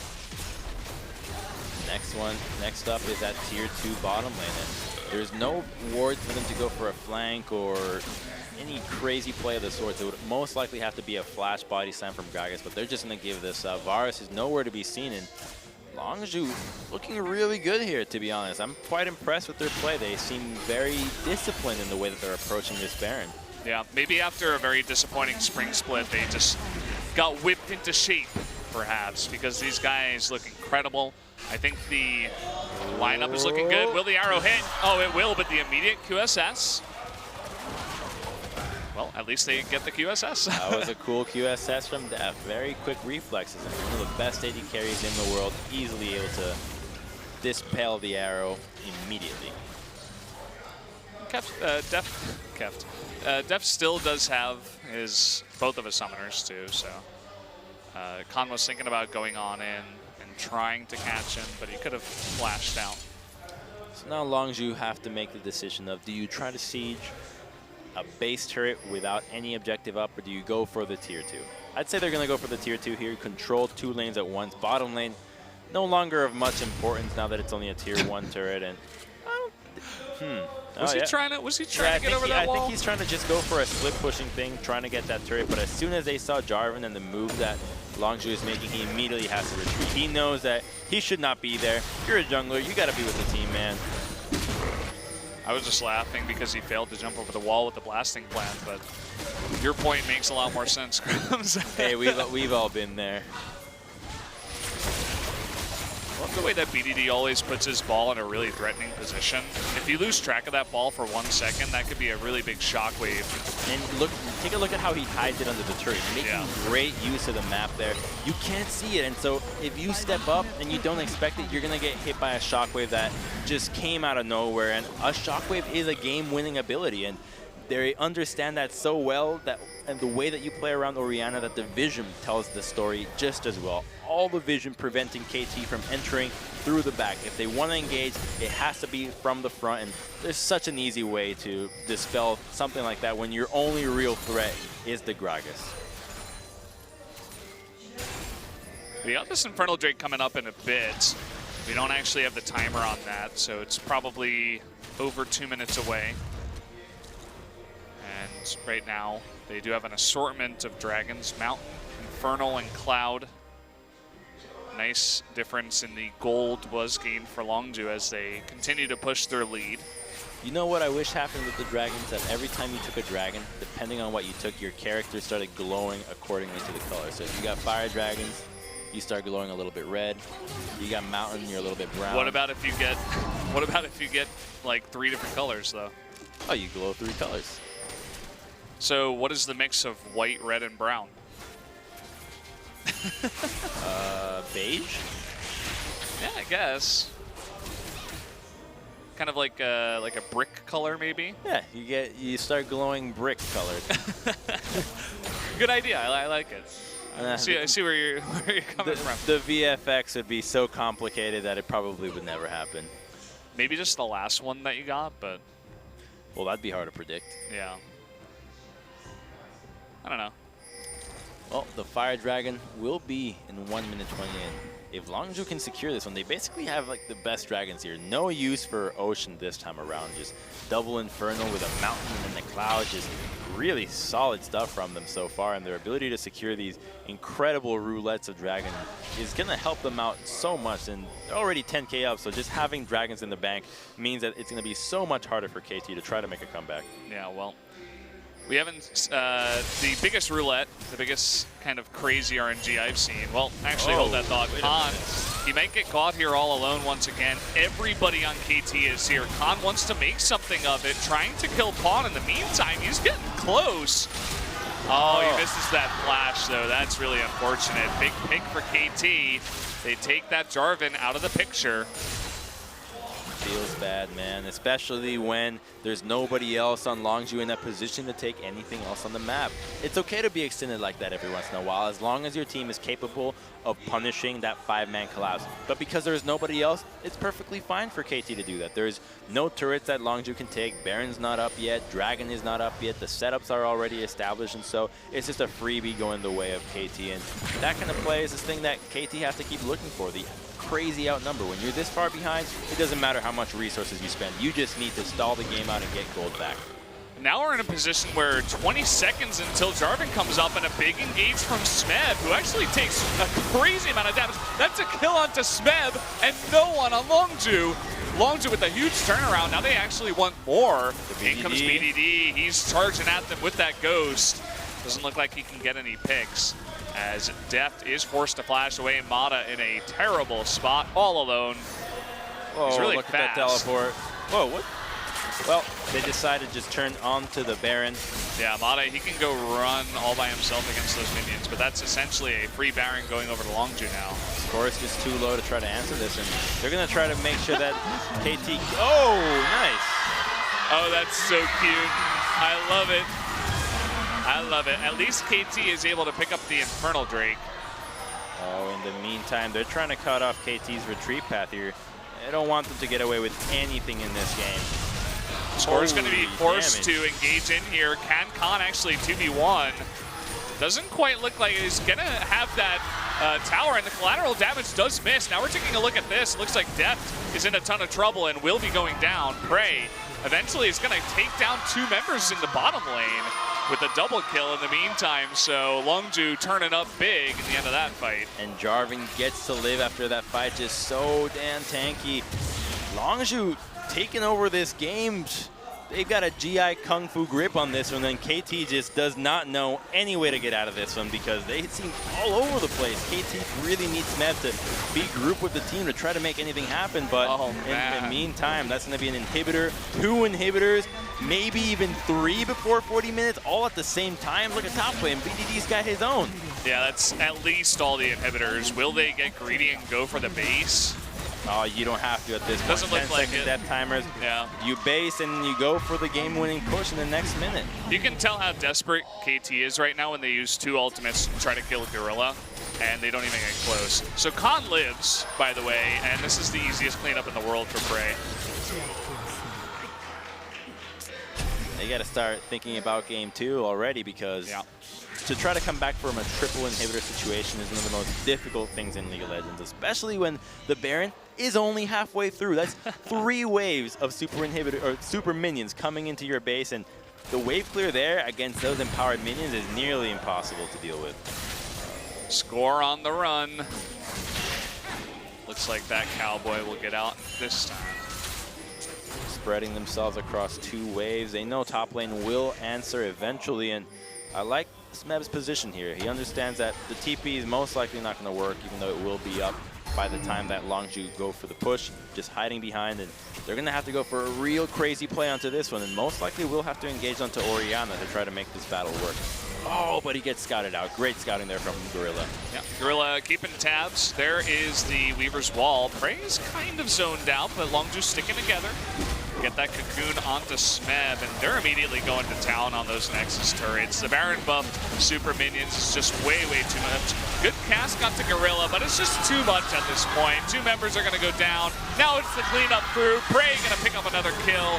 Down goes Score. Mata is the only one to survive with his life, and a very dominating game for 1 goes over to Longzhu. And dang, this team is exciting for this new split. 2 rookies coming in. BDD, a guy, you can practically consider him a rookie, not having much success, and now this game they can take down KT game 1 and very dominating fashion. It was really fun to see these guys play, especially Khan. It would be incredibly surprising to not see him get MVP. Just such a stellar performance, and I love the proactivity out of this guy, just making sure that he's always looking for plays, rotating towards mid lane, looking for dives, forcing flashes in the team fights, drawing so much pressure in this top side of the map, and all from 1 small gank at level 3 that didn't even net a kill. If you give this guy more leads, what else can he do? Well, he did get that Jarvan versus Gragas matchup. I'd say it's pretty nice for the Jarvan, but it really wasn't, you know, we talk about the gank, the dive, that did get him ahead, but it really was his global presence and the plays that he made in the bot lane, the double kill, the incredible knockups onto multiple members. He definitely practiced that Jarvan a ton before coming into today. Maybe expecting some picks like the Gragas out of Smeb. Smeb seems dumbfounded right now. Never quite seen him like this. It's like, what happened? I thought Gragas was... Yeah. I thought I could just win if I cast them. Well, this is what started it all. Oh, yeah, this is such a great one. The flash right away, but the arrow never mattered. The Zyra ultimate, much more important for it to connect. And here's the TP from Khan. Prey flashes out at the last second. This is going to be a great trade for them that gets the ball rolling for Khan, where he gets a triple kill, I believe, on this play, or at least a double. Picks up the MF, and the rest is history. Here comes the double flag. Oh, no, the double flag happened later. He just got so many kills. this was, I think the shockwave didn't even factor into the damage, but. Oh, this is that nice engage here. At least he got an assist. He's got so much lane room to work with and saves the mana for the cask, understands when it's coming out. The animation, oh, bam! So sick. No beer for you today. And this is where Longzhu, they kind of baited the rest of KT in. The teleport coming out of Khan first, once again. He's there ahead of time. Prey slows down depth, gets him into a position where he cannot escape, has to turn, and then BDD gets there first again. Just better coordination out of Longzhu. Everybody was getting there on time, ahead of time. Khan sets up another kill. And you wonder, why is BDD there first? It's an Orianna. How come the Orianna is there before Talia? Well, it's the pressure that they put on the map. It's the Jarvan going towards mid lane. It's a repeat visit that, even though they don't net kills onto the Talia, they put pressure on her. They make her play scared. They make her play further back, and the end result means that in a play like that, she gets to the map first, and Khan just so far ahead from all the work he did that very worthwhile effort, not being tanky, or sick moves. Way tanky enough for her. Sick moves. I mean, this guy set up so many plays, not just in his aggressive plays, but his escapes too, to open up the other side of the map for his team. So let's take a look at the result. Longzhu very far ahead, 20,000 gold ahead towards the end of that game.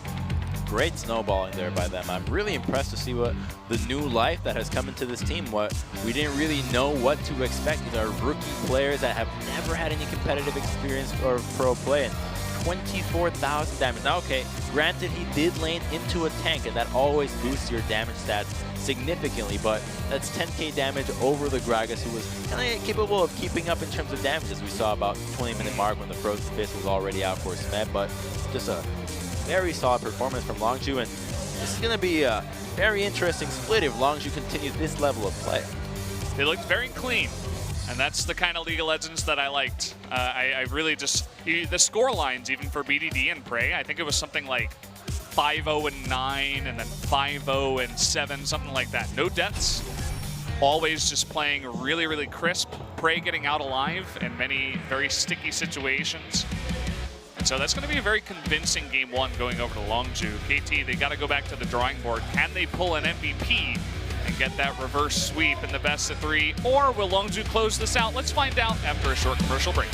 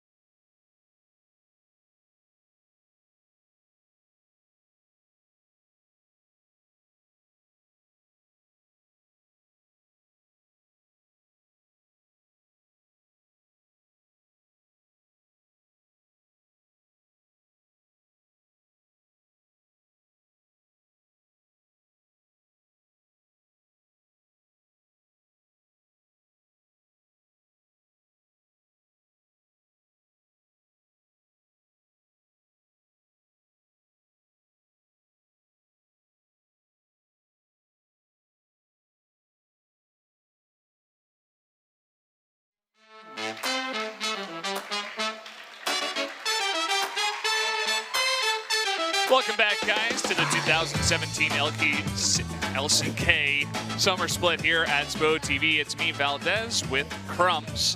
And we're halfway through a Longzhu versus KT series, and it's not quite going the way we expected. Longzhu taking game number 1 in very dominating fashion over KT Rolster. And you know it had to be Khan for the MVP in this top lane.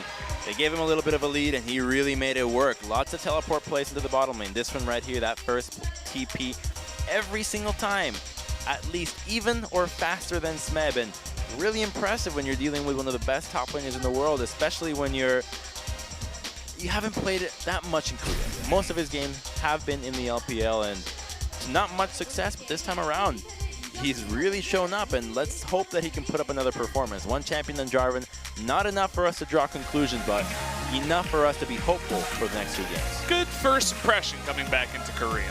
You know, I haven't seen this guy personally play in Korea, so coming back in, having a performance like that on Jarvan, we'll see what he can do going into game number 2. The rest of Longzhu also looked very, very clean. Said it enough times. These guys had the coordination of a very strong team that have been playing together for a long time, but they have a lot of new members to the team. Really, the only same players that they had is the bot lane, which is Prey and Gorilla. And, you know, BDD was on the team, but he never played in the spring split. So finally he comes through. Khan and Cuz join on up. These guys are looking good. And what better combination to have as your rock than the duo lane. The 2 guys that have been playing together for so long, you put them together and you have a bottom lane that was able to get a solo kill for themselves on Tamara and Deft, out of all people, and it doesn't get better than that. Really doesn't. They proved themselves in the first match with that very aggressive bot lane. They lined up the kill. We'll see how the pick ban goes here for game number 2 and how it will change the way these 2 teams face off going into game number 2. The Elise gets taken out away. They don't want to let Cuz have that champion. And the ability of Elise to make those early dives is just so obnoxious for laners to deal with. If you get low, you know she's going to pry on your lane. And if the gank is successful, then your lane is practically over. Such a strong early game champion, really used quite effectively in the hands of Cuz, and making sure that he doesn't get that pick a second time is the right move for KT. Yeah, definitely so. I mean, towards Cuz. Interesting that they ban it first on blue side, because if Score wanted to play it, they could potentially try to go for a dive like Khan and Cuz tried to do on the blue side in the last game. But it seems like they just want to avoid it entirely. They don't have any plans of picking it, so better to take it away. We do see Karma banned, Kennen, you know, very common bans here. Also the Zach, we haven't seen him have any play so far. 5 bans in all 5 games that we've had here in LCK Summer so far. Don't expect anybody to be able to play Zach until he's nerfed. I mean, if it goes through, it's got to be a mistake, a misban. The champion is just so busted right now. And Syndra being taken out again, just a super strong control mage that offers so much for the team that you just can't let anybody get their hands on that pick. And Lulu will be that first pick for KT. It can be a flex pick for Pawn. Most likely a support on the hands of Mata, however. Wayne O Prey. Not sure what that means. They want him to win real hard. Something about Prey, something good, no doubt. He had a pretty fantastic Ashe game, and I'm kind of surprised that he's going to get to play it again. It's a really great pick. It's been the first pick for lots of games before this one. The ability of Ashe to not only engage for the team, but also provide DPS if her positioning is correct is really powerful. You know, sometimes when Ashes seem useless, it's because their position is a little bit too far back or a little bit too forward. We saw last game where Ashes would be too far back, have to flash into the game, and that just doesn't work. But Prey, I mean, he's been playing Ashe just as long as he's been playing Twitch, as long as he's been playing Ezreal, and he's got them all down. Yeah, seems like he's found that sweet spot for Ashe, and he had a very fantastic game in game 1. Again, surprised that he was just able to be handed it over. I guess KT really feels like Lulu is strong enough to first pick that instead. And we do have the Graves coming in here, and will it be the Xayah? It gets hovered over, and we haven't seen anybody troll us with a hover, so it will be the Xayah get locked in. And that could be Xayah, Lulu in the bottom lane. Lots of CC and lots of nuisance for trying to kill that champion when she can move extra fast and then get out of trouble, not only with her ultimate, but with the wild growth coming out of Lulu. Hovering the Thresh now is Longzhu It definitely adds a lot of CC if you're looking to burst someone specifically. Would have to guess that would be Lulu. That's who you want to go on to, because if you get Deft on the Xayah, you can be easily wild growth to survive until he himself could ult and eventually get away being untargetable. But definitely a lot of CC down in the bot lane. It looks like Praying Gorilla wants to go aggressive again.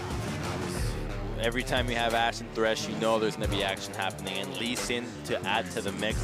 When that level 6 hits against a squishy tank in the bottom lane, or a squishy lineup in the bottom lane, it's always just begging for kills. And Fiora does get banned once again, but this time it's going to be against Khan. Interesting. Giving him a lot of credit to play those carries top already. Well, they do have that counter pick, and they don't want to let Khan get counter pick for a top lane if KT chooses to go for a tank in the top lane. So getting rid of the pick already, not a huge deal. It makes a lot of sense, and you can even blind Fiora at this stage of the game. The Doran shield is so obnoxious to try to deal with early on that you can really get by that early stages where it's usually her most exploitable phase. A little bit slow on the bans for the 5th bans for both of these teams. Rumble into Taliyah. So giving Smeb credit for the Rumble top. They don't want to hand that over. BDD, he looks pretty good on the control mage of Orianna, so I'm sure they will give him credit for playing Taliyah as well. Exactly, and the Taliyah just would be so synergistic with what Longzhu have crafted so far with Ashe, Lee Sin, and Thresh. It just means pour everything into the bottom lane, but instead, they're just going to give Khan that Jarvan once more. Oh, no, no, no. Orianna once more for BDD, and he had a great game on it. You can easily blind this champion, and against short-range champions such as what KT have so far without any engage, it's going to be quite difficult to get onto this pick. Yeah. Definitely like this instead. You give Khan that counter pick, as you were saying. And will KT actually pick up the Galio this time? Will be the first time we see it here in LCK Summer on the first day, and Smeb will be playing that Galio. But they still don't have anybody that can really get into the mix to allow Galio to hit the backline the way he's supposed to. So this last pick might just have to be something along those lines. Maybe even an Ahri that would make some sense, and it will be a Fizz. So great idea there. You need somebody to dive the backline, and if a Fizz has damage reduction and is in your backline, that's going to be a pain in the ass to deal with. That's such a huge nuisance. I hate when Fizzes just stomp all over your team. Is Pawn the guy to do it? I mean, he's more so known for those control mages sticking back, playing more of a solid backline mid laner, but on the Fizz this time, he's going to have to show up big. I feel like Pawn's the kind of player that you wonder, can he do it? And somehow he does what nobody thinks he can do. He's just a quiet, reserved mid laner that somehow shows up when you need him to. And it is a game one. It is opening up the entire season, so there could still be some jitters, some nerves, some lack of understanding of the patch or the meta. So you can always give these teams a little bit of leeway if they make mistakes or trip over themselves early on. It's an interesting arm motion that Smeb just made there. He's like, hey guys, let's cook up a bunch of stew. Or he's like, hey guys, let's really stir up the game. I don't really know exactly what he's trying to say, but definitely have some opportunities to do stuff like that, to go really, really deep with the Fizz Galio.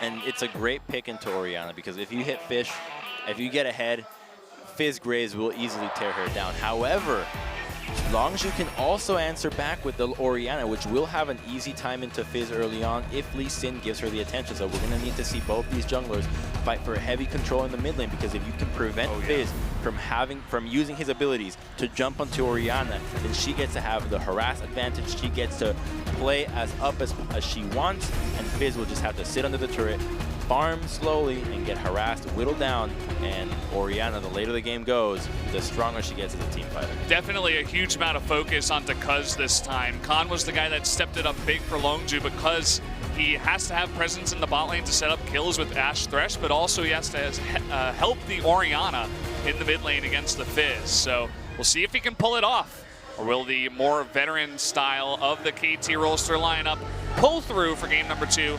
Let's jump into the Rift and find out.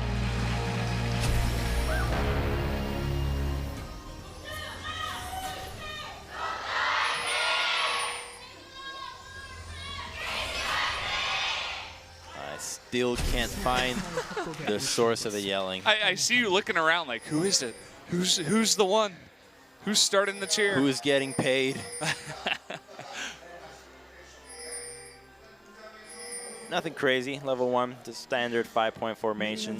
It's devolved from mid laners dancing in front of each other in the mid lane to both standing in the entrances to the bottom quadrant of the jungle. So, in the end, everybody just stares each other down. Just a classic standard opening. I kind of miss the days where level 1s would kind of dictate the game. Yeah. And you'd wait around all year long for one matchup, all to be ruined by one fancy level 1.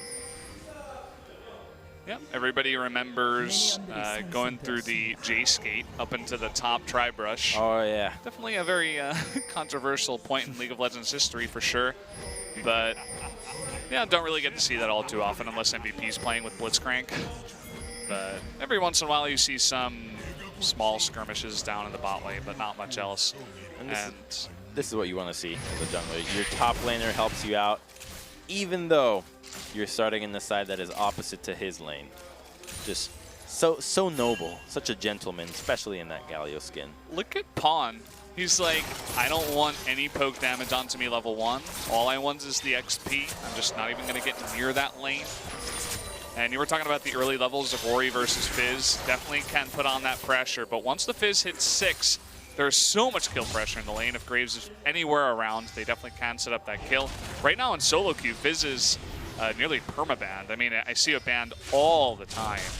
Well, he's a very strong pick in solo queue because the lack of coordination and peeling is so apparent that he can just always dive the backline and really come out not only with a kill, but alive as well. So Pawn looking to have a superstar performance on this Fizz. See if it works out. So take a look at the way that BDD is playing the map. He wards the right side of the jungle, so he knows that he can play towards that side and will not be ganked on it. Plays to the side that he has vision, and the only route that Score can really have is going to be around him. But because BDD's path is so close to the right-hand side, going for a gank would just be such a difficult move to pull off that instead he just chooses to farm, and the advantage continues to grow for BDD. Already a bit of a CS lead being developed. So Score are going to come in here cheekily, steal a bunch of the Raptors, even gets the big one away from Cuz. And as Graves, you can clear those Raptors so fast, and if you know where the enemy jungler is, it's so easy to just go in there and steal them real quick. That is what we got to see. 17. Yeah, that's going to be probably about 6 CS going the way of BDD over Pawn. And if he can just keep that up for a couple of more minutes, might be able to get a good item back advantage over Fizz. And that's the kind of play that you have to be making that is so slow, but at the same time, just so important in getting ahead in these matchups against the Assassins. It seems like Pawn isn't doing all too bad in terms of sticking around in lane. He still has 2 charges of the Corrupting Pot. Seems like he's playing it very passive, but still picking up a decent amount of CS given the matchup here. Meantime, Score plays around that pressure, will be going towards the bottom side, securing that Scuttle Crab. Gank bottom will likely not happen here. Longzhu's bottom lane probably not going to extend themselves. And there's not too crazy of a follow-up or a setup there from KT, so they're happy to just farm away and wait for the 5-man group, because Galio in the late game, Galio in just at any point is so impossible to deal with that they're just happy that they have that pick. And if Pawn can get to a nice point where he can split push in 1-3-1 and there's nobody to answer, then that's where KT is going to be more than happy to play the game out. Cuz just strolled through about 3 different wards, so they know exactly where he is, but he's still getting aggressive. Maybe a little bit tilted after having all of his Raptors stolen, but still Score will win the Raptor battle. Oh my god, such a big wave being harassed by BDD. 41 CS to 26 is so obnoxious to deal with. This is a matchup that, it's just so favored in Orianna when the junglers get tracked out, and it's a great move from Cuz. He might not be tilted from the move, however. As long as he can find Score, it means that BDD can play aggressively. And when you're playing like this as a jungler, you know that you can sacrifice yourself for the benefit of the team composition. As Lee Sin, kick is really what you can offer post mid-game, whereas Orianna brings so much more to the table that putting resources into somebody that can make the most out of it is a great way of going about playing the map. That's a really cool point that you bring up. just kind of because being a living ward for the Orianna does continuously put on the pressure. That's just a jungler that gets you basically get subdued into being the team slave. Yeah. The living ward that, funnily enough, is blind, but still works out somehow. Even Pina was forced to start warding on his transition to SKT. Yeah. Here he's doing pretty well over there at SKT. Here it's working out for him. What isn't working out for SKT? Well, we're going to get to see Samsung versus SKT as one of the big matchups in LCK Summer really quickly. I think it's either tomorrow or Thursday over at OGN. I believe it is tomorrow. Tomorrow, so definitely check that match out tomorrow, guys. And, I mean, I was expecting KT to come into this one and have a pretty good shot against the kind of not as experienced lineup of Longzhu, but Longzhu's making it interesting for sure. Thing is, they have to always respect Longzhu, and they did bring in subs from KT to try to start teaching some new players on the way that they are approaching the game, but I think if they felt truly confident about going into this matchup, they would have played at least one of them. So starting the entire lineup, making sure that they have maximized the chances against Longzhu, gives them enough respect to say, hey, you know what, even though these guys could be new, we still have to play our best. Look at the setup from Gorilla. They're expecting a potential engage from Pawn, and if that happens, I mean, having Gorilla there is going to make things so much easier for BDD. They're really playing around this Orianna in mid lane. They really just want to get the fish out, because if the fish, oh, nice move there. So good. Cool. Oh, that is so good. Oh, that's so beautiful. You get the fish out and you just buy so much time, because that's what it does. Now, there's no way that they can gank Orianna. There is no CC, there is no setup, which means that she has about 2 minutes to just keep playing as aggressively as she wants and keep building that CS lead, which is already at 16. She has both of her summoners still, too, and Shockwave. She's got Barrier Flash and the Shockwave. She's going to have a wonderful time in mid lane from now on. Loving what KT's or Longzhu's bringing to the table here. They're trying to go for a counter invade, but Smeb does have too much pressure in the top side. The Galio matchup a little bit better than the Gragas for Smeb here, and Khan will have to base here. Might have to burn his teleport to get back into the lane. Oh. It's kind of funny to see Galio doing so much damage, but triple Doran's ring, and he just does a lot of damage just on the base damage from all of his abilities. And having that extra AP, you can see that damage. Oh man, they use the ultimate here on the Xayah just to avoid the hook. Oh, and they're going to set this up onto Pawn. He just disappears as the Shockwave will pick up first blood for BDD in the mid lane. And the matchup is just played so well by Longzhu. I'm so impressed by the way that they're playing around mid lane, understanding the spikes that Fizz wants to look for, the times where he wants to play aggressive, and having not only the vision, but the body vision accordingly. Longzhu sending the jungler over, sending the support, making sure that BDD gets the start that he wants, and he'll get to a point where Fizz is just going to be very useless and will not be able to 1v1 Orianna in the side lane.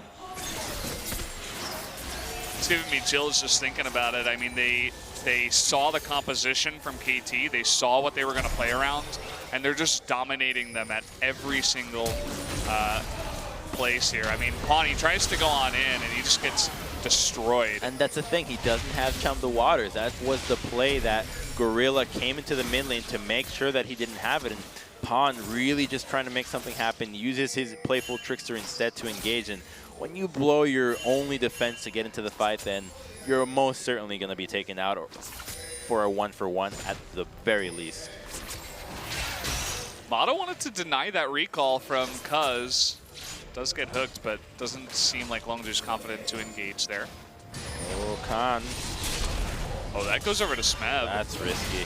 And he's in a really awkward spot. Some of the Waters just miss. Oh, so and here lucky comes that BDD. No knock-up onto Smeb, but they're still fighting here. Again, Fizz is pretty useless at this point. Will use the blasting plant to get away. And actually, Longzhu will just back off. A pretty safe play. They win the trade, and they want to return to mid lane. And it buys some time for Longzhu in the top side, because Galio is now forced to recall, and Jarvan can just go straight to the top lane, start pushing this wave again, and deny a little bit of CS on their way there. Khan, immense focus. in the booth. Staying even with the Galio top. Now some action perhaps going into the mid lane. Orianna and Thresh, or Lulu and Thresh being in the bottom side, waiting around for something to happen in the mid lane. And Lulu gets spotted out. Nothing happens, just Wingy's out.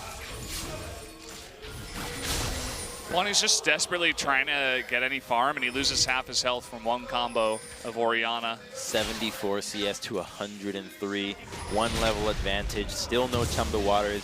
Will have to most likely burn TP to get back into the lane, and things are looking really good for Longzhu this time around. If they can use this advantage to get a Mountain Dragon out of all things as the first dragon, then if they can continue laning this well into mid lane, BDD will be able to take down that turret by himself.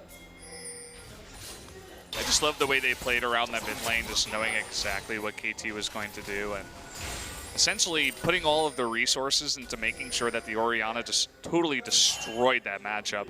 Now KT, they're looking to set up their own little play here. Looks like BDD was just coming over here to pick up the blue, but because he did rotate down to the blue, Score and Smeb were not able to set up the pick. BDD also still has his flash and barrier, so. And BDD is going to be going for a Banshee's Veil as a first item. And if you're Fizz, how the hell do you engage onto Orianna now? Your Fish is not going to catch on.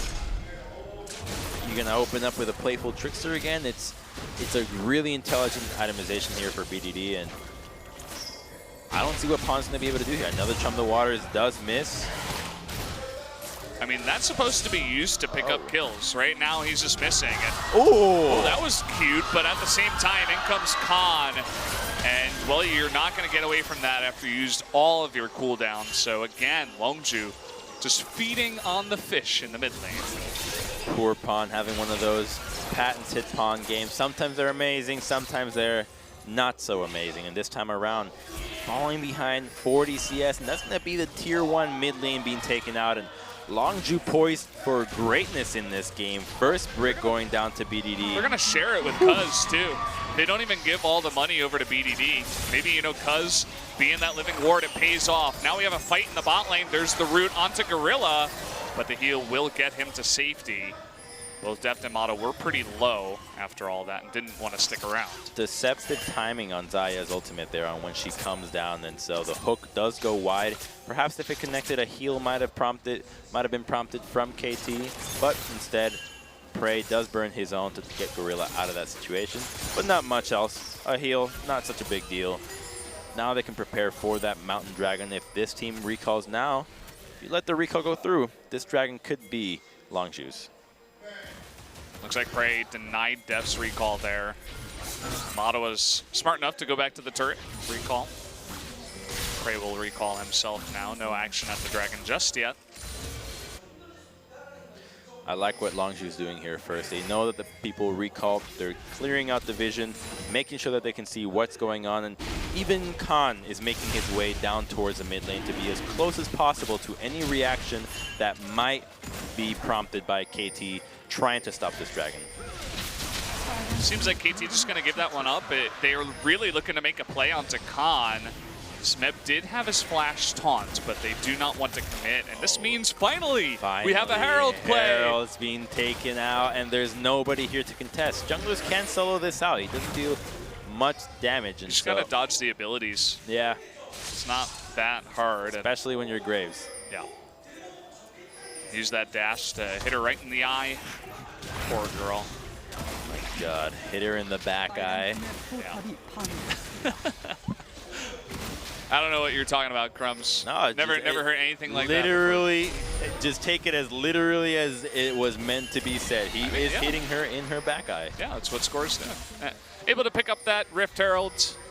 We will finally see some kind of big play happening on the map here with this. So he's got 4 minutes to use this. What lane will KT choose to go for? Because if they can just wave clear, then Herald doesn't really accomplish a whole lot. But if they can win a fight, get some time onto a turret by themselves, then it will make a big difference. Just some cute trading there from Smeb back and forth. Prey taking a little bit more of unnecessary damage, getting hit by that knockup, and some moves from Longzhu, trying to go for maybe the Galio, but target is quite tanky.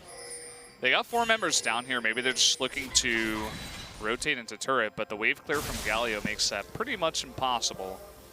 So in they come into mid lane. Definitely a lot of vision being taken away. Double control ward.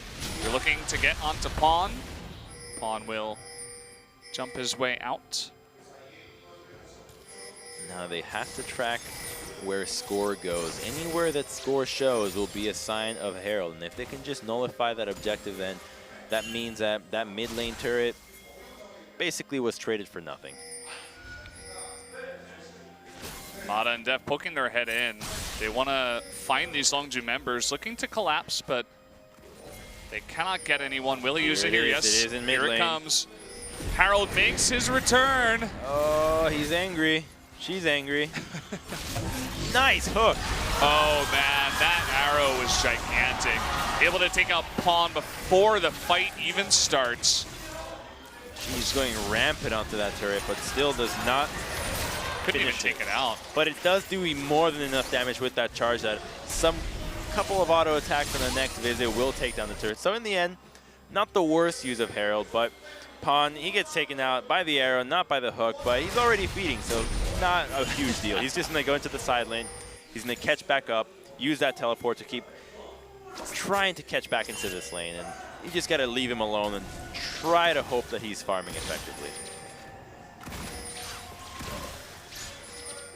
So, I mean, Prey was bought by himself, and they were looking to rotate down and kill him, but instead they find the blue buff. We'll take that away from BDD. Take a little bit of pressure off that mid lane. And that pressure is what is buying Longzhu time right now. The fact that they took down that mid lane turret so early on means that they had so much access going into the jungle. And the arrow here from Prey finds Pawn right away. Shockwave immediately into the hook or play. Textbook arrow engage, really. Yeah. Prey, I mean, he's played this champion a lot, I've heard. And it looked like Cuz did pay for it with his life because he went in for the kick. But either way, they stopped the push, and that's really what matters.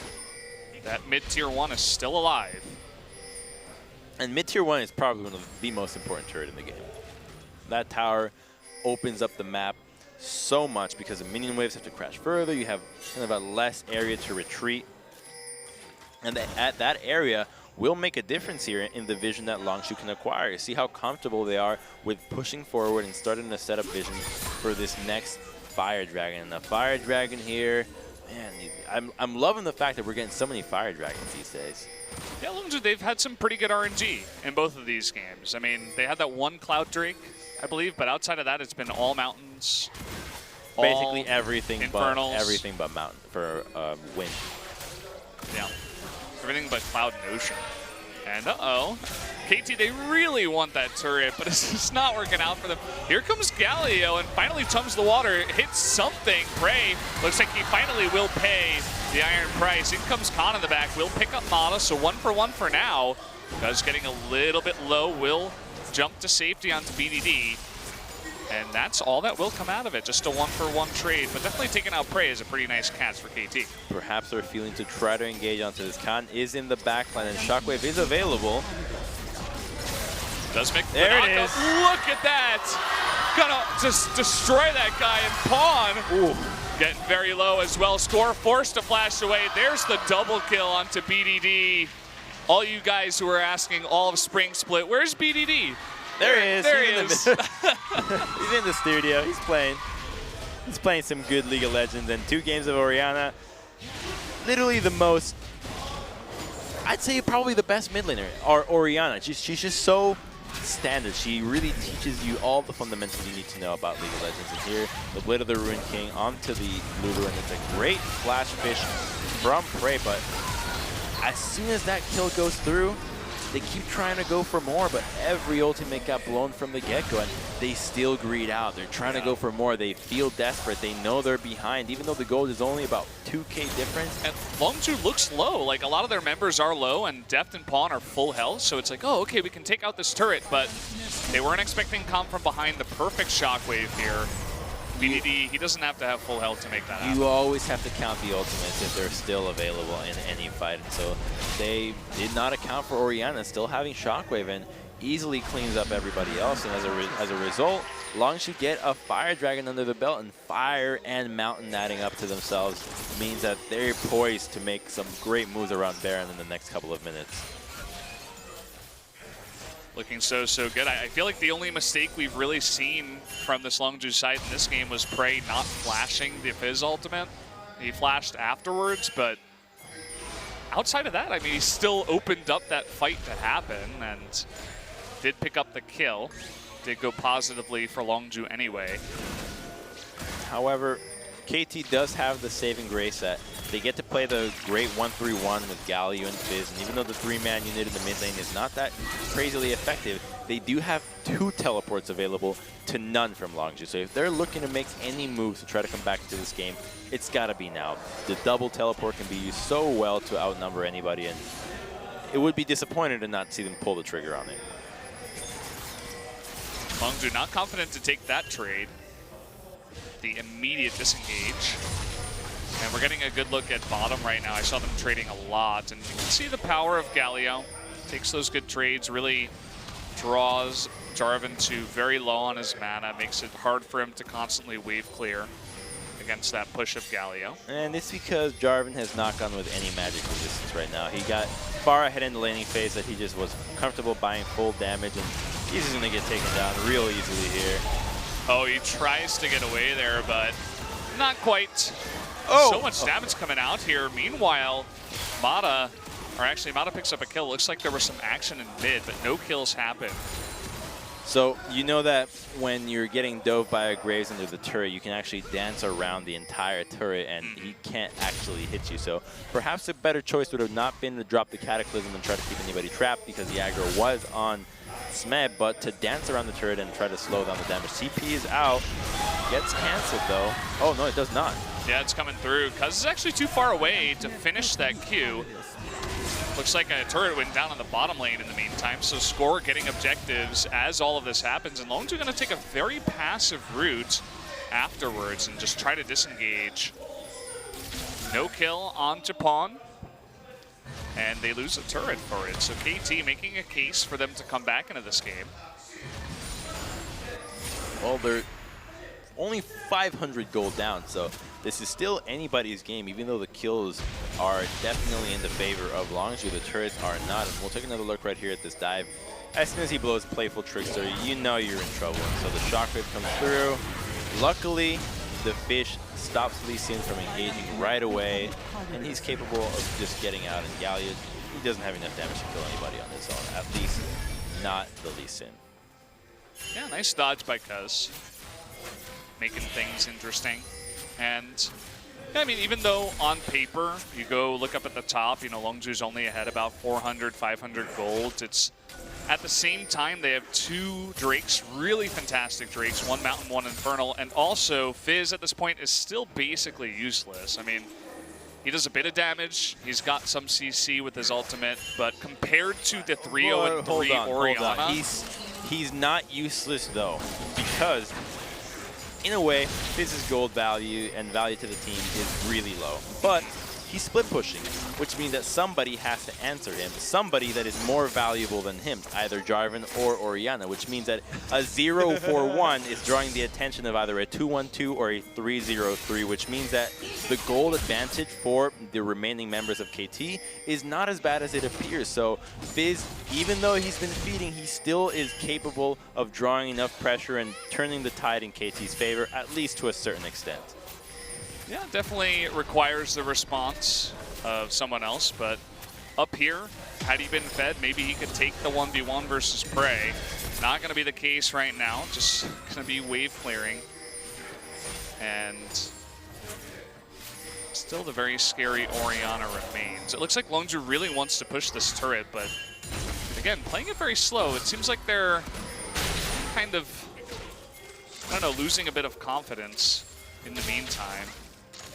I think they're just being very cautious of the 1-3-1 this time around. The previous game, KT really felt like they just fell apart all over the place, but this time they have to be very careful, because if you misstep against a composition that tries to apply pressure in 3 lanes, the outcome is that they get so much more in return because of the ability to get to attack multiple towers, to get multiple lanes of farm. And so Longzhu is more than fine just playing it slow. They know that they have the area. Look at this, they're already getting a bot lane turret, so there's no need to try to make anything happen when an objective has already been taken. So good communication, make sure that not many cross-map plays are happening. You typically don't want to go for any crazy moves cross-map, just because you spread yourself out so thin and it's very easy to get punished in that way. So finally taking out some of those outer turrets, building in that gold. They still haven't been able to take out top, unfortunately, for Longzhu. We see a bunch of pings towards Baron right now for KT. I think they're just trying to clear out some of the vision. Yeah, they want to make sure that it's ready, that Longzhu has no chance of sneaking it, and answering Gallia in the bottom lane when the tier 1s have already been taken out doesn't mean a whole lot for any of these teams. Praise is here to try to get some farm for himself, not so much to just try to prevent Gallia from doing anything crazy. So next Drake here is Ocean, is on the map. Prey is 1v1ing this map. Oh, he gets taunted up, but still can get out in time with the Lantern. Score, the TP coming in. From the Waters hits Gorilla and does just about 0 damage. But they were looking for that engage. Longzhu is able to group up fast enough as a team. And now they're looking for the counter engage. They're on the chase. Very cautiously once again. They're going to get on to score. The arrow actually hits Galio here. And Khan going super deep. There's the shockwave to line that up, and down goes Deft. And that is a huge amount of damage taken away from this KT lineup. Now Snap all alone. A double kill. Another one here for the Orianna, as BDD really beginning to pop off. And that's a great wombo, and the call is straight towards the Baron. Score does not have flash, and there's really nobody on KT's side that can get into this Baron pit and try to defend what Longzhu is trying to do. 2 kills in the mid and late game is almost always going to be an objective that is as big as possible. Longzhu recognize that Baron is available for them. They're going to be able to walk away with this one scot-free, and that is also going to be a tier 1, whereas KT have nothing to answer for themselves. Just 2 lanes of farm, and then measly Ocean Dragon at 30 minutes does not mean a whole lot. So we saw a lot of the communication between specifically Khan and BDD in game number 1, where Khan goes in, he has the confidence, the communication with his mid laner to say, hey, BDD, you've got my back, right? Same thing happens here. Cuz goes in, but then look at Khan come in and go super deep onto Deft, and then the follow-up shockwave. It's Lashes so good to shockwave in. So good. It's like that. You're totally right. The communication right there is so apparent, and it happened in that Gank League previous game. You know, when he flashed into the Gragas and the shockwave was there as well, and that's exactly the kind of Orianna play that you want to see. That is actually just so rarely there. Even though in concept and theory, you want Orianna to always have a ball carrier, somebody to be there to really be going balls deep and trying to get that shockwave into the backline. And BDD and Han have really been putting the games in to make this duo work. Yeah, these guys look like they've been playing together for 3 years. It's pretty hard to do that on teams that have been together for a long time. These guys really looking good, at least in this game. You can tell they really put in the preparation against a team as strong as KT. Now we got a big push in bot. Elixir onto BDD. He's 5-0-3. See how many members of KT he can pop. There's not a whole lot of wave clear on KT's side, so Pawn forced to recall to try to defend this tower as opposed to trying to take a turret of their own.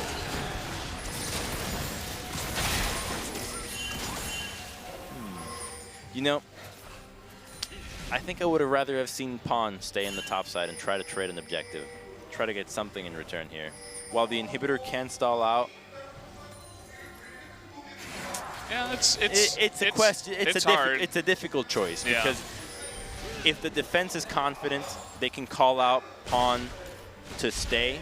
But if they're not confident in defending the tower, then very clearly he needs to base, because once the first inhibitor falls without a lot of wave through, then it can go downhill. But I think ultimately, as a top laner, when you're split pushing like that, you just want to hide. You want to make sure that you can put your opponent, throw them off guard, and tell them, am I recalling to try to answer? Am I staying on the push? You just don't know, and you force them to make a decision, and then you can react and respond. And if they play their cards incorrectly, then you can get your advantage. Longzhu very slowly trying to push in these lanes, but really making no big commitments to an inhibitor turret. Now rotating up into top, they've pushed both mid and bot into a decent spot to where they can pressure this top lane and be okay with where the lanes are. Now everybody grouping up with a very big wave up in the top lane. See if they make a move here onto the inhibitor turret.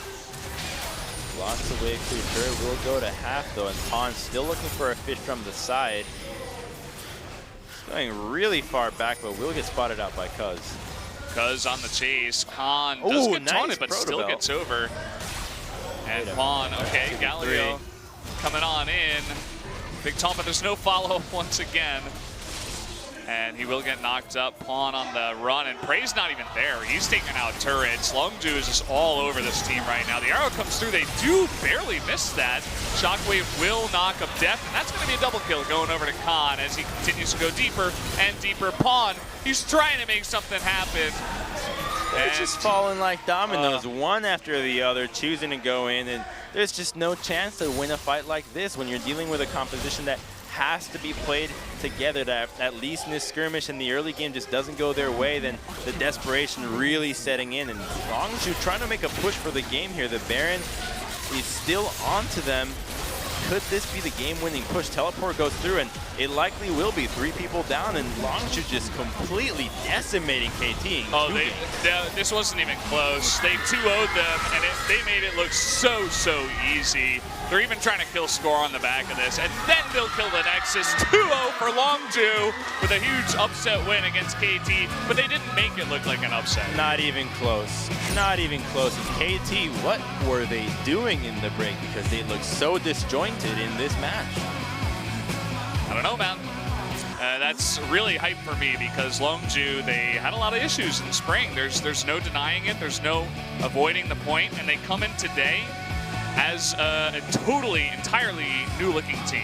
And they got 3 new players playing with them, with that veteran bot laner, and they absolutely crushed this lineup of KT.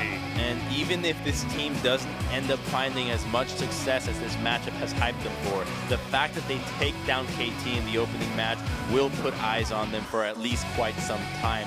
A very great showing, and KT wondering, perhaps we got the meta wrong on this patch, or perhaps we need to reassess what's going on. The Orianna Jarvan combo, really powerful, and even in the previous game, we did see Jarvan be played with a little bit more. A pick that definitely seems to have more value once those buffs came through and once Orianna has established herself as a pinnacle of the mid lane. So they proved themselves tonight. Longzhu looks really good. We've talked that point over, but what's going to happen when another team, let's say Samsung, comes up against them, they ban Orianna Jarvan? Can Longzhu do the same thing that they did today and make it look as easy? Very curious. That's why this is so cool. There's so much hype around this team because they took them out with this composition, but are they really just this good in total? And the highlight for me was just the play around mid lane from Longzhu. Just such a great understanding of the timings that FaZe wants to go for, of the ways that he has to play the lane out. They played the level 1 well, they scouted out the Graves, they put everybody into this mid lane, make sure that Orianna does not die to the Fizz. It's the only place where KT can really start snowballing the game, and just excellent execution here. And you see what Orianna that is strong, what she can bring to the table, and when you combine it with the Jarvan, the combo of the ball carrier with the long range mage is so deadly. I love this play personally. This was the highlight for me where Jarvan, he goes super deep, and then the flash from BDD and the shockwave is the communication, the mechanical skill it takes to pull off that play. Definitely the highlight for me tonight. So confident. So much trust in the team. You know, they say trust is a greater sign of caring than love, of affection. Well, there you go. Longzhu, a very affectionate team, I suppose, then. And, yeah, I mean, Deft wasn't really a factor in this game. Bot lane. You know, I can't say anybody on KT was really a factor in this game. I guess that's the truth, isn't it, Crumbs? Well, that's what happens when your team doesn't really do so well across the board. Like, man, that was a lot easier than I expected. I thought we were going to have a challenge tonight. Well, Pawn, you said it. He kind of had one of those games. One of those Fizz games where you get totally focused down from minute 0. Back in China. Yep. Poor guy. Oh, here's the result. If you didn't catch it, 2-0 Longzhu. Yeah, and that game, another very one-sided one. Finished even sooner, 32 minutes. About 12,000 gold ahead. And the clear priority onto the Ashe and Thresh. MVP and Jin Air really seem to have gotten the memo as well, and Longzhu absolutely with the first pick Ashe multiple times, or at least the first set of picks being securing that hawk shot utility AD carry. Yeah, for sure. And of course, huge cheers from the audience. Okay, remember that game 1 that we saw the Ivern that dealt 4.5k damage in the game? Yeah. On dealt 4.9. That's 800 damage more than Lulu. Not like this. poor Fizz. 800 more damage. Yeah, not the greatest day, but the credit has to go to Longzhu, really. Okay, sometimes you want to put down the team that loses, but this time Longzhu earned it. So guys, we are going to go straight into the interview right now. Let's find out who it's going to be. I'll throw you guys over to Ji-sun right now. Hi, you're back with the translator, and we have Khan here for the interview. Just hold on a moment.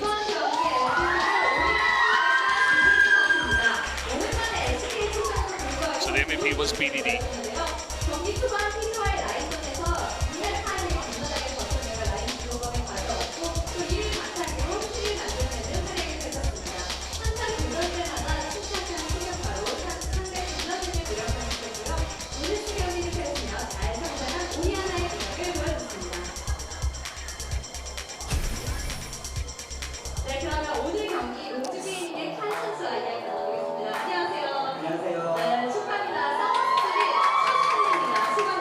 So how does it feel about the first win for the summer split? So he was really nervous to fight against the strong team KT, and he prepared really hard. So he's really happy to take the win. But at the same time, he was kind of worried that if he couldn't play as well as he did in the scrims. But yeah, I think he did pretty well, so he's really happy. So the second question was that he outplayed with Jarvan, and so how does he think about Jarvan? So he said, the thing that matters is the player, and I think I really outplayed with it. And the next coming match is versus BBQ.